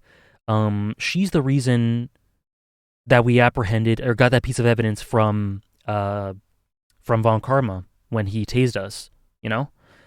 She's the reason that I think in day 1 or day 2, earlier on in the trial, I think it was day 1, the first part of the trial, that it continued past that, you know? Yeah, for the case to be concluded, she got arrested, yeah. But she can't see that herself. I guess I'm too late. Hey, Nick! Maya! So, you're leaving. Yeah, it's hard being a spirit medium who can't talk to spirits. And she was the only one who could talk to Polly. That's true. That's true. And I think you'll do fine without me. I don't think so. Be good, okay?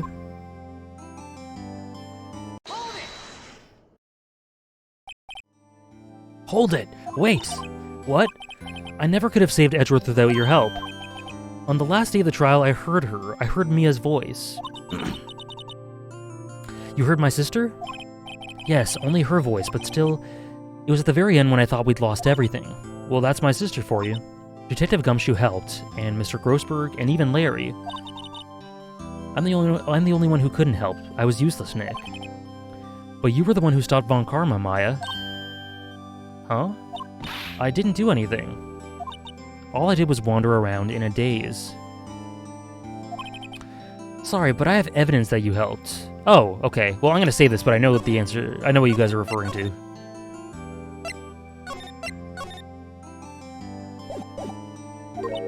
Evidence? Show Maya some evidence. And it is the bullet, right? Yeah, because this is what she got from Von Karma. A bullet. Von Karma was convinced he had taken all the evidence pertaining to DL6. But you were the one who rescued the last piece of evidence we needed. This was the bullet that put an end to Von Karma. And you were the one who gave it to me. Nick, thanks, Maya. I couldn't have done it without you. I'll be back soon. Huh? I'm going to complete my training and come back. Okay, I'll be waiting. Of course you will. You can't run that office by yourself. You're hopeless. Hee. Love that smile. I don't know about that. Imagine cheering and someone suddenly yells, "Take that!" So this is it. See you soon, Maya. Is that the first time we see that? I don't remember seeing that very often. Oh. Thanks, Nick.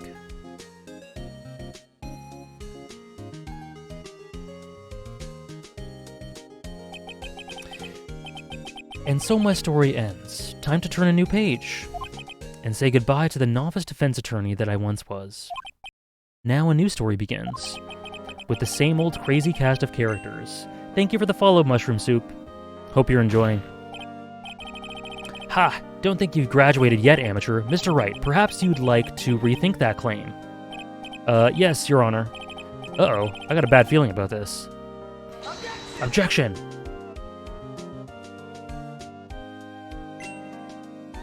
Thank you for the follow, Iclops. So this...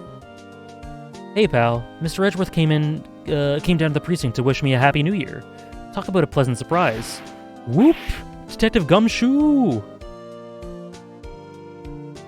Then he hung his head low and went right back outside. Kind of like he was embarrassed or something. Strange, huh? He is the ultimate tsundere. This is really cute. This is very heartfelt, yeah. I love Ace Attorney, in case you couldn't tell. I could tell. And it's very merited. Oh crap. Who me? I've been working at a cheese shop. That Missy's a nice lady, but she's not exactly what you'd call a cheap date. Huh? Oh, she's in Hawaii right now, yeah.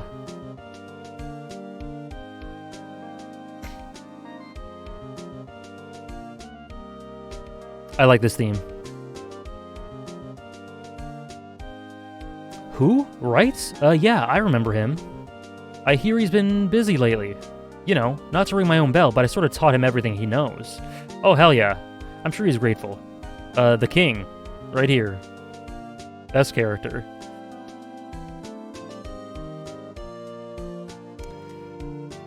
AJ Core Winston Payne. Aw, the bellboy. This guy was genuinely a pretty fun character. The defense attorney for whom I wrote that affidavit for, yes. Oh, you should know. I've taken over management of Gatewater Hotel recently. Should be in the area. Please stop by. Would my overall thoughts be appropriate now or at the end of Case 5, though? Mr. Wolfos? Ahem, so, oh, it's you. Mr. Phoenix Wright? Yes, Mia's understudy, was she not? I wonder how he's doing. Haven't seen him of late. Ah, the days of my youth. Like the scent of fresh lemon, you see.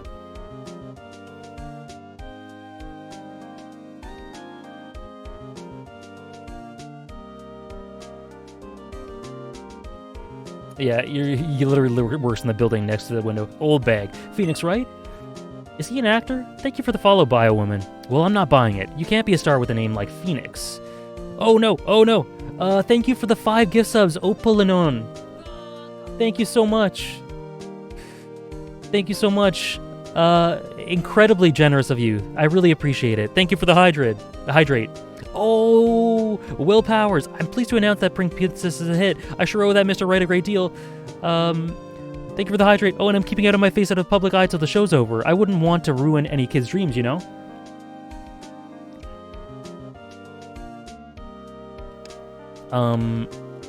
What would you like that to go towards, Opaline? Oh, okay, gotcha. Justice for All again. Thank you so much. Very generous of you. So we'll do 10. It sounds like she caught a cold standing under a waterfall. I wanted to visit, but didn't have time, so I sent some Pink Princess trading cards. That's cute. So she says she can't buy them where she is. What kind of place is she living at anyway? That's cool that they're keeping in touch. Penny and Maya. And thank you for the follow, Mosa Obzek. Thank you very much. Cody! Who's that? Right, who's that? You want to talk? Let's talk Pink Princess, alright? But, you know, I snuck into the studio the other day. Yeah, that was in Case 3, Spirit Noodle, and I saw her. What a dog. It was kind of a shock for a boy my tender age. Ooh, damn. How's it going, Sardinias?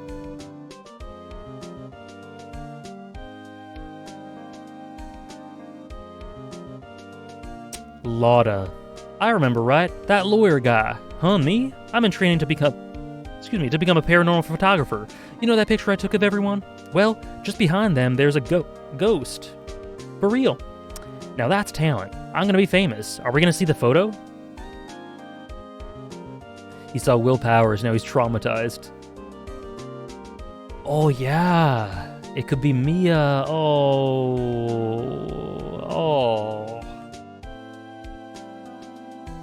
Look at Edgeworth's smile. Look at Edgeworth's smile.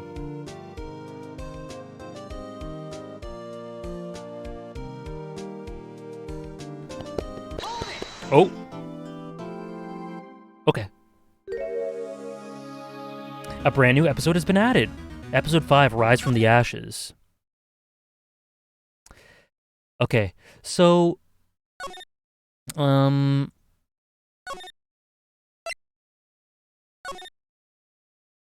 So yeah, I won't give my final thoughts because we still have this case 5, but if I had to rank the cases, I'd go like 4, 3. I think it got better as I went on, to be honest. But the game as a whole, case 4 really brought it together. Episode 4, it really brought it together and elevated it a ton.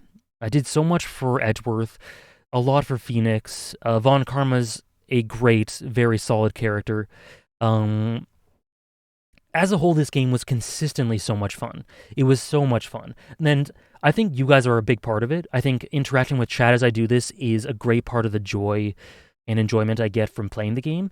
But even if I had played it on my own, I still think I would have had a lot of fun with it. But this was a fantastic experience. I think it's consistently fun. It can get very emotional and it can get dark at times. It can be very creative. It establishes from the beginning that it's going to have fun with this. And it just goes off the wall while not going... I think you can go over the top with that, but I don't think it ever goes too far. I don't think it does. And I don't necessarily know what an example of going too far would be, but I know it hasn't gone too far with the crazy shit. The parrot on stand, it didn't feel too crazy to me. I don't know why. It was okay. It was good. It was great. But yeah, endearing cast. It just gets better and gets better as it goes on. It's very fun to solve these things. There's a satisfaction you get from solving these things, whether it's intentional or not. Yeah. Would you recommend that as a playing order? Yeah. It was fantastic. If I had to grade it right now, like give it a number, would you guys want a number ranking? I don't have to give it. I have, Osa. I saw Better Call Saul episode 4. And for my top 5 characters of the series so far, it would be Edgeworth, Phoenix, Maya, Von Karma, Gumshoe. I think that would be my top 5. Okay, so it would be like a solid to a strong 8 out of 10 so far. It would have been like a light 8 before case 4, but that elevated it a lot. The same top 5? Yeah. Mia's good too, but those 5 I think are better than her. Pain not 5? Mia might be number 6. It's hard to say. Actually, Yanni Yogi may be number 6 or 7. Mia and Yanni Yogi will both be around there. So it's clear that the butts isn't in it. Judge. Oh, I always forget the Judge. Judge is number 6. Judge is genuinely number 6. Then Mia, then Yanni Yogi. Yeah. But the cast is very endearing. The next case has one of my favorite characters in the entire series. Curious to see what you'll think of him. Me too. So yeah, those are my summed up thoughts. What about Polly? Best parrot. Best girl. I totally agree, Blumenbalt. Yanni Yogi was a great part of Case 4. Yeah, and the characters are all very expressive. colorful, like Dog Ninja says. And the presentation, the humor is great. There are tons of funny moments. And the presentation, the use of music, the music itself is great, but the use of it is fantastic.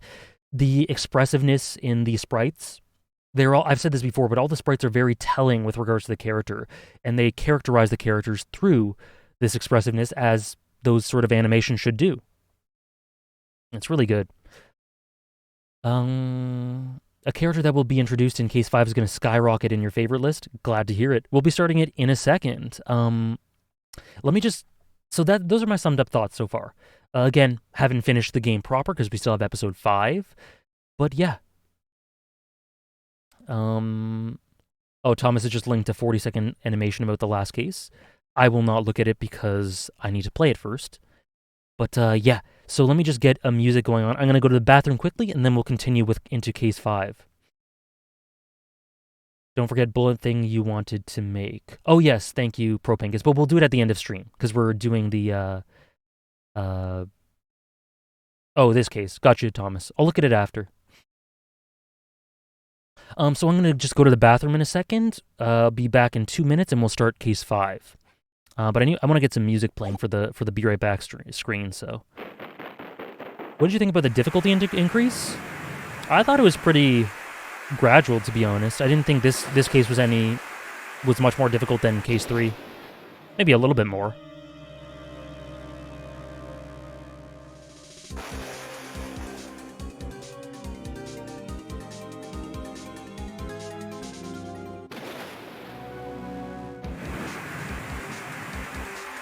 DS graphics, yeah. The police mascot?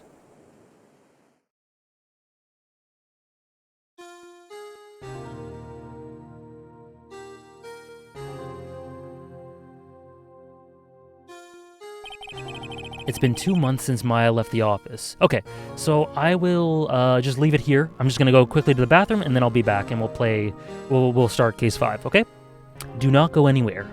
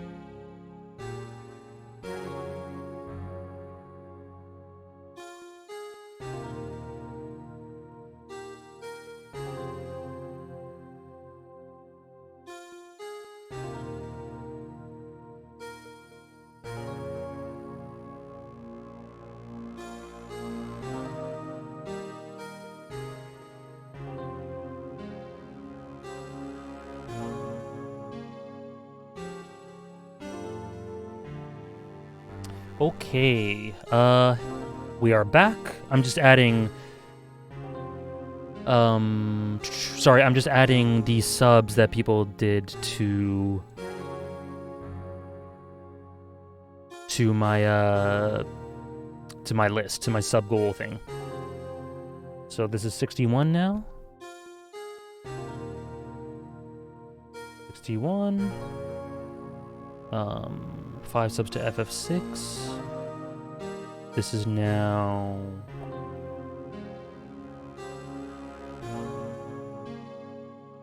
I think it's 28.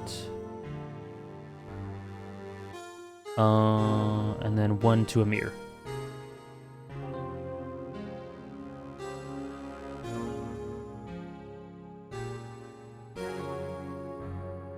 Okay. All sorted. Hey, Ophie Burger. How's it going with you? And Ace Attorney is fantastic. We just had the best case so far, no doubt. And we are going to be continuing with Case 5. I've had so much fun with this case so far. We just finished Case 4, and we are just starting Case 5. It's been phenomenal. It's been great. And okay, we are strapped in and ready to start Case 5. Keep in mind when starting Rise from the Ashes that the developers already had the experience of the entire trilogy by that point, so you may notice various improvements. Okay. Okay. Thank you for letting me know. Okay. It's been 2 months since Maya left the office. I am excited. Let's get into it. 2 months without a single trial. I've had offers, but none I took. That is, until the day that girl showed up.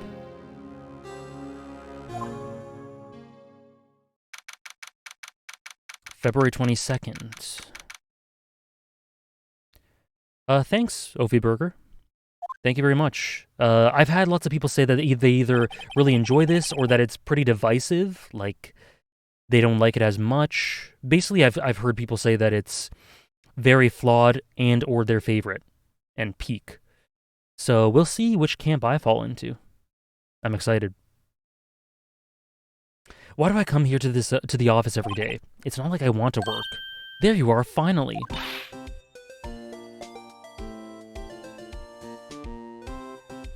Where have you been? My sister's trial is tomorrow. Who are you? It doesn't matter who I am, it only matters who you are. The famous defense attorney, Mia Fey.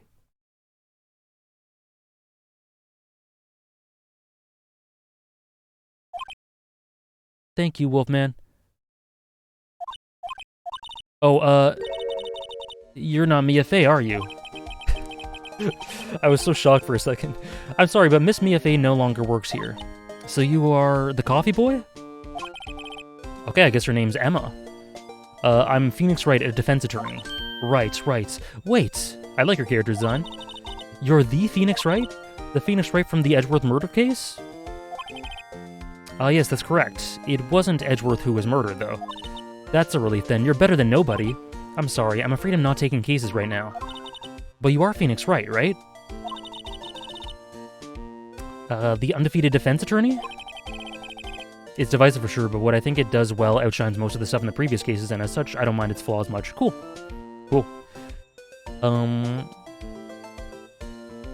By the way, Thomas, if you're in chat right now, I see your DMs coming in, and I'll check them out right after stream. And Pro Pinkest, I think you reminded me about the command for Nightbot. I'm going to do that after the stream as well. I'm sorry, but you'll have to try elsewhere. Please, I'm out of time. You're better than nobody? Please, you have to help. It's my sister.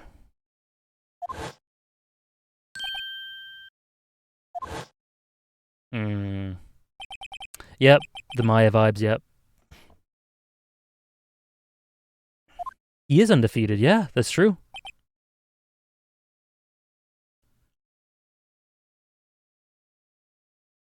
Sounds good, Thomas, thanks.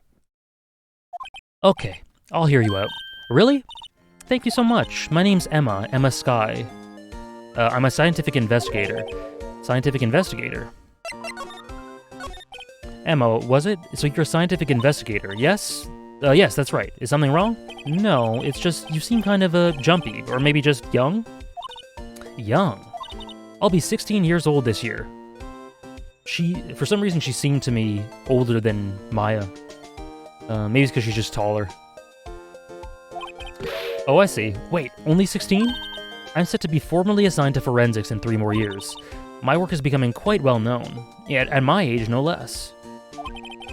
Getting major Ace Attorney vibes from Emma, me too. Well, legally speaking, I guess you'd call me an 11th grader. But I'm ready to do my job, at my age, no less. Great, another future professional in training. Okay, the case. So what's this about a case? You said the trial's tomorrow. My sister didn't do it. She didn't stab someone with a knife. She wouldn't. So it's a murder case. I don't care if there's a witness who saw her do it. She didn't do it. I know she didn't do it. It's a scientific fact. And there's a witness. Just talk to her. You have to talk to her. Right, I suppose I will. I promised her I'd bring Mia Fey, but that's interesting. How would she know Mia? So you want to be a scientific investigator when you grow up, huh? Excuse me? I'm not a child, I'll have you know. Still, it's good to have a goal, albeit a very unusual one. I believe investigations should be done scientifically. Me too. Me too. Don't you? Yeah. Sure can't fault her for a lack of enthusiasm. If this case is handled scientifically, I'm sure my sister's name will be cleared. Your sister. I've been doing research, you know. I'm developing a new scientific method of case investigation. I'll show you when I'm done. I'm looking forward to it. Guess I should get down to the detention center and talk to her sister. Okay. I hope Phoenix pulls a Jimmy McGill in a later Ace Attorney game and gets into Elder Law. That could go hard for a whole game. Could you imagine? Justice for the old folk. For the old folk like Irene. I'll still never forgive Jimmy for that. She's rocking the lab coat everywhere when I do work in a lab and we barely wear ours. Gotcha. Gotcha, K-Sid. Hey, why not? The Steins Gate logic, right? Wear the lab coats at all time. Can we ask if the ballistic markings are like the fingerprints of a gun? Is it quite accurate? It is quite accurate, Jerome. Why isn't it common knowledge that Mia died? Wouldn't that be news for a famous attorney? I don't know. You'd assume so. That is a bit strange. For Hector? Not sure about that one, Dejobu man. Elder law is law for retirees, elderly folks, etc., relating to different sorts of things, people being scammed, like all sorts of things pertaining to elders. Thank you for the sub, or thank you for the follow Cartoon Blades, and thank you for the sub Ginsai. GG. Sorry if I'm pronouncing that wrong. Thank you very much. If you want that to go towards one of the goals, please let me know. Relation to Mia. My sister asked for Mia specifically. This Mia Fey person was a few years below her in school. I think Emma is just remarkably clueless. Fair. So they went to the same school, huh? Thanks, Sarah. She always told me to go to Mia if I ever needed an attorney. A defense attorney. And, well, I need one. Incidentally, Mia is a woman. Now that you mention it, I guess it is more of a woman's name than a man's. Well, I like her expression right now, by the way. It's kind of cute. It's nice of you to help your sister out like this. You must be close. Well, actually, when she gets like she is now, I kind of hate her. Huh? But she's my only family. Your only family? What about your parents? They died in a car accident when I was little. Oh, I'm sorry. Of course, we gotta do the custom. See this? It's my attorney's badge. Ah, well, I've never seen a real one before. You're the first one who's actually been interested in mine, believe me. Its composition is mostly silver. The gold plating is flaking a bit. She analyzed it scientifically. There doesn't appear to be any corrosion due to sulfides. I'll give you $50 for it. That is funny. Sorry, but it's not for sale yet. Yo, AJ, really love the channel. Been keeping up with the VODs. Can't hang around here because Mondays are bad at the moment, but hope to join stream more often. Thanks to all the commenters. It's a lovely vibe and chat here. No problem. Giensai. Glad you enjoy the channel. Glad you enjoy the VODs and the chat. Thank you very much. And I hope you can stop by more. That would be cool. But of course, no pressure. You can just do your VOD thing if that's what time allows. That's very much appreciated as well. It's Gansey. Okay, Gansey. I'll try to remember that. Gansey. Correct me if I forget in the future. Okay. And talk.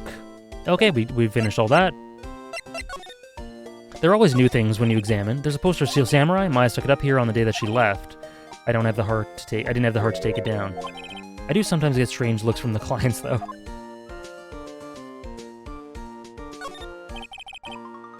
Looks like it's cleaning day again at the hotel across the way. I hear they're planning a second branch outside the city. Egads, the bellboy was staring right at me. I can just picture it. Mia's plant Charlie. I've been taking care of him in Maya's absence. Mia's desk. I sit here even less now that I've stopped taking cases. I ought to at least dust it off once in a while. And the books. They mock me. I tried reading one and it made my head hurt. Okay, so let's go to the detention center. My favorite chapter is so easily the fourth case, Ophi Burger. So easily, so clear. It was amazing. I loved it. And we just finished it today. Oh, sorry. Oh, sorry, character. You said character. I thought you said chapter. I read that wrong. Sorry. Character, Edgeworth. And my top 5 is Edgeworth, Phoenix, Maya, Von Karma, Gumshoe.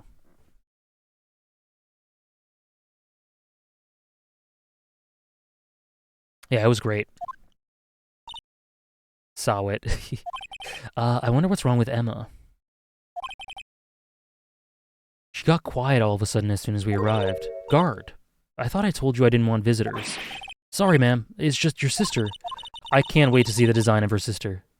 It is gonna be bold in some sort of way. I can just see it. Or did you not want to raise this year, huh? Understood, ma'am. She gonna be imposing? Oh. Hi, Lana. Edgeworth is one of the top 5 for the whole series? Nice. Top 6 Larry? Not quite. But Larry's kinda cool. Funny, I seem to remember specifically telling you not to come here. Hey, lass of Gloucester. How's it going? Perhaps my memory's failing. Look, I didn't want to come here either, okay? But your trial's tomorrow and you still don't have a defense attorney. I'll be the one in court tomorrow. This has nothing to do with you, Emma. They do look like Fays. Isn't that right, Mr. Wright?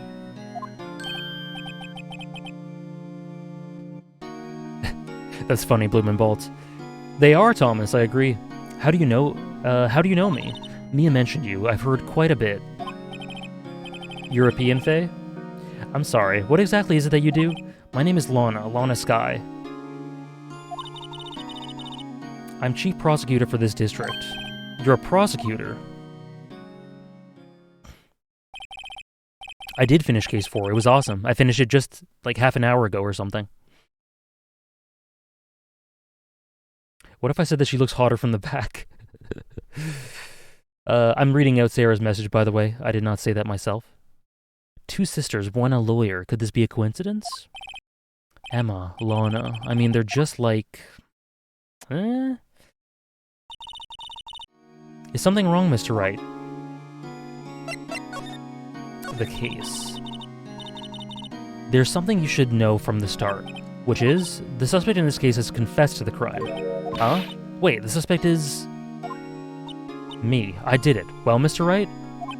Well, why don't you begin by telling me exactly what happened? The crime took place yesterday, February 21st at 5:15 p.m. That's quite specific. It was in the witness's deposition. A witness clearly saw me committing the crime. Look at her medals. A shield, a sword, and sheriff, star. True.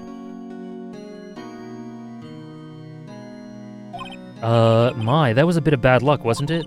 The crime took place in the underground parking lot at the prosecutor's office. The body was found in the trunk of my subordinate's car. The prosecutor's office, huh? In your subordinate's car trunk. Classy. I was arrested on the spot, caught red-handed, as it were. Well, that's just great. Yeah, they're definitely setting up a parallel between Lana and Emma and Mia and Maya. Definitely. Or at least I see it. I don't know if they're going to set that up narratively, but... Or if they're going to carry that out narratively. So who is the victim? An investigator with the police department. Oh shit. I suppose the correct term is detective. A detective. Death was due to a loss of blood. He was stabbed once in the stomach. Lana's going about this very interestingly. By you. Death wasn't immediate, but the wound was fatal. Phoenix asked by you, and she doesn't say anything. Death wasn't immediate, but the wound was fatal. I see. Allow me to repeat myself, Mr. Wright. The victim was a detective. You know what that means, don't you? Uh-oh. What, Mr. Wright? What does it mean? Well, it means the police department will consider it a matter of pride to have me found guilty. They will use any means at their disposal to do so. This case gets worse and worse with everything I learn. So you're the chief prosecutor. That is correct. I'm responsible for overseeing every trial handled by prosecutors in this district. This song is study music. Interesting. This song's interesting. It's kind of sad, but it's also... To me, it encourages thought. Like, it's sad, but also thought-provoking at the same time. Which is a perfect mix for the context that it's used in a lot. I'm responsible for overseeing every trial handled by the prosecutors in this district. I make sure the prosecutors have what they need to do the job and manage every aspect. Those are my responsibilities in a nutshell. That's an awfully large nutshell. Still, I'm a little surprised. I would think you'd recognize the district's chief prosecutor, Mr. Wright. Huh? In fact, it seems impossible you wouldn't. Lana, what happened to your hand? Oh, this? I cut myself by accident, when I stabbed him, that is. This is so weird. What is going on? I'm getting weird vibes. I'm not very good at being a criminal, I suppose. Where to start with the weird vibes? How am I supposed to defend this? Time to change the subject. Wait, she was in the class ahead of Mia, wasn't she? You were in school with Mia, correct? A few years above her? Emma told you that, did she? Good luck, thank you. Well, why not? She gave us a beautiful out-of-context clip of AJ all in for content. Another victim saying they're guilty. Tough being Phoenix Wright with these clients. He just can't catch a break, huh? I did drag him all the way here from his office. Although it seems like he has very little in common with Mia. Hey, it was in law school. I was in my 3rd year and she was auditing the class. She was different than the other students. Different. She was strong. She'd do anything to become a defense attorney. Anything. That was probably why she was attracted to me. Excuse me. Intellectually attracted. Lana was top of her class in school. I was the best there was. Oh, I'm doing pretty good in school too, by the way. Cute. Sounds a bit different when Emma says it. Well, Mr. Wright? Excuse me. As you can plainly see, I'm admitting my guilt. It almost feels like a test. It almost feels like a test, and I was thinking that as well, Sardinias. Intellectually, right. Thank you for the follow, Lass of Gloucester. I think it's safe to say there's no way you can take this case, none. But Lana...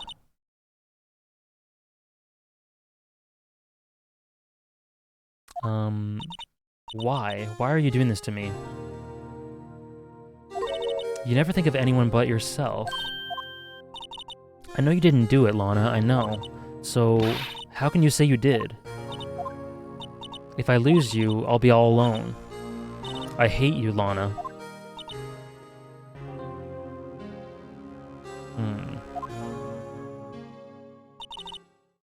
The little facial expression she has that softens, and then the face she had when she turned, like the side view, side profile, maybe those are telling about something? If I know anything about this game, it's that there is plenty of intent in the expressions. Thank you for knowing how to pronounce Gloucester. No problem. Yes, I believe our discussion here is ended. The rest, I believe, or I leave up to you. You mean you're requesting my services as your defense? Don't lose any sleep over it. The client has confessed after all. The case is over. Right. I'll do what I can to get to the bottom of this. Very weird. Lana has confessed to the crime, yes, but something doesn't fit. It's that look in Emma's eyes. There's something else going on here, and I'm going to find out what. I'm sorry, Mr. Wright. The expressions are great. The game does so much to establish tone and atmosphere with such limited resources. Yeah, they take full advantage of it. It's very efficient. Huh. About what? My sister. She's not always like that, you know. I just never expected to be defending another prosecutor again. She's changed a lot. She used to be so gentle, always smiling. Everybody liked her. Thank you, Offie Burger. I'm glad you enjoy that. I see. Sorry, but I'm having trouble imagining that. What happened to her? I don't know for certain myself. I think maybe she... well, maybe not. Sounds like there's something there that defies a simple scientific explanation. Let's go check out this underground parking at the prosecutor's office, shall we? Okay. Okay. Let us move.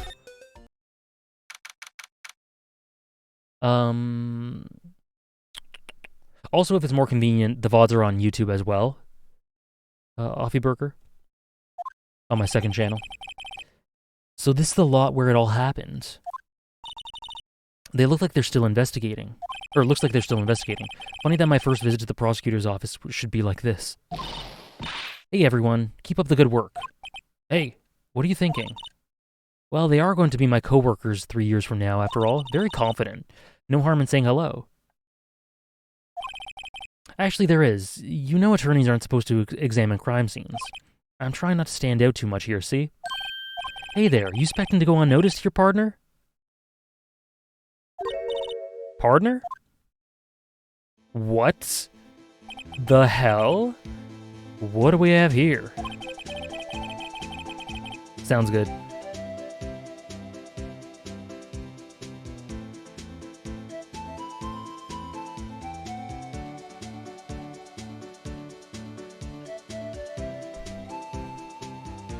Okay. This is a cat jam. Looks like a bambina got loose from the ranch and is up to no good. Folks gotta learn to keep them doggies tied down, partner. Mr. Marshall. What? My guy's shaving? Marshall looks more like a sheriff to me. Listen here, Bambina. I know how you feel. But this is my gang's gold strike, see? Strike. This is our claim, our territory, with a motherload of evidence. If you're fixing to mess with what's ours, you'll regret it, partner. What a design. You know what dreams the cacti out in the desert dream? You want to? Damn, it's getting deeper right away. What's this guy talking about? Tell me, what did the cacti dream? What's in the flask? You had a long home now. Happy trails, Bambina. This confirms I have something with cowboys, damn. Very fair, K-Sid. Okay. Okay, I'm a fan.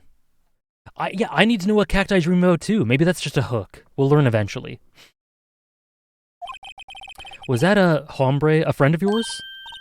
Kind of, sort of. Yeah, he's a detective. Let me just see the reactions in chat to him. The goat. Yeah, I showed, hopefully my draw was passable. Saldajums. Damn. Okay, this guy's kind of popular, it looks like. Hey, Paladin Apiece. How are you? He's kind of, sort of, yeah, he's a detective. Who thinks he's a sheriff from the Wild West, it seems. He doesn't think he is. He is. Did you see him shaving? Kaji energy. Okay, let's examine. Look, a door. This must mean something. I'm not sure what that doors mean anything. No, it won't open. A mysterious lock. I fail to see what's mysterious about it. Mr. Wright, you need to learn to enjoy life more. Let's finish our investigation first, shall we? Okay. What's this? Look, a stylish glass-walled room. Very nice. You can see the whole parking lot from in there. That might be important. It says security. Perhaps it's a cafe. Huh? Cafe security. Yeah, that must be it. Let's check it out later. I hate to break it to you, but I think that's probably just a security guard office. My favorite boss from Elden Ring. Pre-patch Radon was great. So in terms of gameplay, pre-patch Radon, I liked Radagon a lot. Not the Beast. I liked Melania a lot, but I'm not sure if that's because of the gameplay.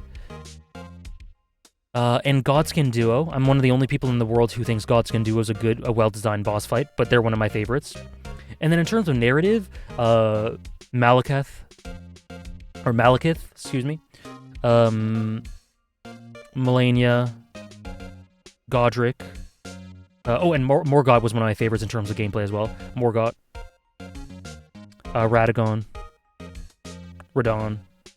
Renala. I'm naming the whole damn cast. All the story-wise, like all of them, basically. I kind of like that Emma makes interesting, but at the same time, stupid remarkers all the time. It's so funny. Yeah, it's kind of charming. So I hear the English voice acting in Final Fantasy X isn't great. Is that true? It varies. It varies, Wolfman, for reasons outside of the voice actors themselves and their skill. Good picks, yeah. Oh man, and the story behind I said Godric. The story behind Godwin, even though he isn't a boss, and his dragon, what's it, Fortisax? God damn. Okay, I scored a 797 on my science test the other day.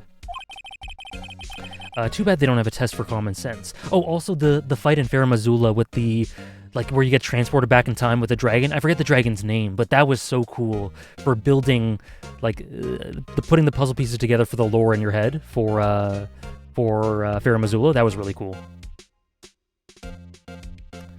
The stepladder, I will do so in a second, Blumenbolt. Thank you for the follow, Chorterlands. Okay, let's inspect the stepladder. Aha, a ladder. That's a stepladder. What's the difference in scientific terms, please? Scientific, huh? Look at the basic nature of things, Mr. Wright. This all seems so horribly familiar somehow. Phone? Here's the phone. Let's see if it works. Don't touch stuff we don't need to be touching. I can't hear anything. My ears! No, my ears! Maybe it's due to the barometric pressure. What is she babbling about? Hey, what did you just say? See, you can hear just fine. The phone's broken. Is this game good? Should I buy? This game's great. I'm not going to tell you whether you should buy it, but up to you. But I'm enjoying myself thoroughly. An oil drum. Looks like it's filled with water. It's heavy. I can't even budge it. You gotta roll the barrel. Roll it. Little Breaking Bad reference for any of you watchers there. The drum over here is on its side. I'll hide in here and do a stakeout. I think you'll probably just get arrested. In fact, you may not even have to hide in the drum to get arrested. I'm not suspicious.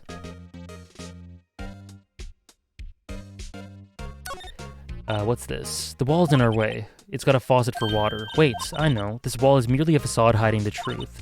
This is no wall, but a water tank. I fail to see how it makes any difference either way. Okay, and this thing on the ground. What's this, a wallet? Excuse me, officer. Wait, what are you doing, Mr. Wright? What am I doing? I just found the wallet, so I'm handing it over to the police. I don't believe it. This is real basic. Anything at a crime scene is evidence. Let's be scientific about this, please. Just put it in your pocket. How can you say no to that smile? What if Jesse recommended Walter to go to Phoenix Wright instead of Saul Goodman? How drastically would Breaking Bad have changed? Exceedingly drastically. One of the top 5 characters in Breaking Bad would be a parrot, for one. How is that scientific? Wallet's hastily stuffed into the pocket. A foldable wallet found at a crime scene. There seems to be something inside. It's called to my duty already, and at my tender age. Slipping Nick. I'll teach you the trick to examining evidence in detail, okay?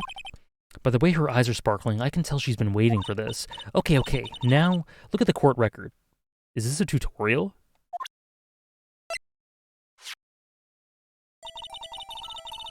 It would be the best if she was evil. You have to be sure to examine evidence carefully from all sides. Oh, okay, it's a new mechanic. Okay, it's a tutorial for a new mechanic. Okay, now let's start examining from every angle. Rotate. Oh, okay. Oh, look, I think there might be a clue here. You check it out with a press of enter.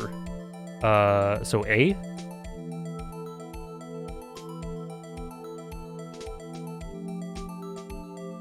Yeah, A, okay.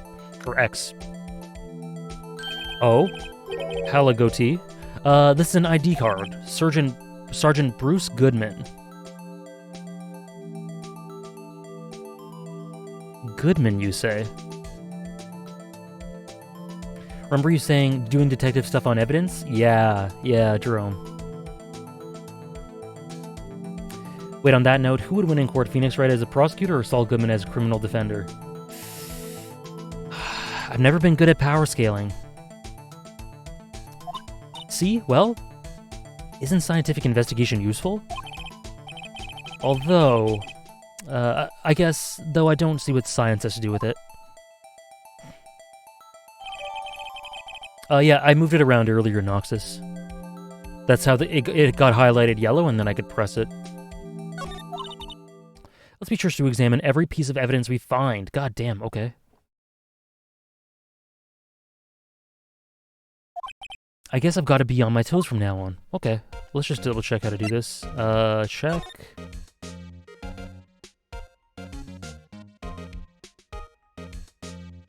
Okay, so this is the evidence now, I guess.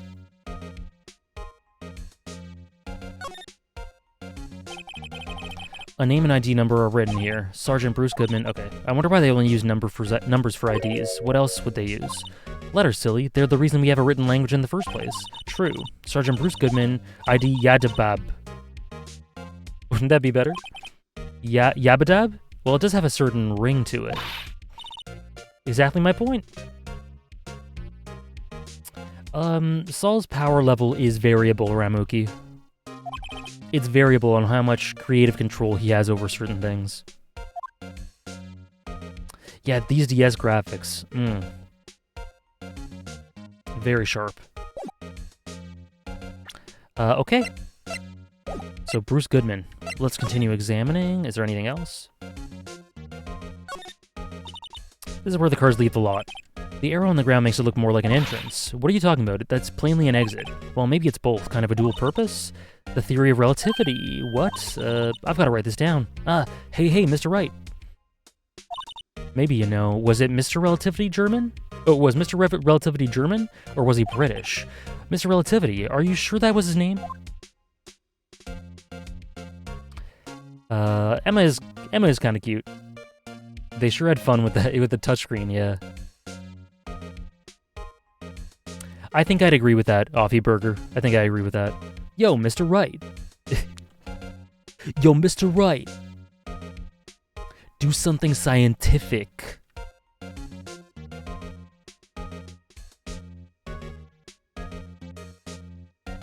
Okay, so I guess we move.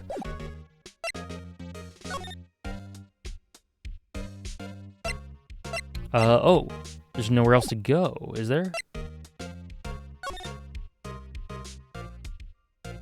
Emma greater than Maya? Oh my goodness.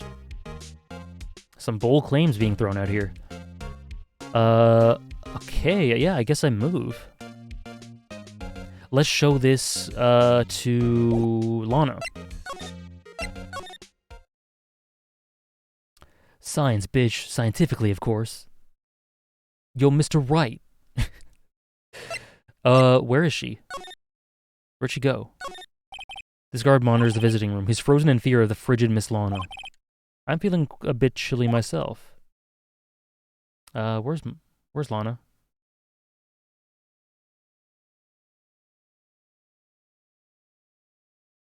It's not been annoying for me so far, Sarah, but I can see it wearing on me a bit, whereas Maya never had anything like that. But we'll see. We'll see. Smile for the camera. She's hiding under the desk. Yeah, where the hell is she? Okay. Law offices?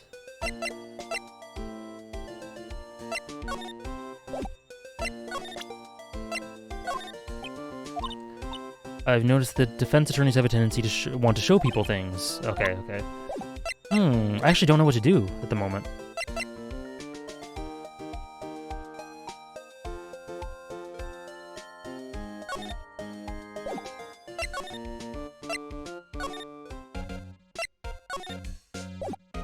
Oh, duh. I didn't slide. My bad. I didn't slide. Okay, here we go. Is this a phone? I prefer Emma because she's cuter and funnier and seems more like a partner to Phoenix than Maya. Maya, to me, is more of a mood enforcer and hyper with occasional usefulness. I really like Maya a lot as a character so far. I think she's very heartfelt. But we'll see. We'll see. It's an easy comparison to make, so we'll see how I feel as this case progresses. No time to waste. Let's get hunting for clues. I wonder what this is. Well, partner. Oh? Incoming music? Looks like you got no intention of going home quietly. Shave. Shave, buddy. The sheriff. Like I said before, this here's our claim. You'd best be moseying along, unless you're fixing to bite the bullet. Ah, scary. Could you just tell us one thing? Who owns that car? Take a sip? Well, well, the little filly's got a good nose on her. You want to know who rides that red Mustang with the body in her saddle, eh? Please. No problem, partner. About time for vittles anyway. What's vittles? Get yourself to the saloon up on the 12th floor of the prospector's office. Thank you for the hydrate, Jerome. Might just find you a cerveza you like. Prospector's office? Where does this guy think he is? And when, for that matter? Cowboy accent, AJ's AJ Core.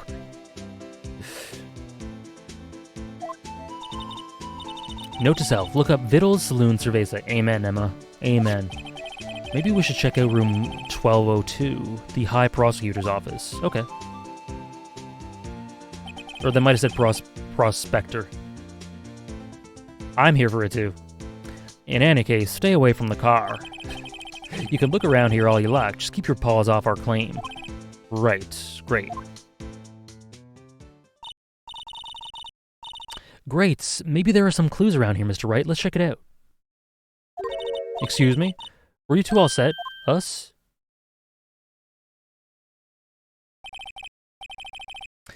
What's this? She couldn't be... You're selling lunches here? This is a crime scene. Hello, half and half, was it? Oh, thanks. And you, sir, yes?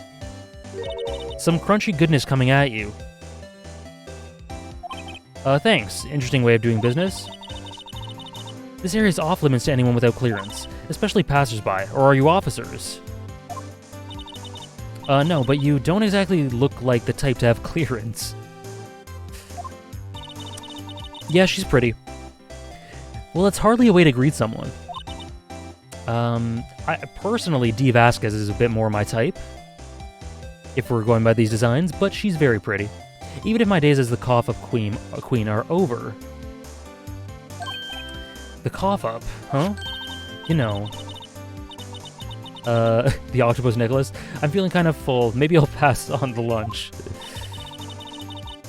I'm quite connected to this case, you see. The images are burned into my eyes, you might say. Yes, all the sordid secrets. Secrets? Dear me, you are a slow one, aren't you? I got you, Sarah. I'm referring to the murder, the stabbing of that detective. What? A witness clearly saw me committing the crime. You mean you're the witness my sister was talking about? Please, cough up queen. Tell us what happened. True antagonist, true. My name is Angel Star. Don't you go forgetting it. I won't. Or before you know it, I'll have you whimpering at my heels. Yes, ma'am. She means it. Somehow I knew. Yesterday was a day of destiny. I knew something was going to happen. Just like I know that the daily special on Friday every week is salmon. Destiny was yesterday's special for some reason. You're a defense attorney, right? You should know then. Her hotness just increased a bit? Yeah, just a bit. You should know the foul misdeeds of the evil ones who haunt this den of iniquity. Inequity. Evil ones? Prosecutors. They have no qualms at all about blackening the name of the innocents. And yesterday they paid homage to the most evil one of all. They gave an award for the king of prosecutors. What a farce. So she's saying there was some sort of prosecutors convention yesterday.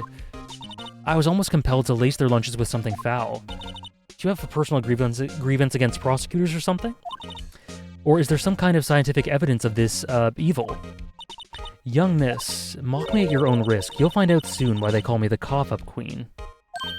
Ew. The most heinous of all the evil ones, the one they awarded yesterday, it was in his card that they found the body. Proof that he devours the evilest lunches of all. Really? Really what? I'm totally confused. One thing's clear, this lunch lady has a thing against prosecutors. What did you witness? Yeah, I want to know as well. I also want to know what cacti I think of in the desert at night. I want to know why they call her that. So many hooks already to this case. What exactly was it that you witnessed, Miss Star? Oh no, Sebastian. It was a fascinating spectacle, to be sure. I now feel that I know what they say when they talk about a woman's wrath. See Lana Skye wield that knife so. Her knife flashed in anger, bringing her to a sad end. It was truly a sight to see. You mean you saw the very moment of the crime? The sound of his silvery ties to this world being cruelly cut still rings in my ears. I like her way of articulating things. I like her way of speaking. It's very poetic and dramatic.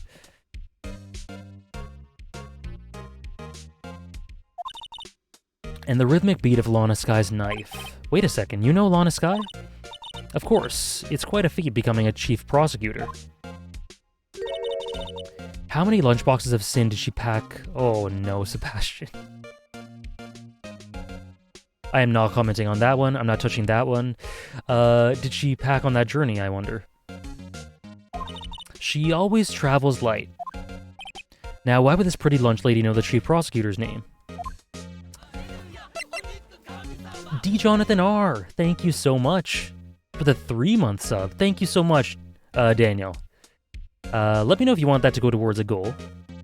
But thank you so much. Generally, a cactus dream connotes neglect, desire to belong, damage, or sometimes resilience. The interpretations can widely vary, negative to positive ones. A cactus can also reflect your behavior in your waking life. What are the goals here? Right here. Oh, whoa, hold on. Yeah, thank you, Thomas. They're linked right there.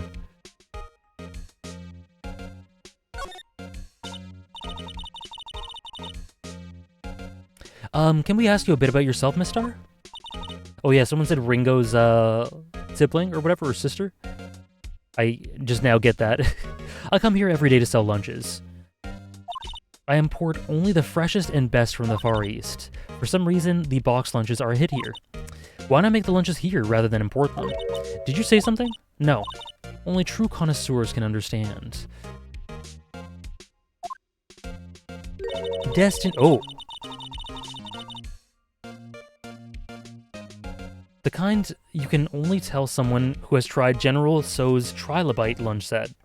A trilobite is a type of fossil. Never mind, you win. At least in Animal Crossing it is. I don't even want to appreciate part of trilobite's flavor. Anyway, I come here every day to sell lunches. My boyfriend works in the security room here at the prosecutor's office. Your boyfriend. See the security room over there? The glass-walled booth? I sell my lunches and, since I'm here anyway, I drop in to see him. Since you're here anyway, I guess selling lunches is more important than romance. Yeah, I only know that from Animal Crossing 2. Pro Pinkest. It is very educational. So to scientifically analyze the data available so far, you, Miss Star, are a lunch vendor with an ulterior motive for coming here. Oh, you absolutely can learn so much from video games. Animal Crossing has taught me a ton. I work there indeed. Good for you, Dejobu man. In the prosecutor's office. Did you have a bad experience with the prosecutor, Miss Star? I sense some hostility. Hostility? Ah, perhaps. Prosecutors are all alike, and the bigger they get, the worse they smell. Melody from Hunter x Hunter. Okay, perfect. Thank you so much, Daniel. Really appreciate it.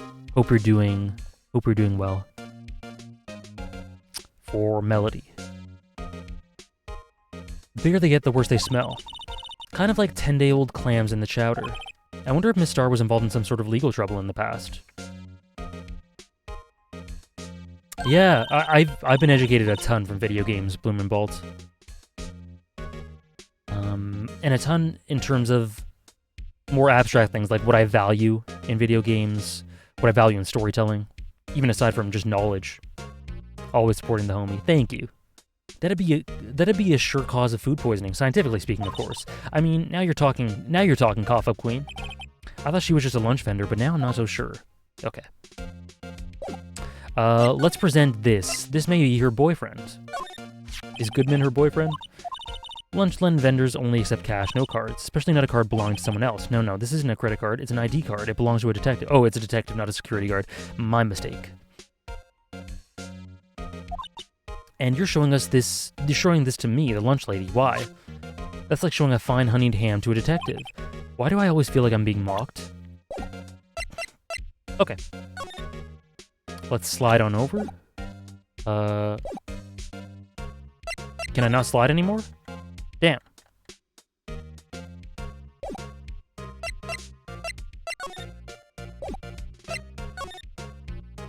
Okay, let's go to the High Prosecutor's office then. I guess that's all that's left to do.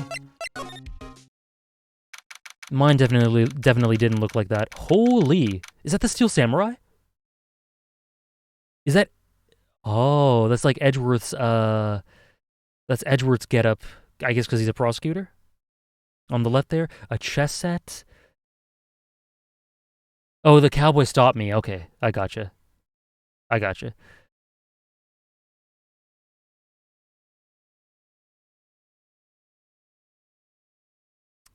This is a interesting office. Lots of little details. This is the kind of room that just screams, I can do the job. What a change from your office, really. Wow, what the hell? Thanks. Look, there's a trophy or something here. A trophy? What, that shield? It takes a real nerve to display stuff like this. Whoever's office this is, they must be a real stuck-up jerk. Phoenix Wright. His flower vase looks like a cravat. It does! Edgeworth is a weeb, confirmed? He's a fan. You never tire of prying into other people's business, do you? That voice? My king! Long time no see, Edgeworth. Huh? Ah! Mr. Edgeworth! Edgeworth has a Steel Samurai figure? You know him from somewhere? Of course, I'm his biggest fan. My sister introduced us once, and... Right, her sister is the chief prosecutor, after all. Well, what brings you here? I'll warn you, I've been known to be a real stuck-up jerk. No, did I? No. It was just Mr. Wright here, Hey, don't blame me. We're just here to investigate a murder case. Oh, he did tell Powers he was a fan. That's true. Yeah. I forgot about that. Right, yeah, that was cool. That's where he started being humanized more and more. Murder. A body was found in this nasty bright red sports car in the parking lot. That would be my car.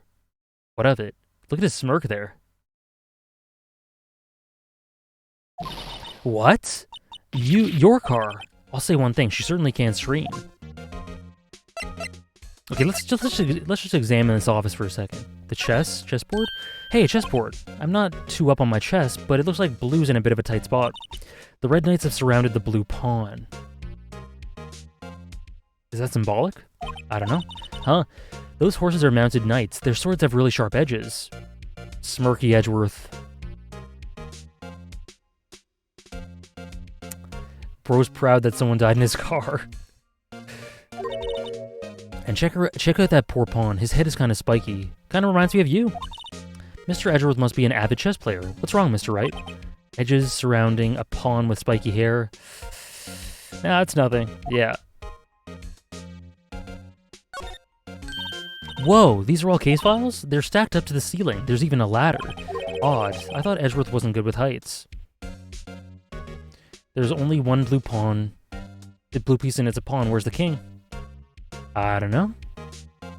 This is case 5, Viol anime. Or Vile anime. Blue is Phoenix, yep. I thought Edgeworth wasn't good with heights. He must have someone get them for him. Yeah, Gumshoe maybe?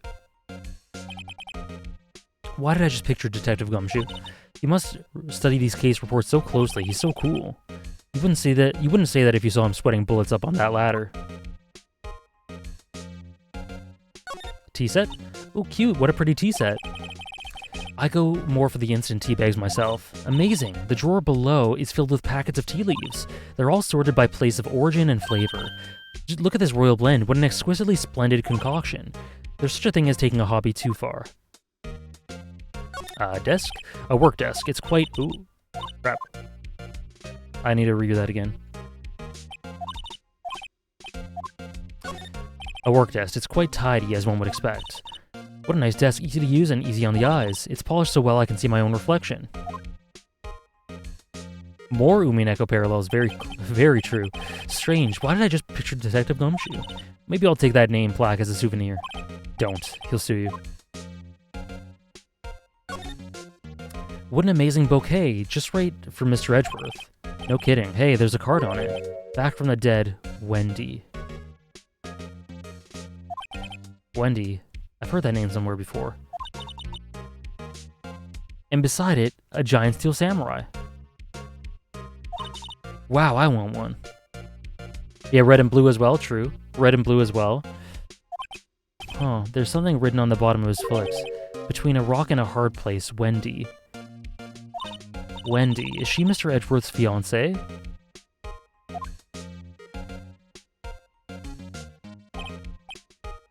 I don't think so.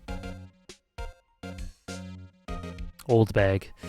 Wow, this jacket is even lacier than his usual ones. This must be his lucky trial jacket. Lucky jacket, right. I've never seen him wear it. I'm sure there's a story behind why it's in a frame. Maybe I'll be naughty and take a picture. She's getting way too excited about this. I've been wondering, what the heck is this? It has a big K on it. Mumbles of prosecutors. Huh? What's that? It's the King of Prosecutors trophy. He's a little bashful about that. King of Prosecutors? It's a great honor. They send that shield to the best prosecutor each year.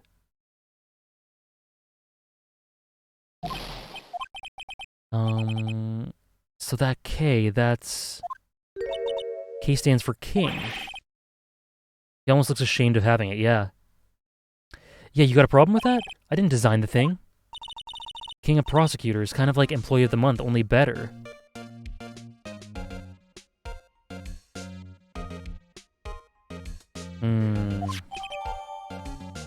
Given to Edgeworth, King of Prosecutors, at the PD on the day of the murder. Okay.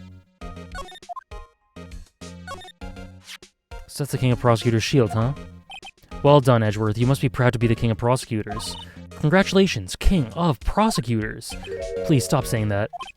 That still doesn't explain one thing. Why is the tip of the shield broken off? Okay. Sofa? You must have found the One Piece to get that title? Stuff like this make me want to curl up and take a nap. I bet he pores over his case files here until the wee hours of the morning. Then he takes off his jacket, rolls up his sleeves, and goes to sleep using his arms as a pillow. He's actually daydreaming about Edgeworth working. I bet in the morning he has sofa hair and little creases in his cheek from the seams. He's so cool. Sofa hair's cool? Alright. Cheshire, thank you for the follow. And the window. Whoa, what a view. It must be nice to have an office on the 12th floor. A-Rod, how's it going? How's it going, Andres? How is your Monday going so far? What have you... Oh, yeah. I guess you would feel important. Incidentally, were you to jump out this window, the time until impact with the ground would be... Got it. Approximately 3.23 seconds. That's handy to know. It might be. Who knows? Okay, back.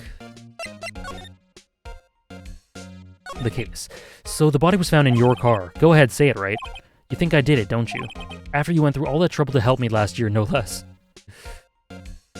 3.23? Yeah. No, we don't think you did it. I mean, it was my sister who stabbed him. Better now that I'm seeing you? Perfect.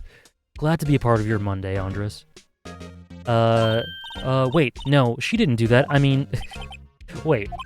So you're the chief prosecutor's little sister, then?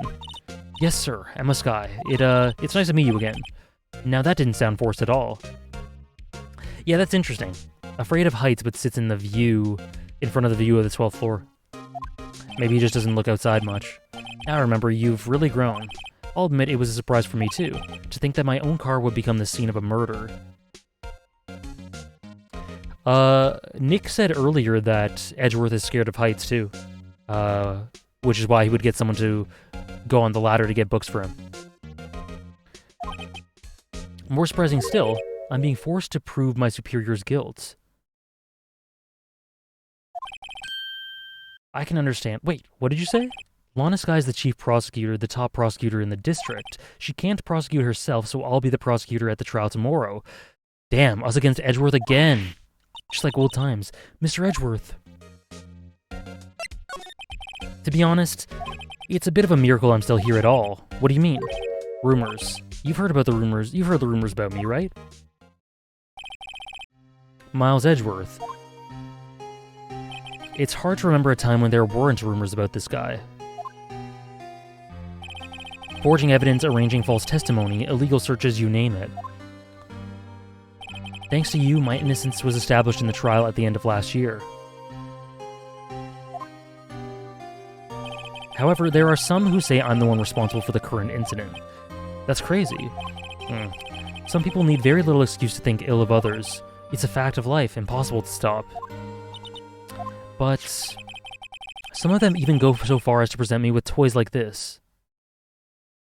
I love the theme as well, Offie Burger. They think it's funny. Toys. That bronze shield? There's gotta be a story behind that one. Talk to me about Lana Skye. Chief Prosecutor Skye? Yes, we first worked together on a case 2 years ago. It was my first big case.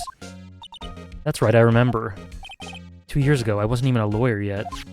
Since then, I always felt like she was looking out for me. It appears I was mistaken. Mistaken? Why? I mean, I know she's not the warmest person, but I'm sure she felt responsibility to you. Or for you. Then why? Why did she stab someone in the trunk of my car? Not only that, she stabbed him with my knife. What? What? Mr. Edgeworth, your knife was the murder weapon? To be specific, it was the knife I keep in the toolbox in the trunk of my car. Edgeworth's knife was added to the court record. Oh, hold on. So given to Edgeworth, King of Prosecutors, at the day of the murder. Let's just rotate a little. Hey, check it out. There's a metal plate here. It looks like the names of all the previous recipients are engraved on it. That could be important. One guy's listed a bunch of times. Von Karma. Guess he must be a foreigner. That's probably it. Well, wherever he's from, he must have been an amazing prosecutor. I'd love to meet this Mr. Von Karma sometime. When she says it, his name does have a kind of ring to it. Okay. Sure. Yeah, no you wouldn't, Emma. I'm curious how Phoenix got to be a lawyer. I hope they explore that in a prequel-like situation later on. Could be interesting. I mean, we have... Yeah, that could be interesting. I agree. A murder weapon, usually in Edgeworth's toolbox. Traces of victim's blood, no prints. This must be the victim's blood, right? Either that or Edgeworth cut himself peeling an apple. What's Edgeworth doing with a knife like this anyway? That's what someone just said. What would he... Yeah, Ramuki said that. Hey, maybe he spends his weekends roughing it in the wild. Edgeworth? In the wild? I think my fruit peeling theory is more likely. Are you kidding? I always pictured him as an outdoorsman. Now there's a scary thought.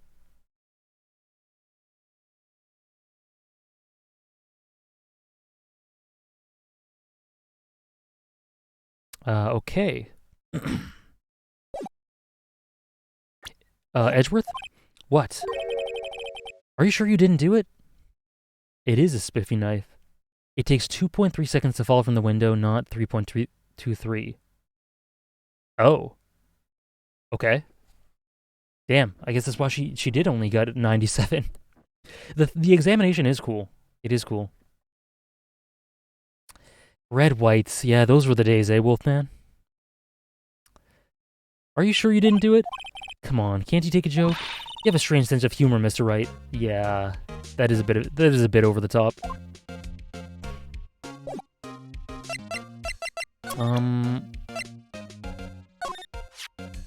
I was wondering about this. Mr. Wright. What? Are you sure you should be showing that to Mr. Edgeworth? Oh, he'll take it for sure, won't he? I wish I could be on the same side as Mr. Edgeworth, but then my sister would be found guilty. If she sighs any deeper, I'm gonna start getting depressed. Okay. You know what, Edgeworth? Look at my badge. I once dreamed of being a defense attorney a long time ago. What? You wanted to be a defense attorney, Mr. Edgeworth?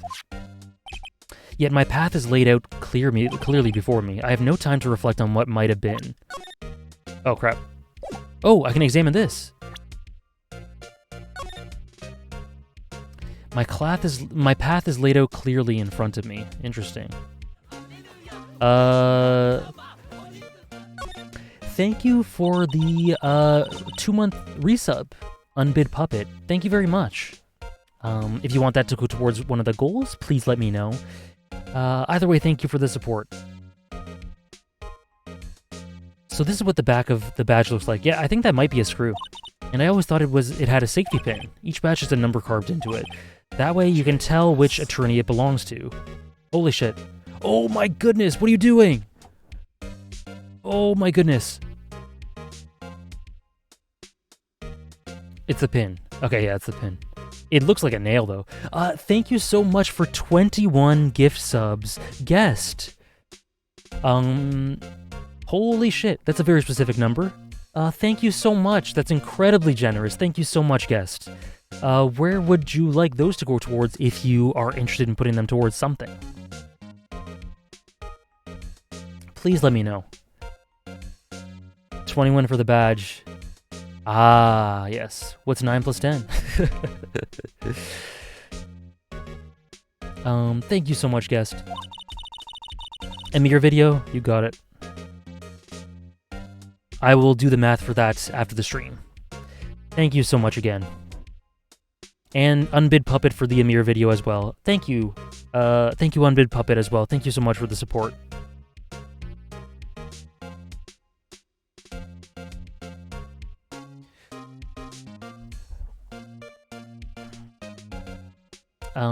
Thank you again. You mean you couldn't lend your badge to anyone? No, I'd be found out right away. Well, that's no fun.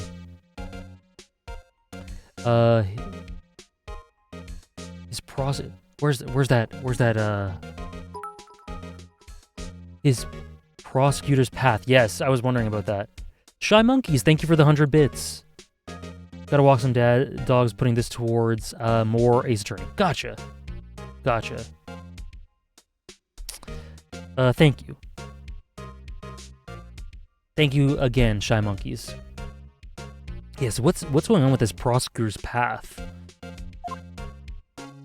Anyways. Okay.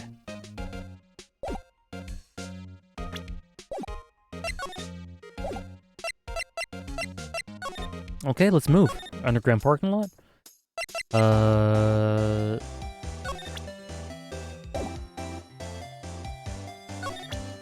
What if I present this to you? Could you take a look at this? You, yes? You said you wanted some hot tea, right? No, but thanks. Okay.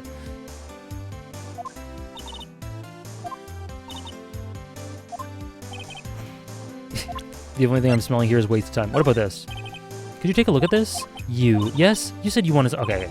Alright, alright.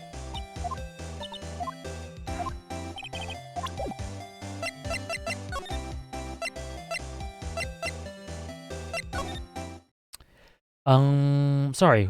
In chat, by the way, seeing as you're on the last case of this game, do you think you would or wouldn't be down to stream the following games of the trilogy, or do you need more time to think about that? Actually, Offie Burger, the second game is a current donation goal, so if people contribute enough through subs or donations or bits to it, I will play it immediately after I finish this one. And if I enjoy that one as well, I can't imagine that I wouldn't do that with the third one as well. So yeah, I'm definitely open to it.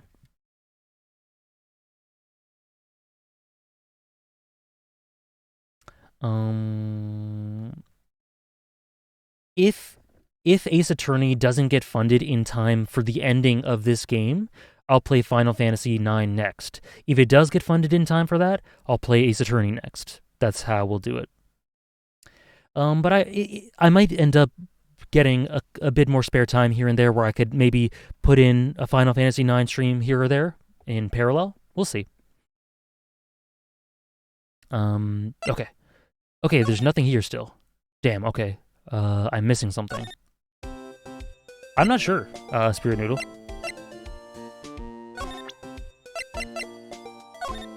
Oh, we are not finishing Case 5 today. I've heard it's unbelievably long. But I do want to reach, like, a bit of a stopping point. Cool, Xenon. Glad you're excited for it. Here, see this? Okay, yeah, okay. This is useless. Parking lot. Okay, let's move back to the High Prosecutor's office.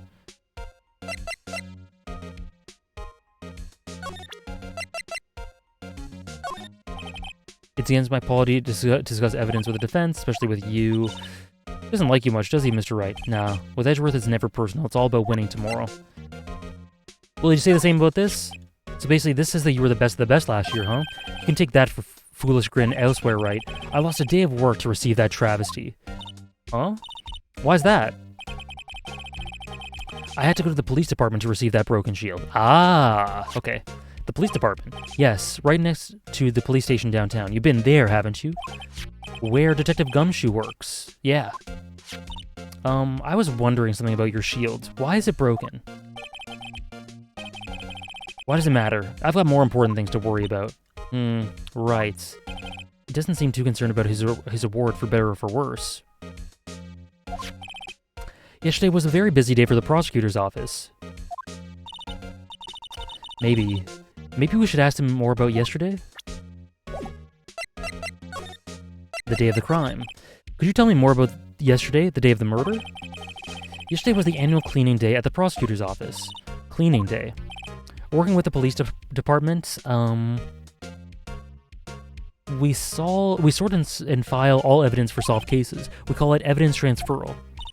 Wiping your hands of old cases, in other words. Oh, and another thing. A ceremony was held at the police department. There's an annual review and awards for outstanding police officers and prosecutors, and that's when you got the shield. I was at the police department yesterday afternoon. I got here at 5:12. The murder was at 5:15. Oh, he does look he looks strange to you, Sebastian?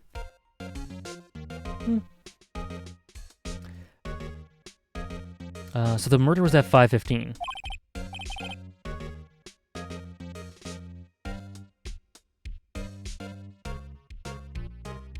That's very precise. People like myself and Mr. Edgeworth pride ourselves on our precision, Mr. Wright. No, I place little faith in my memory. The only thing I trust is solid evidence. Oh, a parking stop. Okay. Okay. Why do I think that Gumshoe also won a trophy but will be excited about it? That would be cool. This is the parking stub from the underground lot. The murder took place around 5:15.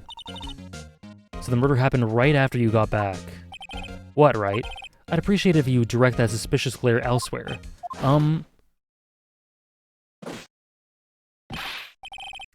Is this Goodman? Excuse me, but is Mr. Edgeworth, anywhere on the premises?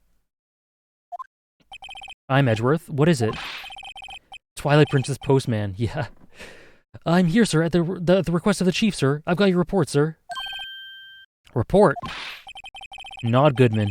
That's just the first NPC I thought of that I don't have a face for. Oh wait, I do have a face for him. Never mind. Did you find new evidence in the case against Chief Prosecutor Sky?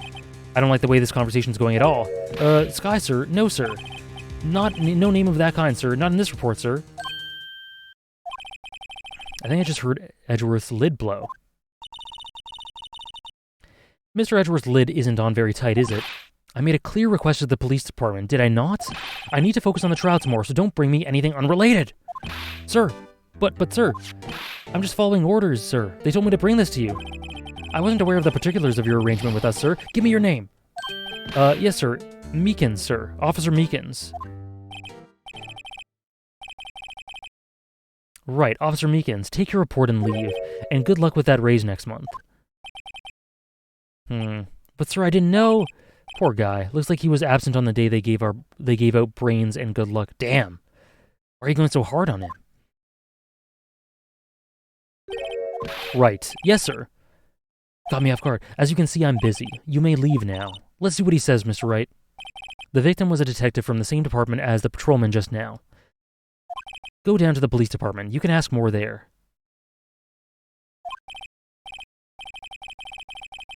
Thanks. He seems to have finally calmed down at least. Yeah, Phoenix just went savage for no reason. Okay. Parking lot. And then... police department. The mascot? The mascot... Was there not a broken mascot in the murder flashback? Like something about it broke? The blue badger, yeah. There's something there.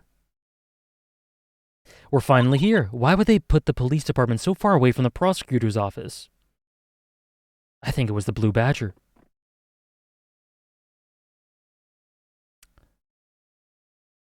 Really? Bloom and Bolts? Damn. That took almost 30 minutes. That must have been a pain in the ass. That took almost 30 minutes by taxi, and the traffic wasn't even that bad. The police department, huh? I've only ever been to the criminal affairs next door, Hold on, what's that?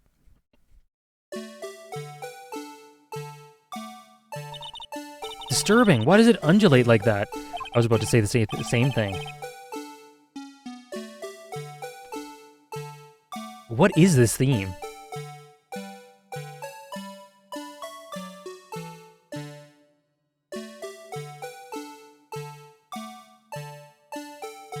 I think it's the movements that are disturbing for me, Sarah. They're trying to make him the police mascot. Wow, Mr. Wright, you sure know a lot about the police. Still, he does seem familiar. I hear this theme in my nightmares. You'll understand soon, AJ, soon. Okay, we'll see. I think it's just a different take on the design, Son Gohan. This is horrifying in HD. Yeah, I'm interested at chat's response to the theme. We will see. Forget the blue badger. Who's that next to him? Someone appears to be dancing with the blue badger. Uh-oh, he noticed me. He sure is running over here fast. Hey, pal, what are you doing here? Why were you dancing with a blue badger? Why does it undulate like that? That's my line, Detective Gumshoe. Specifically, why were you dancing over there? What? Well, at least he doesn't seem to be busy. This is our chance to get information. Hey, I'll have you know, I'm a very busy man, pal.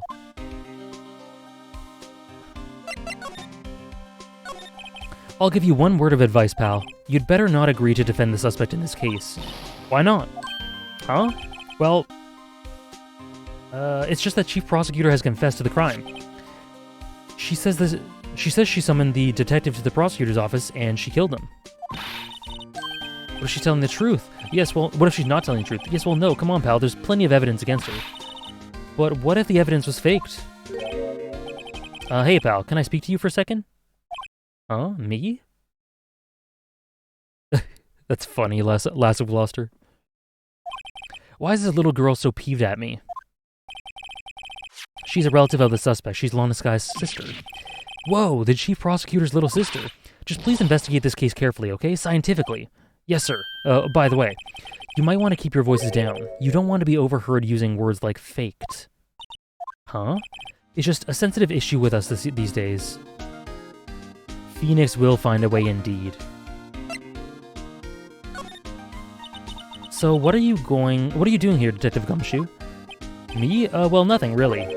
They kicked me out of criminal affairs. Detective Gumshoe, what did you do this time? What do you mean, this time? Then what happened? I know things are busy right now. I mean, with my sister's case and all. It's true. We've never had a chief prosecutor murder someone before. Only the highest ranks people are being let into criminal affairs now. The lowest ranking guy in there is our chief of detectives. They're not letting any of us rank-and-file detectives in at all. None of you. I know this is an important trial, but isn't that a little odd?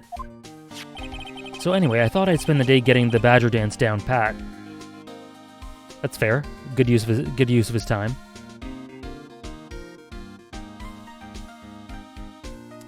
God, I love Gumshoe's theme so much. It perfectly encapsulates his frantic, easily excitable vibe while also portraying how reliable and good-natured he is deep down. Love Ace Attorney music. Yeah, this theme is, there is a deep sense of soul to it. And heart. And I think it reflects Gumshoe really well, in that way. Isn't there anything else you could be doing? The chief of police himself is directing this investigation, pal. And Officer Marshall was assigned to the underground parking lot. We've met him. I don't know. We'll see. I don't know when the trial starts. If it gets to a point where it's just I need to go, then I'll just stop. But I would like to stop before the trial starts. Officer Marshall. Now that I think about it, Emma did seem to know that Marshall guy. A patrolman in charge of a crime scene. It's unheard of, pal.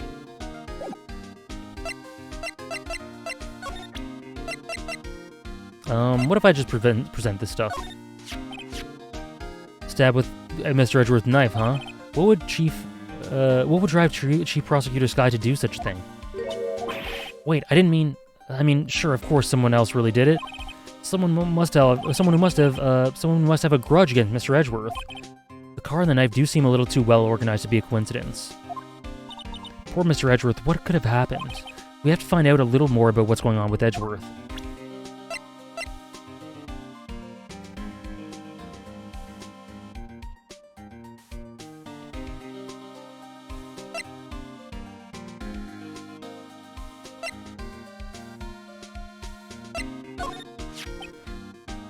What can you tell me about this, huh? This is a detective's ID card. You can't just keep that. You have to turn it into the police. It's people like you that get me into so much trouble all the time. Damn. Let's see. Bruce Goodman. Goodman. Sounds familiar. Nah, my mistake. What the hell? But didn't you work together with him in criminal affairs? Whoa, now I remember. Bruce Goodman, he's the victim. Okay, that's what I thought. Can you tell us more, Detective Gumshoe? What is your big brain thinking, Sarah? Hey, that's it. That's the King of Prosecutors Award that Mr. Edgeworth got yesterday. It still haunts my memories. Is it your favorite across the whole series or just this game, Jerome? Were you at the Detectives Award ceremony? Were you at the award ceremony, Detective Gumshoe? Of course, pal. I got an award for diligence myself. You did get an award. Ah, congratulations. I was wondering, why is the award a shield? And why is it broken? Oh, there's a reason. I'll tell you what it is later. Apparently he's forgotten. But I was proud of Mr. Edgeworth for winning that award. Aw, even with all the naysayers in the prosecutor's office. Naysayers must be because of the rumors. Okay. Bruce Goodman. So this ID card belonged to the victim. He was a detective like myself. Detective Bruce Goodman. Glad you find them relaxing, Wolfman. I don't think... I never got the vibe that it was broken on purpose, Sarah, but I don't know. in the trilogy. Okay, cool, Jerome. Do you think it's strange? I mean, why would the victim's ID card be lying on the ground where we found it? Well, Detective Goodman should have been at the police department yesterday. There was an evidence transferal for a case he handled 2 years ago. Evidence transferal. Mr. Edgeworth mentioned that too. But Detective Goodman was killed at the prosecutor's office. Yes, I did, Tompiet. That's the thing. It's hard to say this, but word is that Chief Prosecutor Sky called him out there to the parking lot. And Lana's confessing as much. He's in a tough spot again. Again. How could I forget? Well, it all started with the murder of that defense attorney, Hammond. But Mr. Edgeworth was found innocent. Because they break defenses? Oh. Okay, yeah, maybe it's intentional then. Listen, pal, there have always been rumors about Mr. Edgeworth. Forging evidence, making deals with witnesses, nothing outright, but there were always whispered rumors. Ever since he was accused of murder, no one's whispering. They're practically shouting. But there's no evidence against him. Well, Mr. Edgeworth has always had unusually strong ties to the department higher-ups. It's only natural that people would be suspicious. I had no idea he was under the gun. Anyways, this latest case has started with a new rumor. People say the only reason he took this case is because he's aiming for the chief prosecutor position himself. Time to pull out the cuffs on Lana? You think so, Comfy Salad? What? But I know the truth, pal. Nobody wants to be the one who has to prosecute, the chief prosecutor. Mr. Edgeworth is biting the bullet on that one. He's doing this for all of us. He has been steadfast throughout the entire game of his faith in Edgeworth. I love it.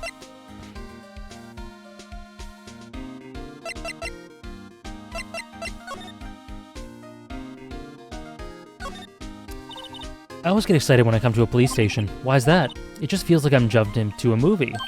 Uh-huh. You know, with all the police and criminals. Well, I don't know if this is all that exciting. Sure it is. Look at those two officers over there. They're probably talking about the latest bust. There's a great emote for that, Lazar Gloucester. Funny. I thought they were talking about the weather. What are they talking about? Look, that patrolman is saluting the other guy. He must be a detective. And then I said, "Hey, you do that. Your soup will get cold, buddy." That's hilarious, sir. I laughed so hard I cried. I guess he wasn't saluting. He was wiping tears from his eyes. They make a good pair.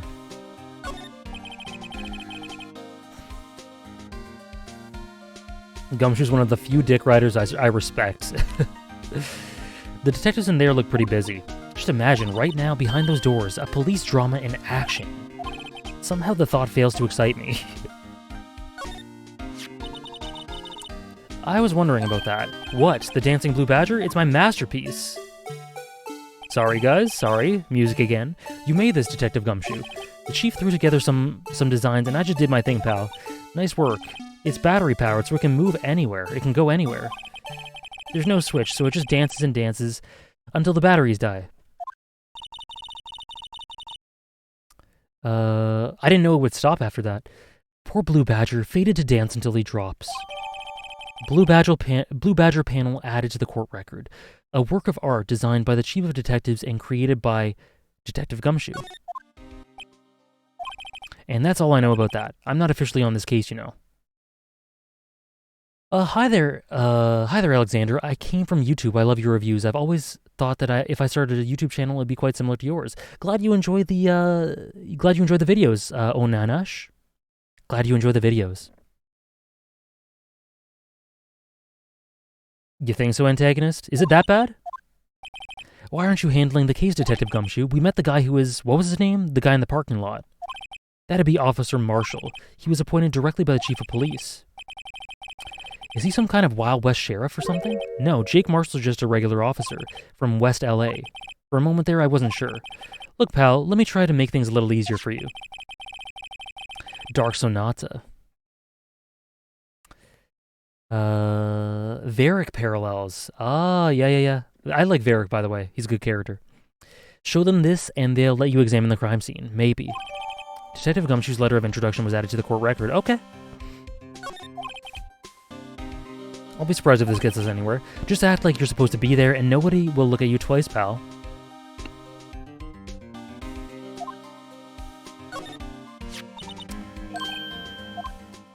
Oh no. Oh no. I thought there'd be something new. Okay, there we go. Court record. Oh, I can't rotate this. Can I rotate this?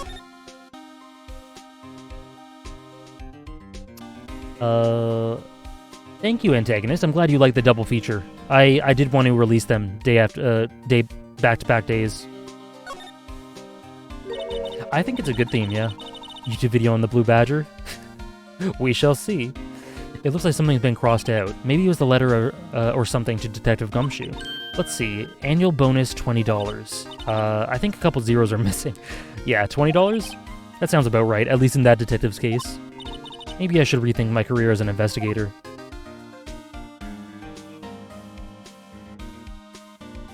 Okay.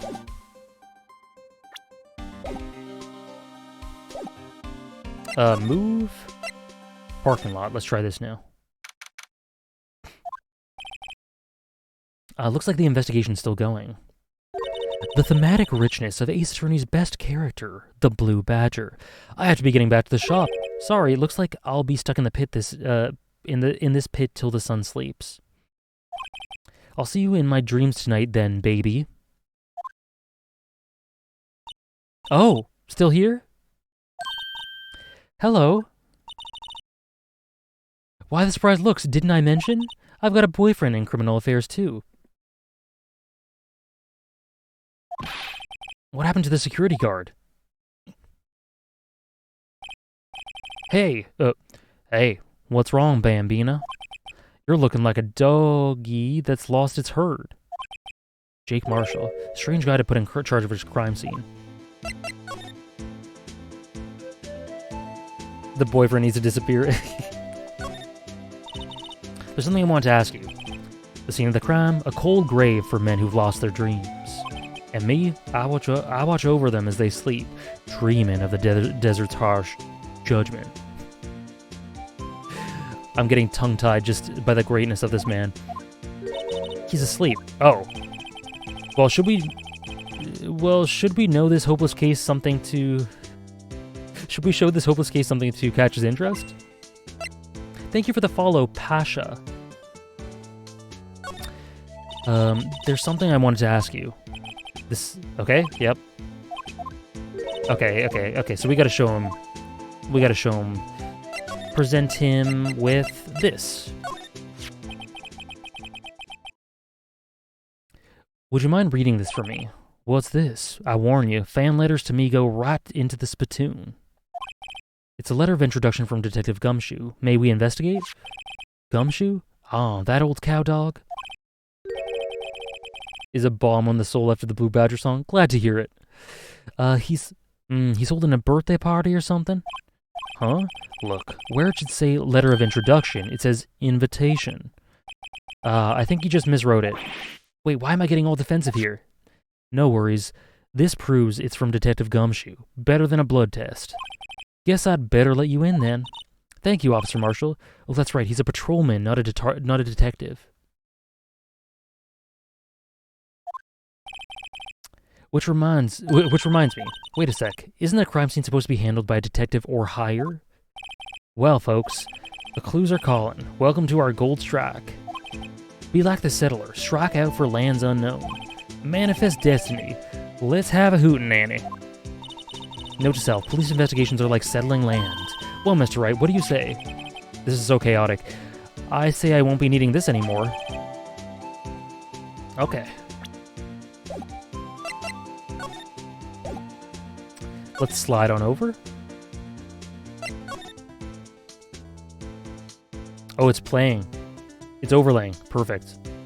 A block. This area is reserved for prosecutors. Defense attorneys are relegated to B block. I dream of the day when I'll be able to park my car here.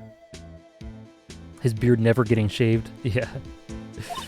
I'll go over to B block to buy my hamburgers from you, Mr. Wright. I'm not planning on giving up my job that soon.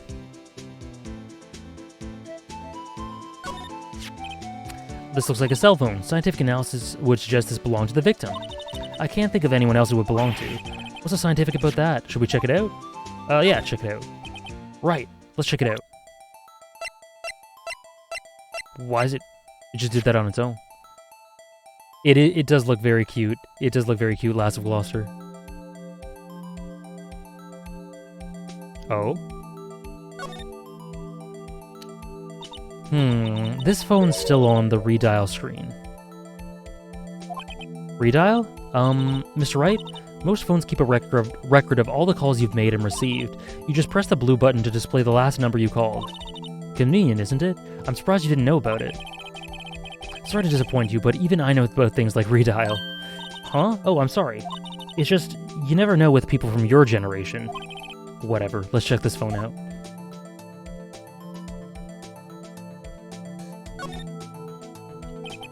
Now, to see who the owner of this phone called last. Note to self, a defense attorney doesn't think first, and he just pushes the button. Beep.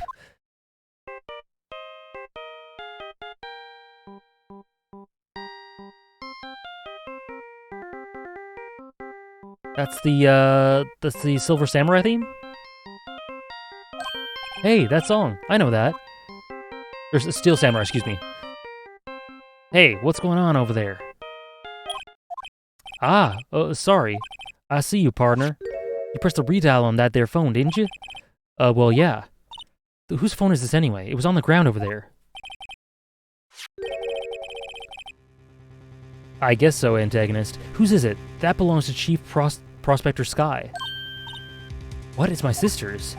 She apparently dropped it when she was taken into custody right after the crime. Look, the last call was made right when the murder occurred. Looks like she was fixing to call someone. Except she only spoke for a few seconds, according to this. What? Who did she call? No idea. Sorry, partner. Now, I got a question for you, partner. I heard her phone ring just now. One of those newfangled ringtones. Oh, sorry, that was my phone. What? Your phone? Yeah, it's kind of strange, but someone called me right as we picked up the other phone. A wrong number.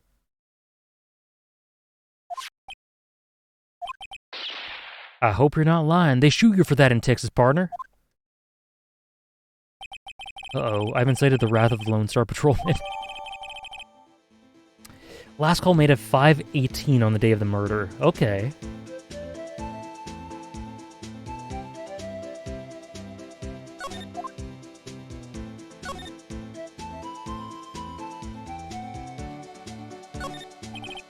B block, that's for Visitors Park?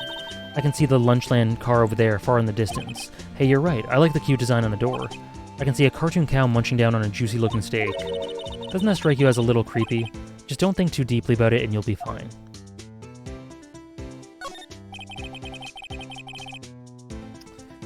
I don't know if we'll be doing that on stream, antagonist. But if I ever finish One Piece, who knows? This appears to be the car where the body was found. It looks like the lock on the trunk is busted. The crime took place in the underground parking lot at the prosecutor's office. The body was found in the trunk, right? Quite a luxury car. It just screams, I have money to burn. Yeah, the prosecutors get the big bucks. Be a sub-goal? Maybe one day. Maybe one day. This one? Trunk? What's this? Looks like a note of some sort. 675-12-2. Look, something's written on it. Goodman. You're right. Let's see. 67S-12-2. My favorite OST? Cornered, maybe? Or the one that plays after Trials. That's really good, too. There's a name printed on the paper above that. Goodman. Maybe it fell out of his pocket when he was killed. Well, so, what does it mean, Mr. Wright? How am I supposed to know? Note to self, for deductive reasoning, go to Edgeworth, not Wright. I'm sure Edgeworth wouldn't, Yeah, I thought the S was a 5-2. Wouldn't know what that means either. Goodman's note added to the court record.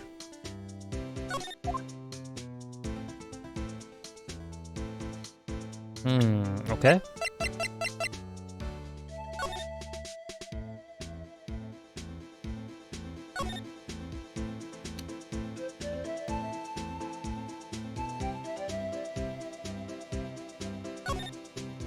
Sassy Emma, yep. There's no need to push this again. What's wrong? You look like I do during finals.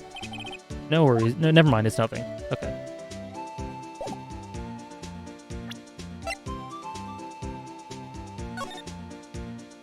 Okay. Goodman's note. Oh, where's my dude? You gone? I think that's everything then.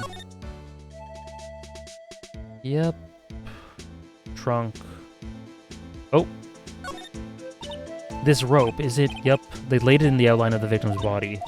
So wait, the victim must have died when the killer closed the trunk on them. You have got to be the only person I know that would come to that conclusion. Yeah, you're the second person who said that about Steel Ball Run, K-Sid. That's cool. Okay. I think that's it. Okay.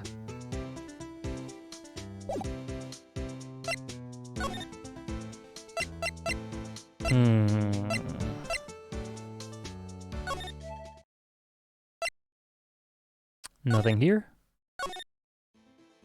Oh, you're back. Okay.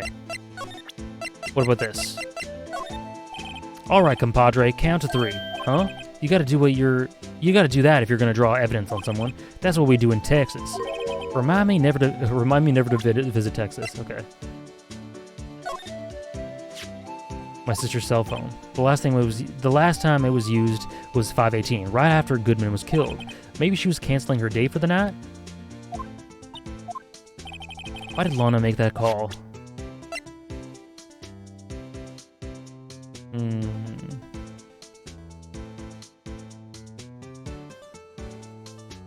The more cowboy you're getting. Perfect. It's all going according to plan. Okay, let's check out the detention center. Lana, where are you?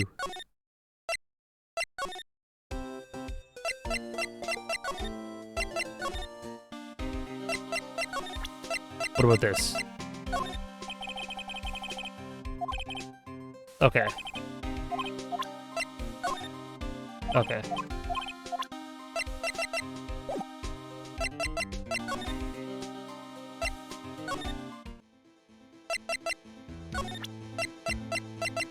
You did that with that? What about this? Okay. Okay, I'm missing something. 5:12 p.m. The prospector's bright red steed came in at a trot real slow like. A trot. Mama Donna tells me the crime occurred 3 minutes later, so it seems the chief prospector was lying in wait. Maybe, waiting for her prince to ride in on his bright red horse. So what you mean is, the killer intended to use Edward's car all along.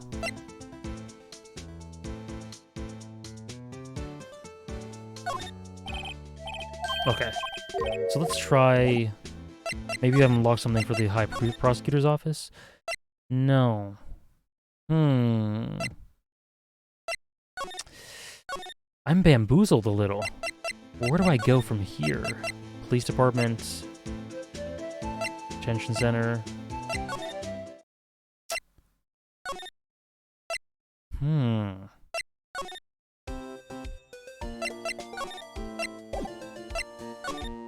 What have I not done?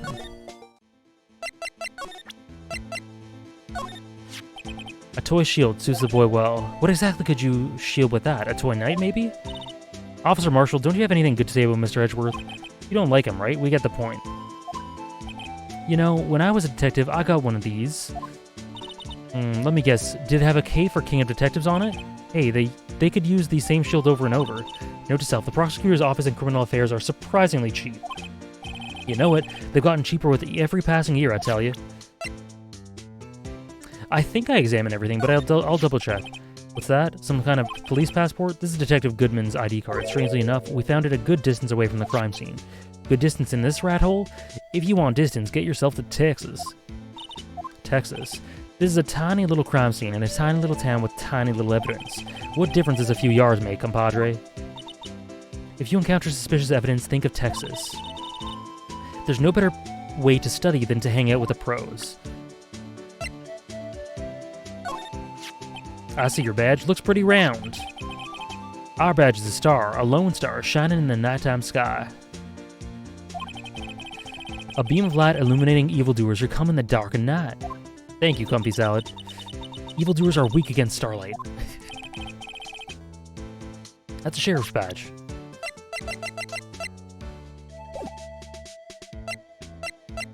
Okay, let's examine a bit more in case I missed something.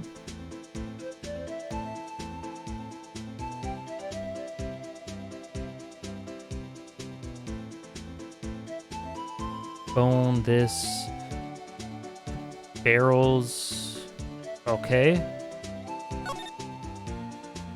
Yeah, I think I examined all the evidence. I'm pretty sure. Oh, did I not examine this one? Oh, I didn't examine this one. Oh, yes. Miles Edgeworth, 11:12. This is dated the day of the crime. The murder took place 3 minutes after Edgeworth parked his car. If only he held up at a couple extra red lights, he wouldn't have been caught in this whole affair. Perhaps it just goes to show you never know what'll happen when you run a yellow light. Yep, 17:12 or 5:12.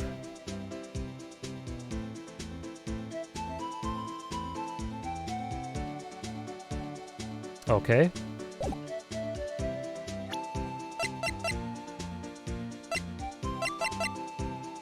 We examined that. Did I inspect? I think I inspected the paper note. Yeah, it doesn't let you do anything. I did this. I did the phone. And this is just, yeah.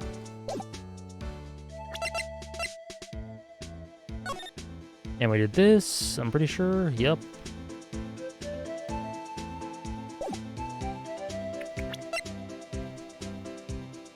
Okay. What did I miss then?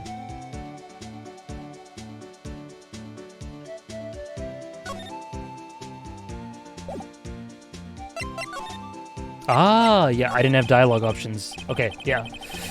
I didn't check the dialogue options. Officer Marshall, could you tell us more about the victim? Good men always die young. Remember that, partner.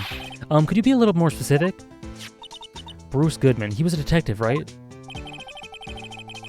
Well, well, aren't you a feisty doggy there now? Detective Goodman was stabbed here at 5:15. The smiling Madonna told me the tale.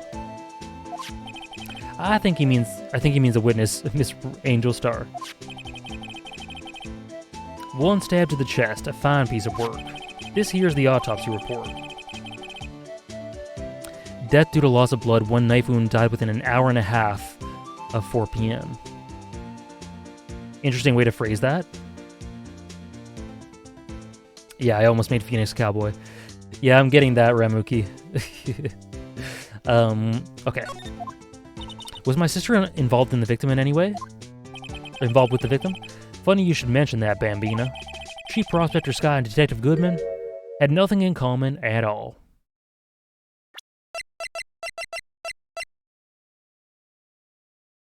I think. I don't remember the location, Sarah. Nothing in common. They apparently worked together on a case a few years back, so there's no motive. Goodman wasn't a particularly gifted detective. That's one reason why I didn't do much work with the chief prosecutor. But my sister called the victim here on the day of the murder, right? Here to this parking lot? So it seems, like calling an unarmed man to a shootout at high noon. I don't mean any offense, but Officer Marshall, you're a patrolman, right? Not a detective. You calling me out? They shoot you for that in Texas. Lana said stomach? Okay. I was one of them fancy detectives till 2 years ago, to tell you the truth. Oh, really? But you're a patrolman now, so how can you be in charge of a crime scene? Nothing gets by you, does it, Bambina? So why are you in charge? Oh, so...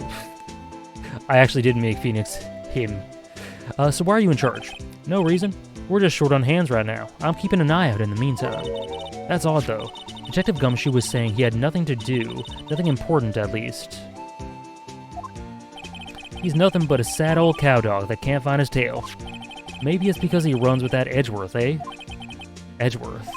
That cowdog's been kicked out of this cattle run by order of the chief of police. Just, he don't realize it yet. Detective Gumshoe kicked out of the investigation.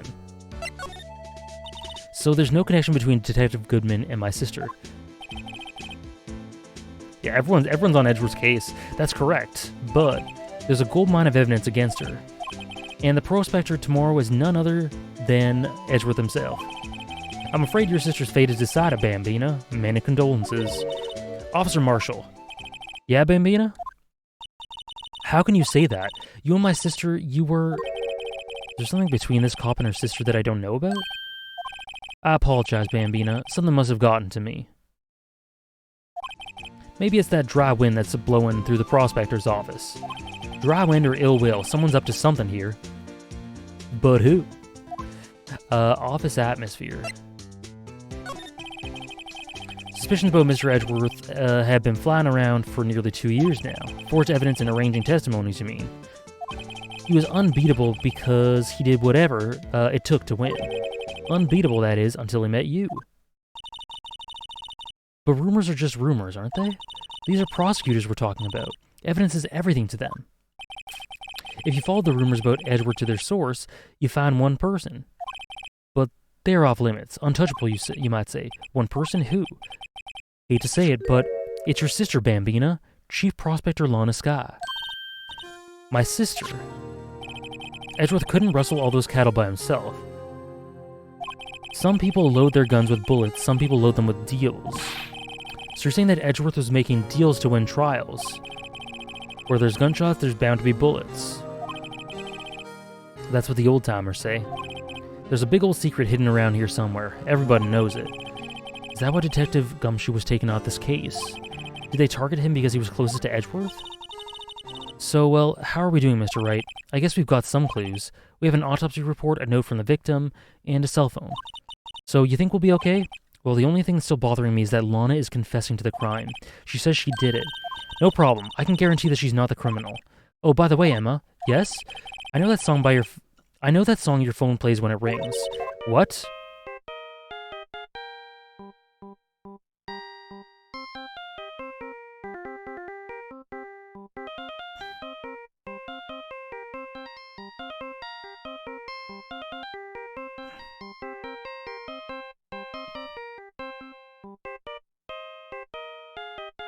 Banger. It's the Steel Samurai theme song, isn't it? That popular TV show for kids? The phone that rang earlier wasn't mine. It was yours. So she was trying to call Emma right after the murder happened.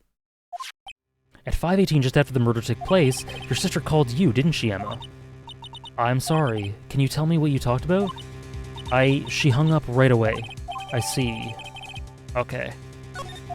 The plot thickens. A detective is murdered, and the suspect is a top prosecutor in the district. I've got a bad feeling about this. Like, maybe I still don't know everything that went on here.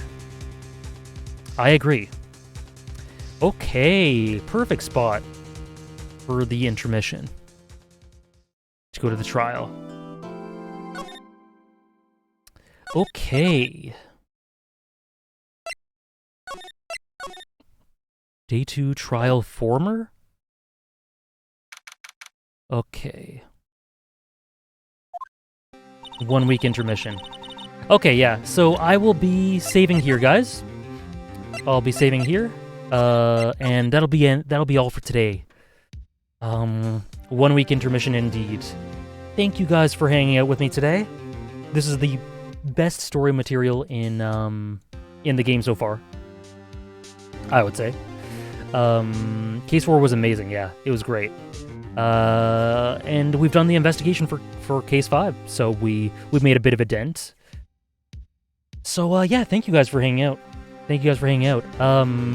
Let's see if there's anyone to raid, but, if you want my socials, they can be linked here. Whoa, what did I do? If you want my socials, they can be linked here. Yep, I'll do the command right after this as well. Almost 5 hours, yep. See you guys. So yeah, on Wednesday, we have the Hunter x Hunter stream, where we will be talking about York New. My second favorite arc. Can't wait for that. So if you're interested in that, you can come by. If not, that's cool too. Sunday, we have reactions to Kaguya-sama and Spy Family and One Piece. And then yeah, Monday we'll be doing this again. Thank you guys. Yeah. I think I'll just let me see if there's anyone to raid. Let me just see if there's anyone to raid. Roger's base is watching some Avatar, I think, or just chatting. I don't know. We'll raid Roger's base. Why the hell not? Yeah, I'm going off right now. Sorry, Melia. Okay, thanks, guys. Have a good rest of the day.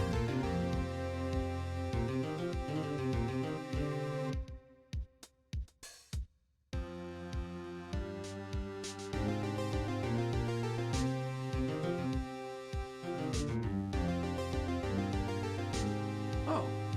Hey, we just got raided! Hey! Thank you very much. Greatly appreciate it. We are watching Avatar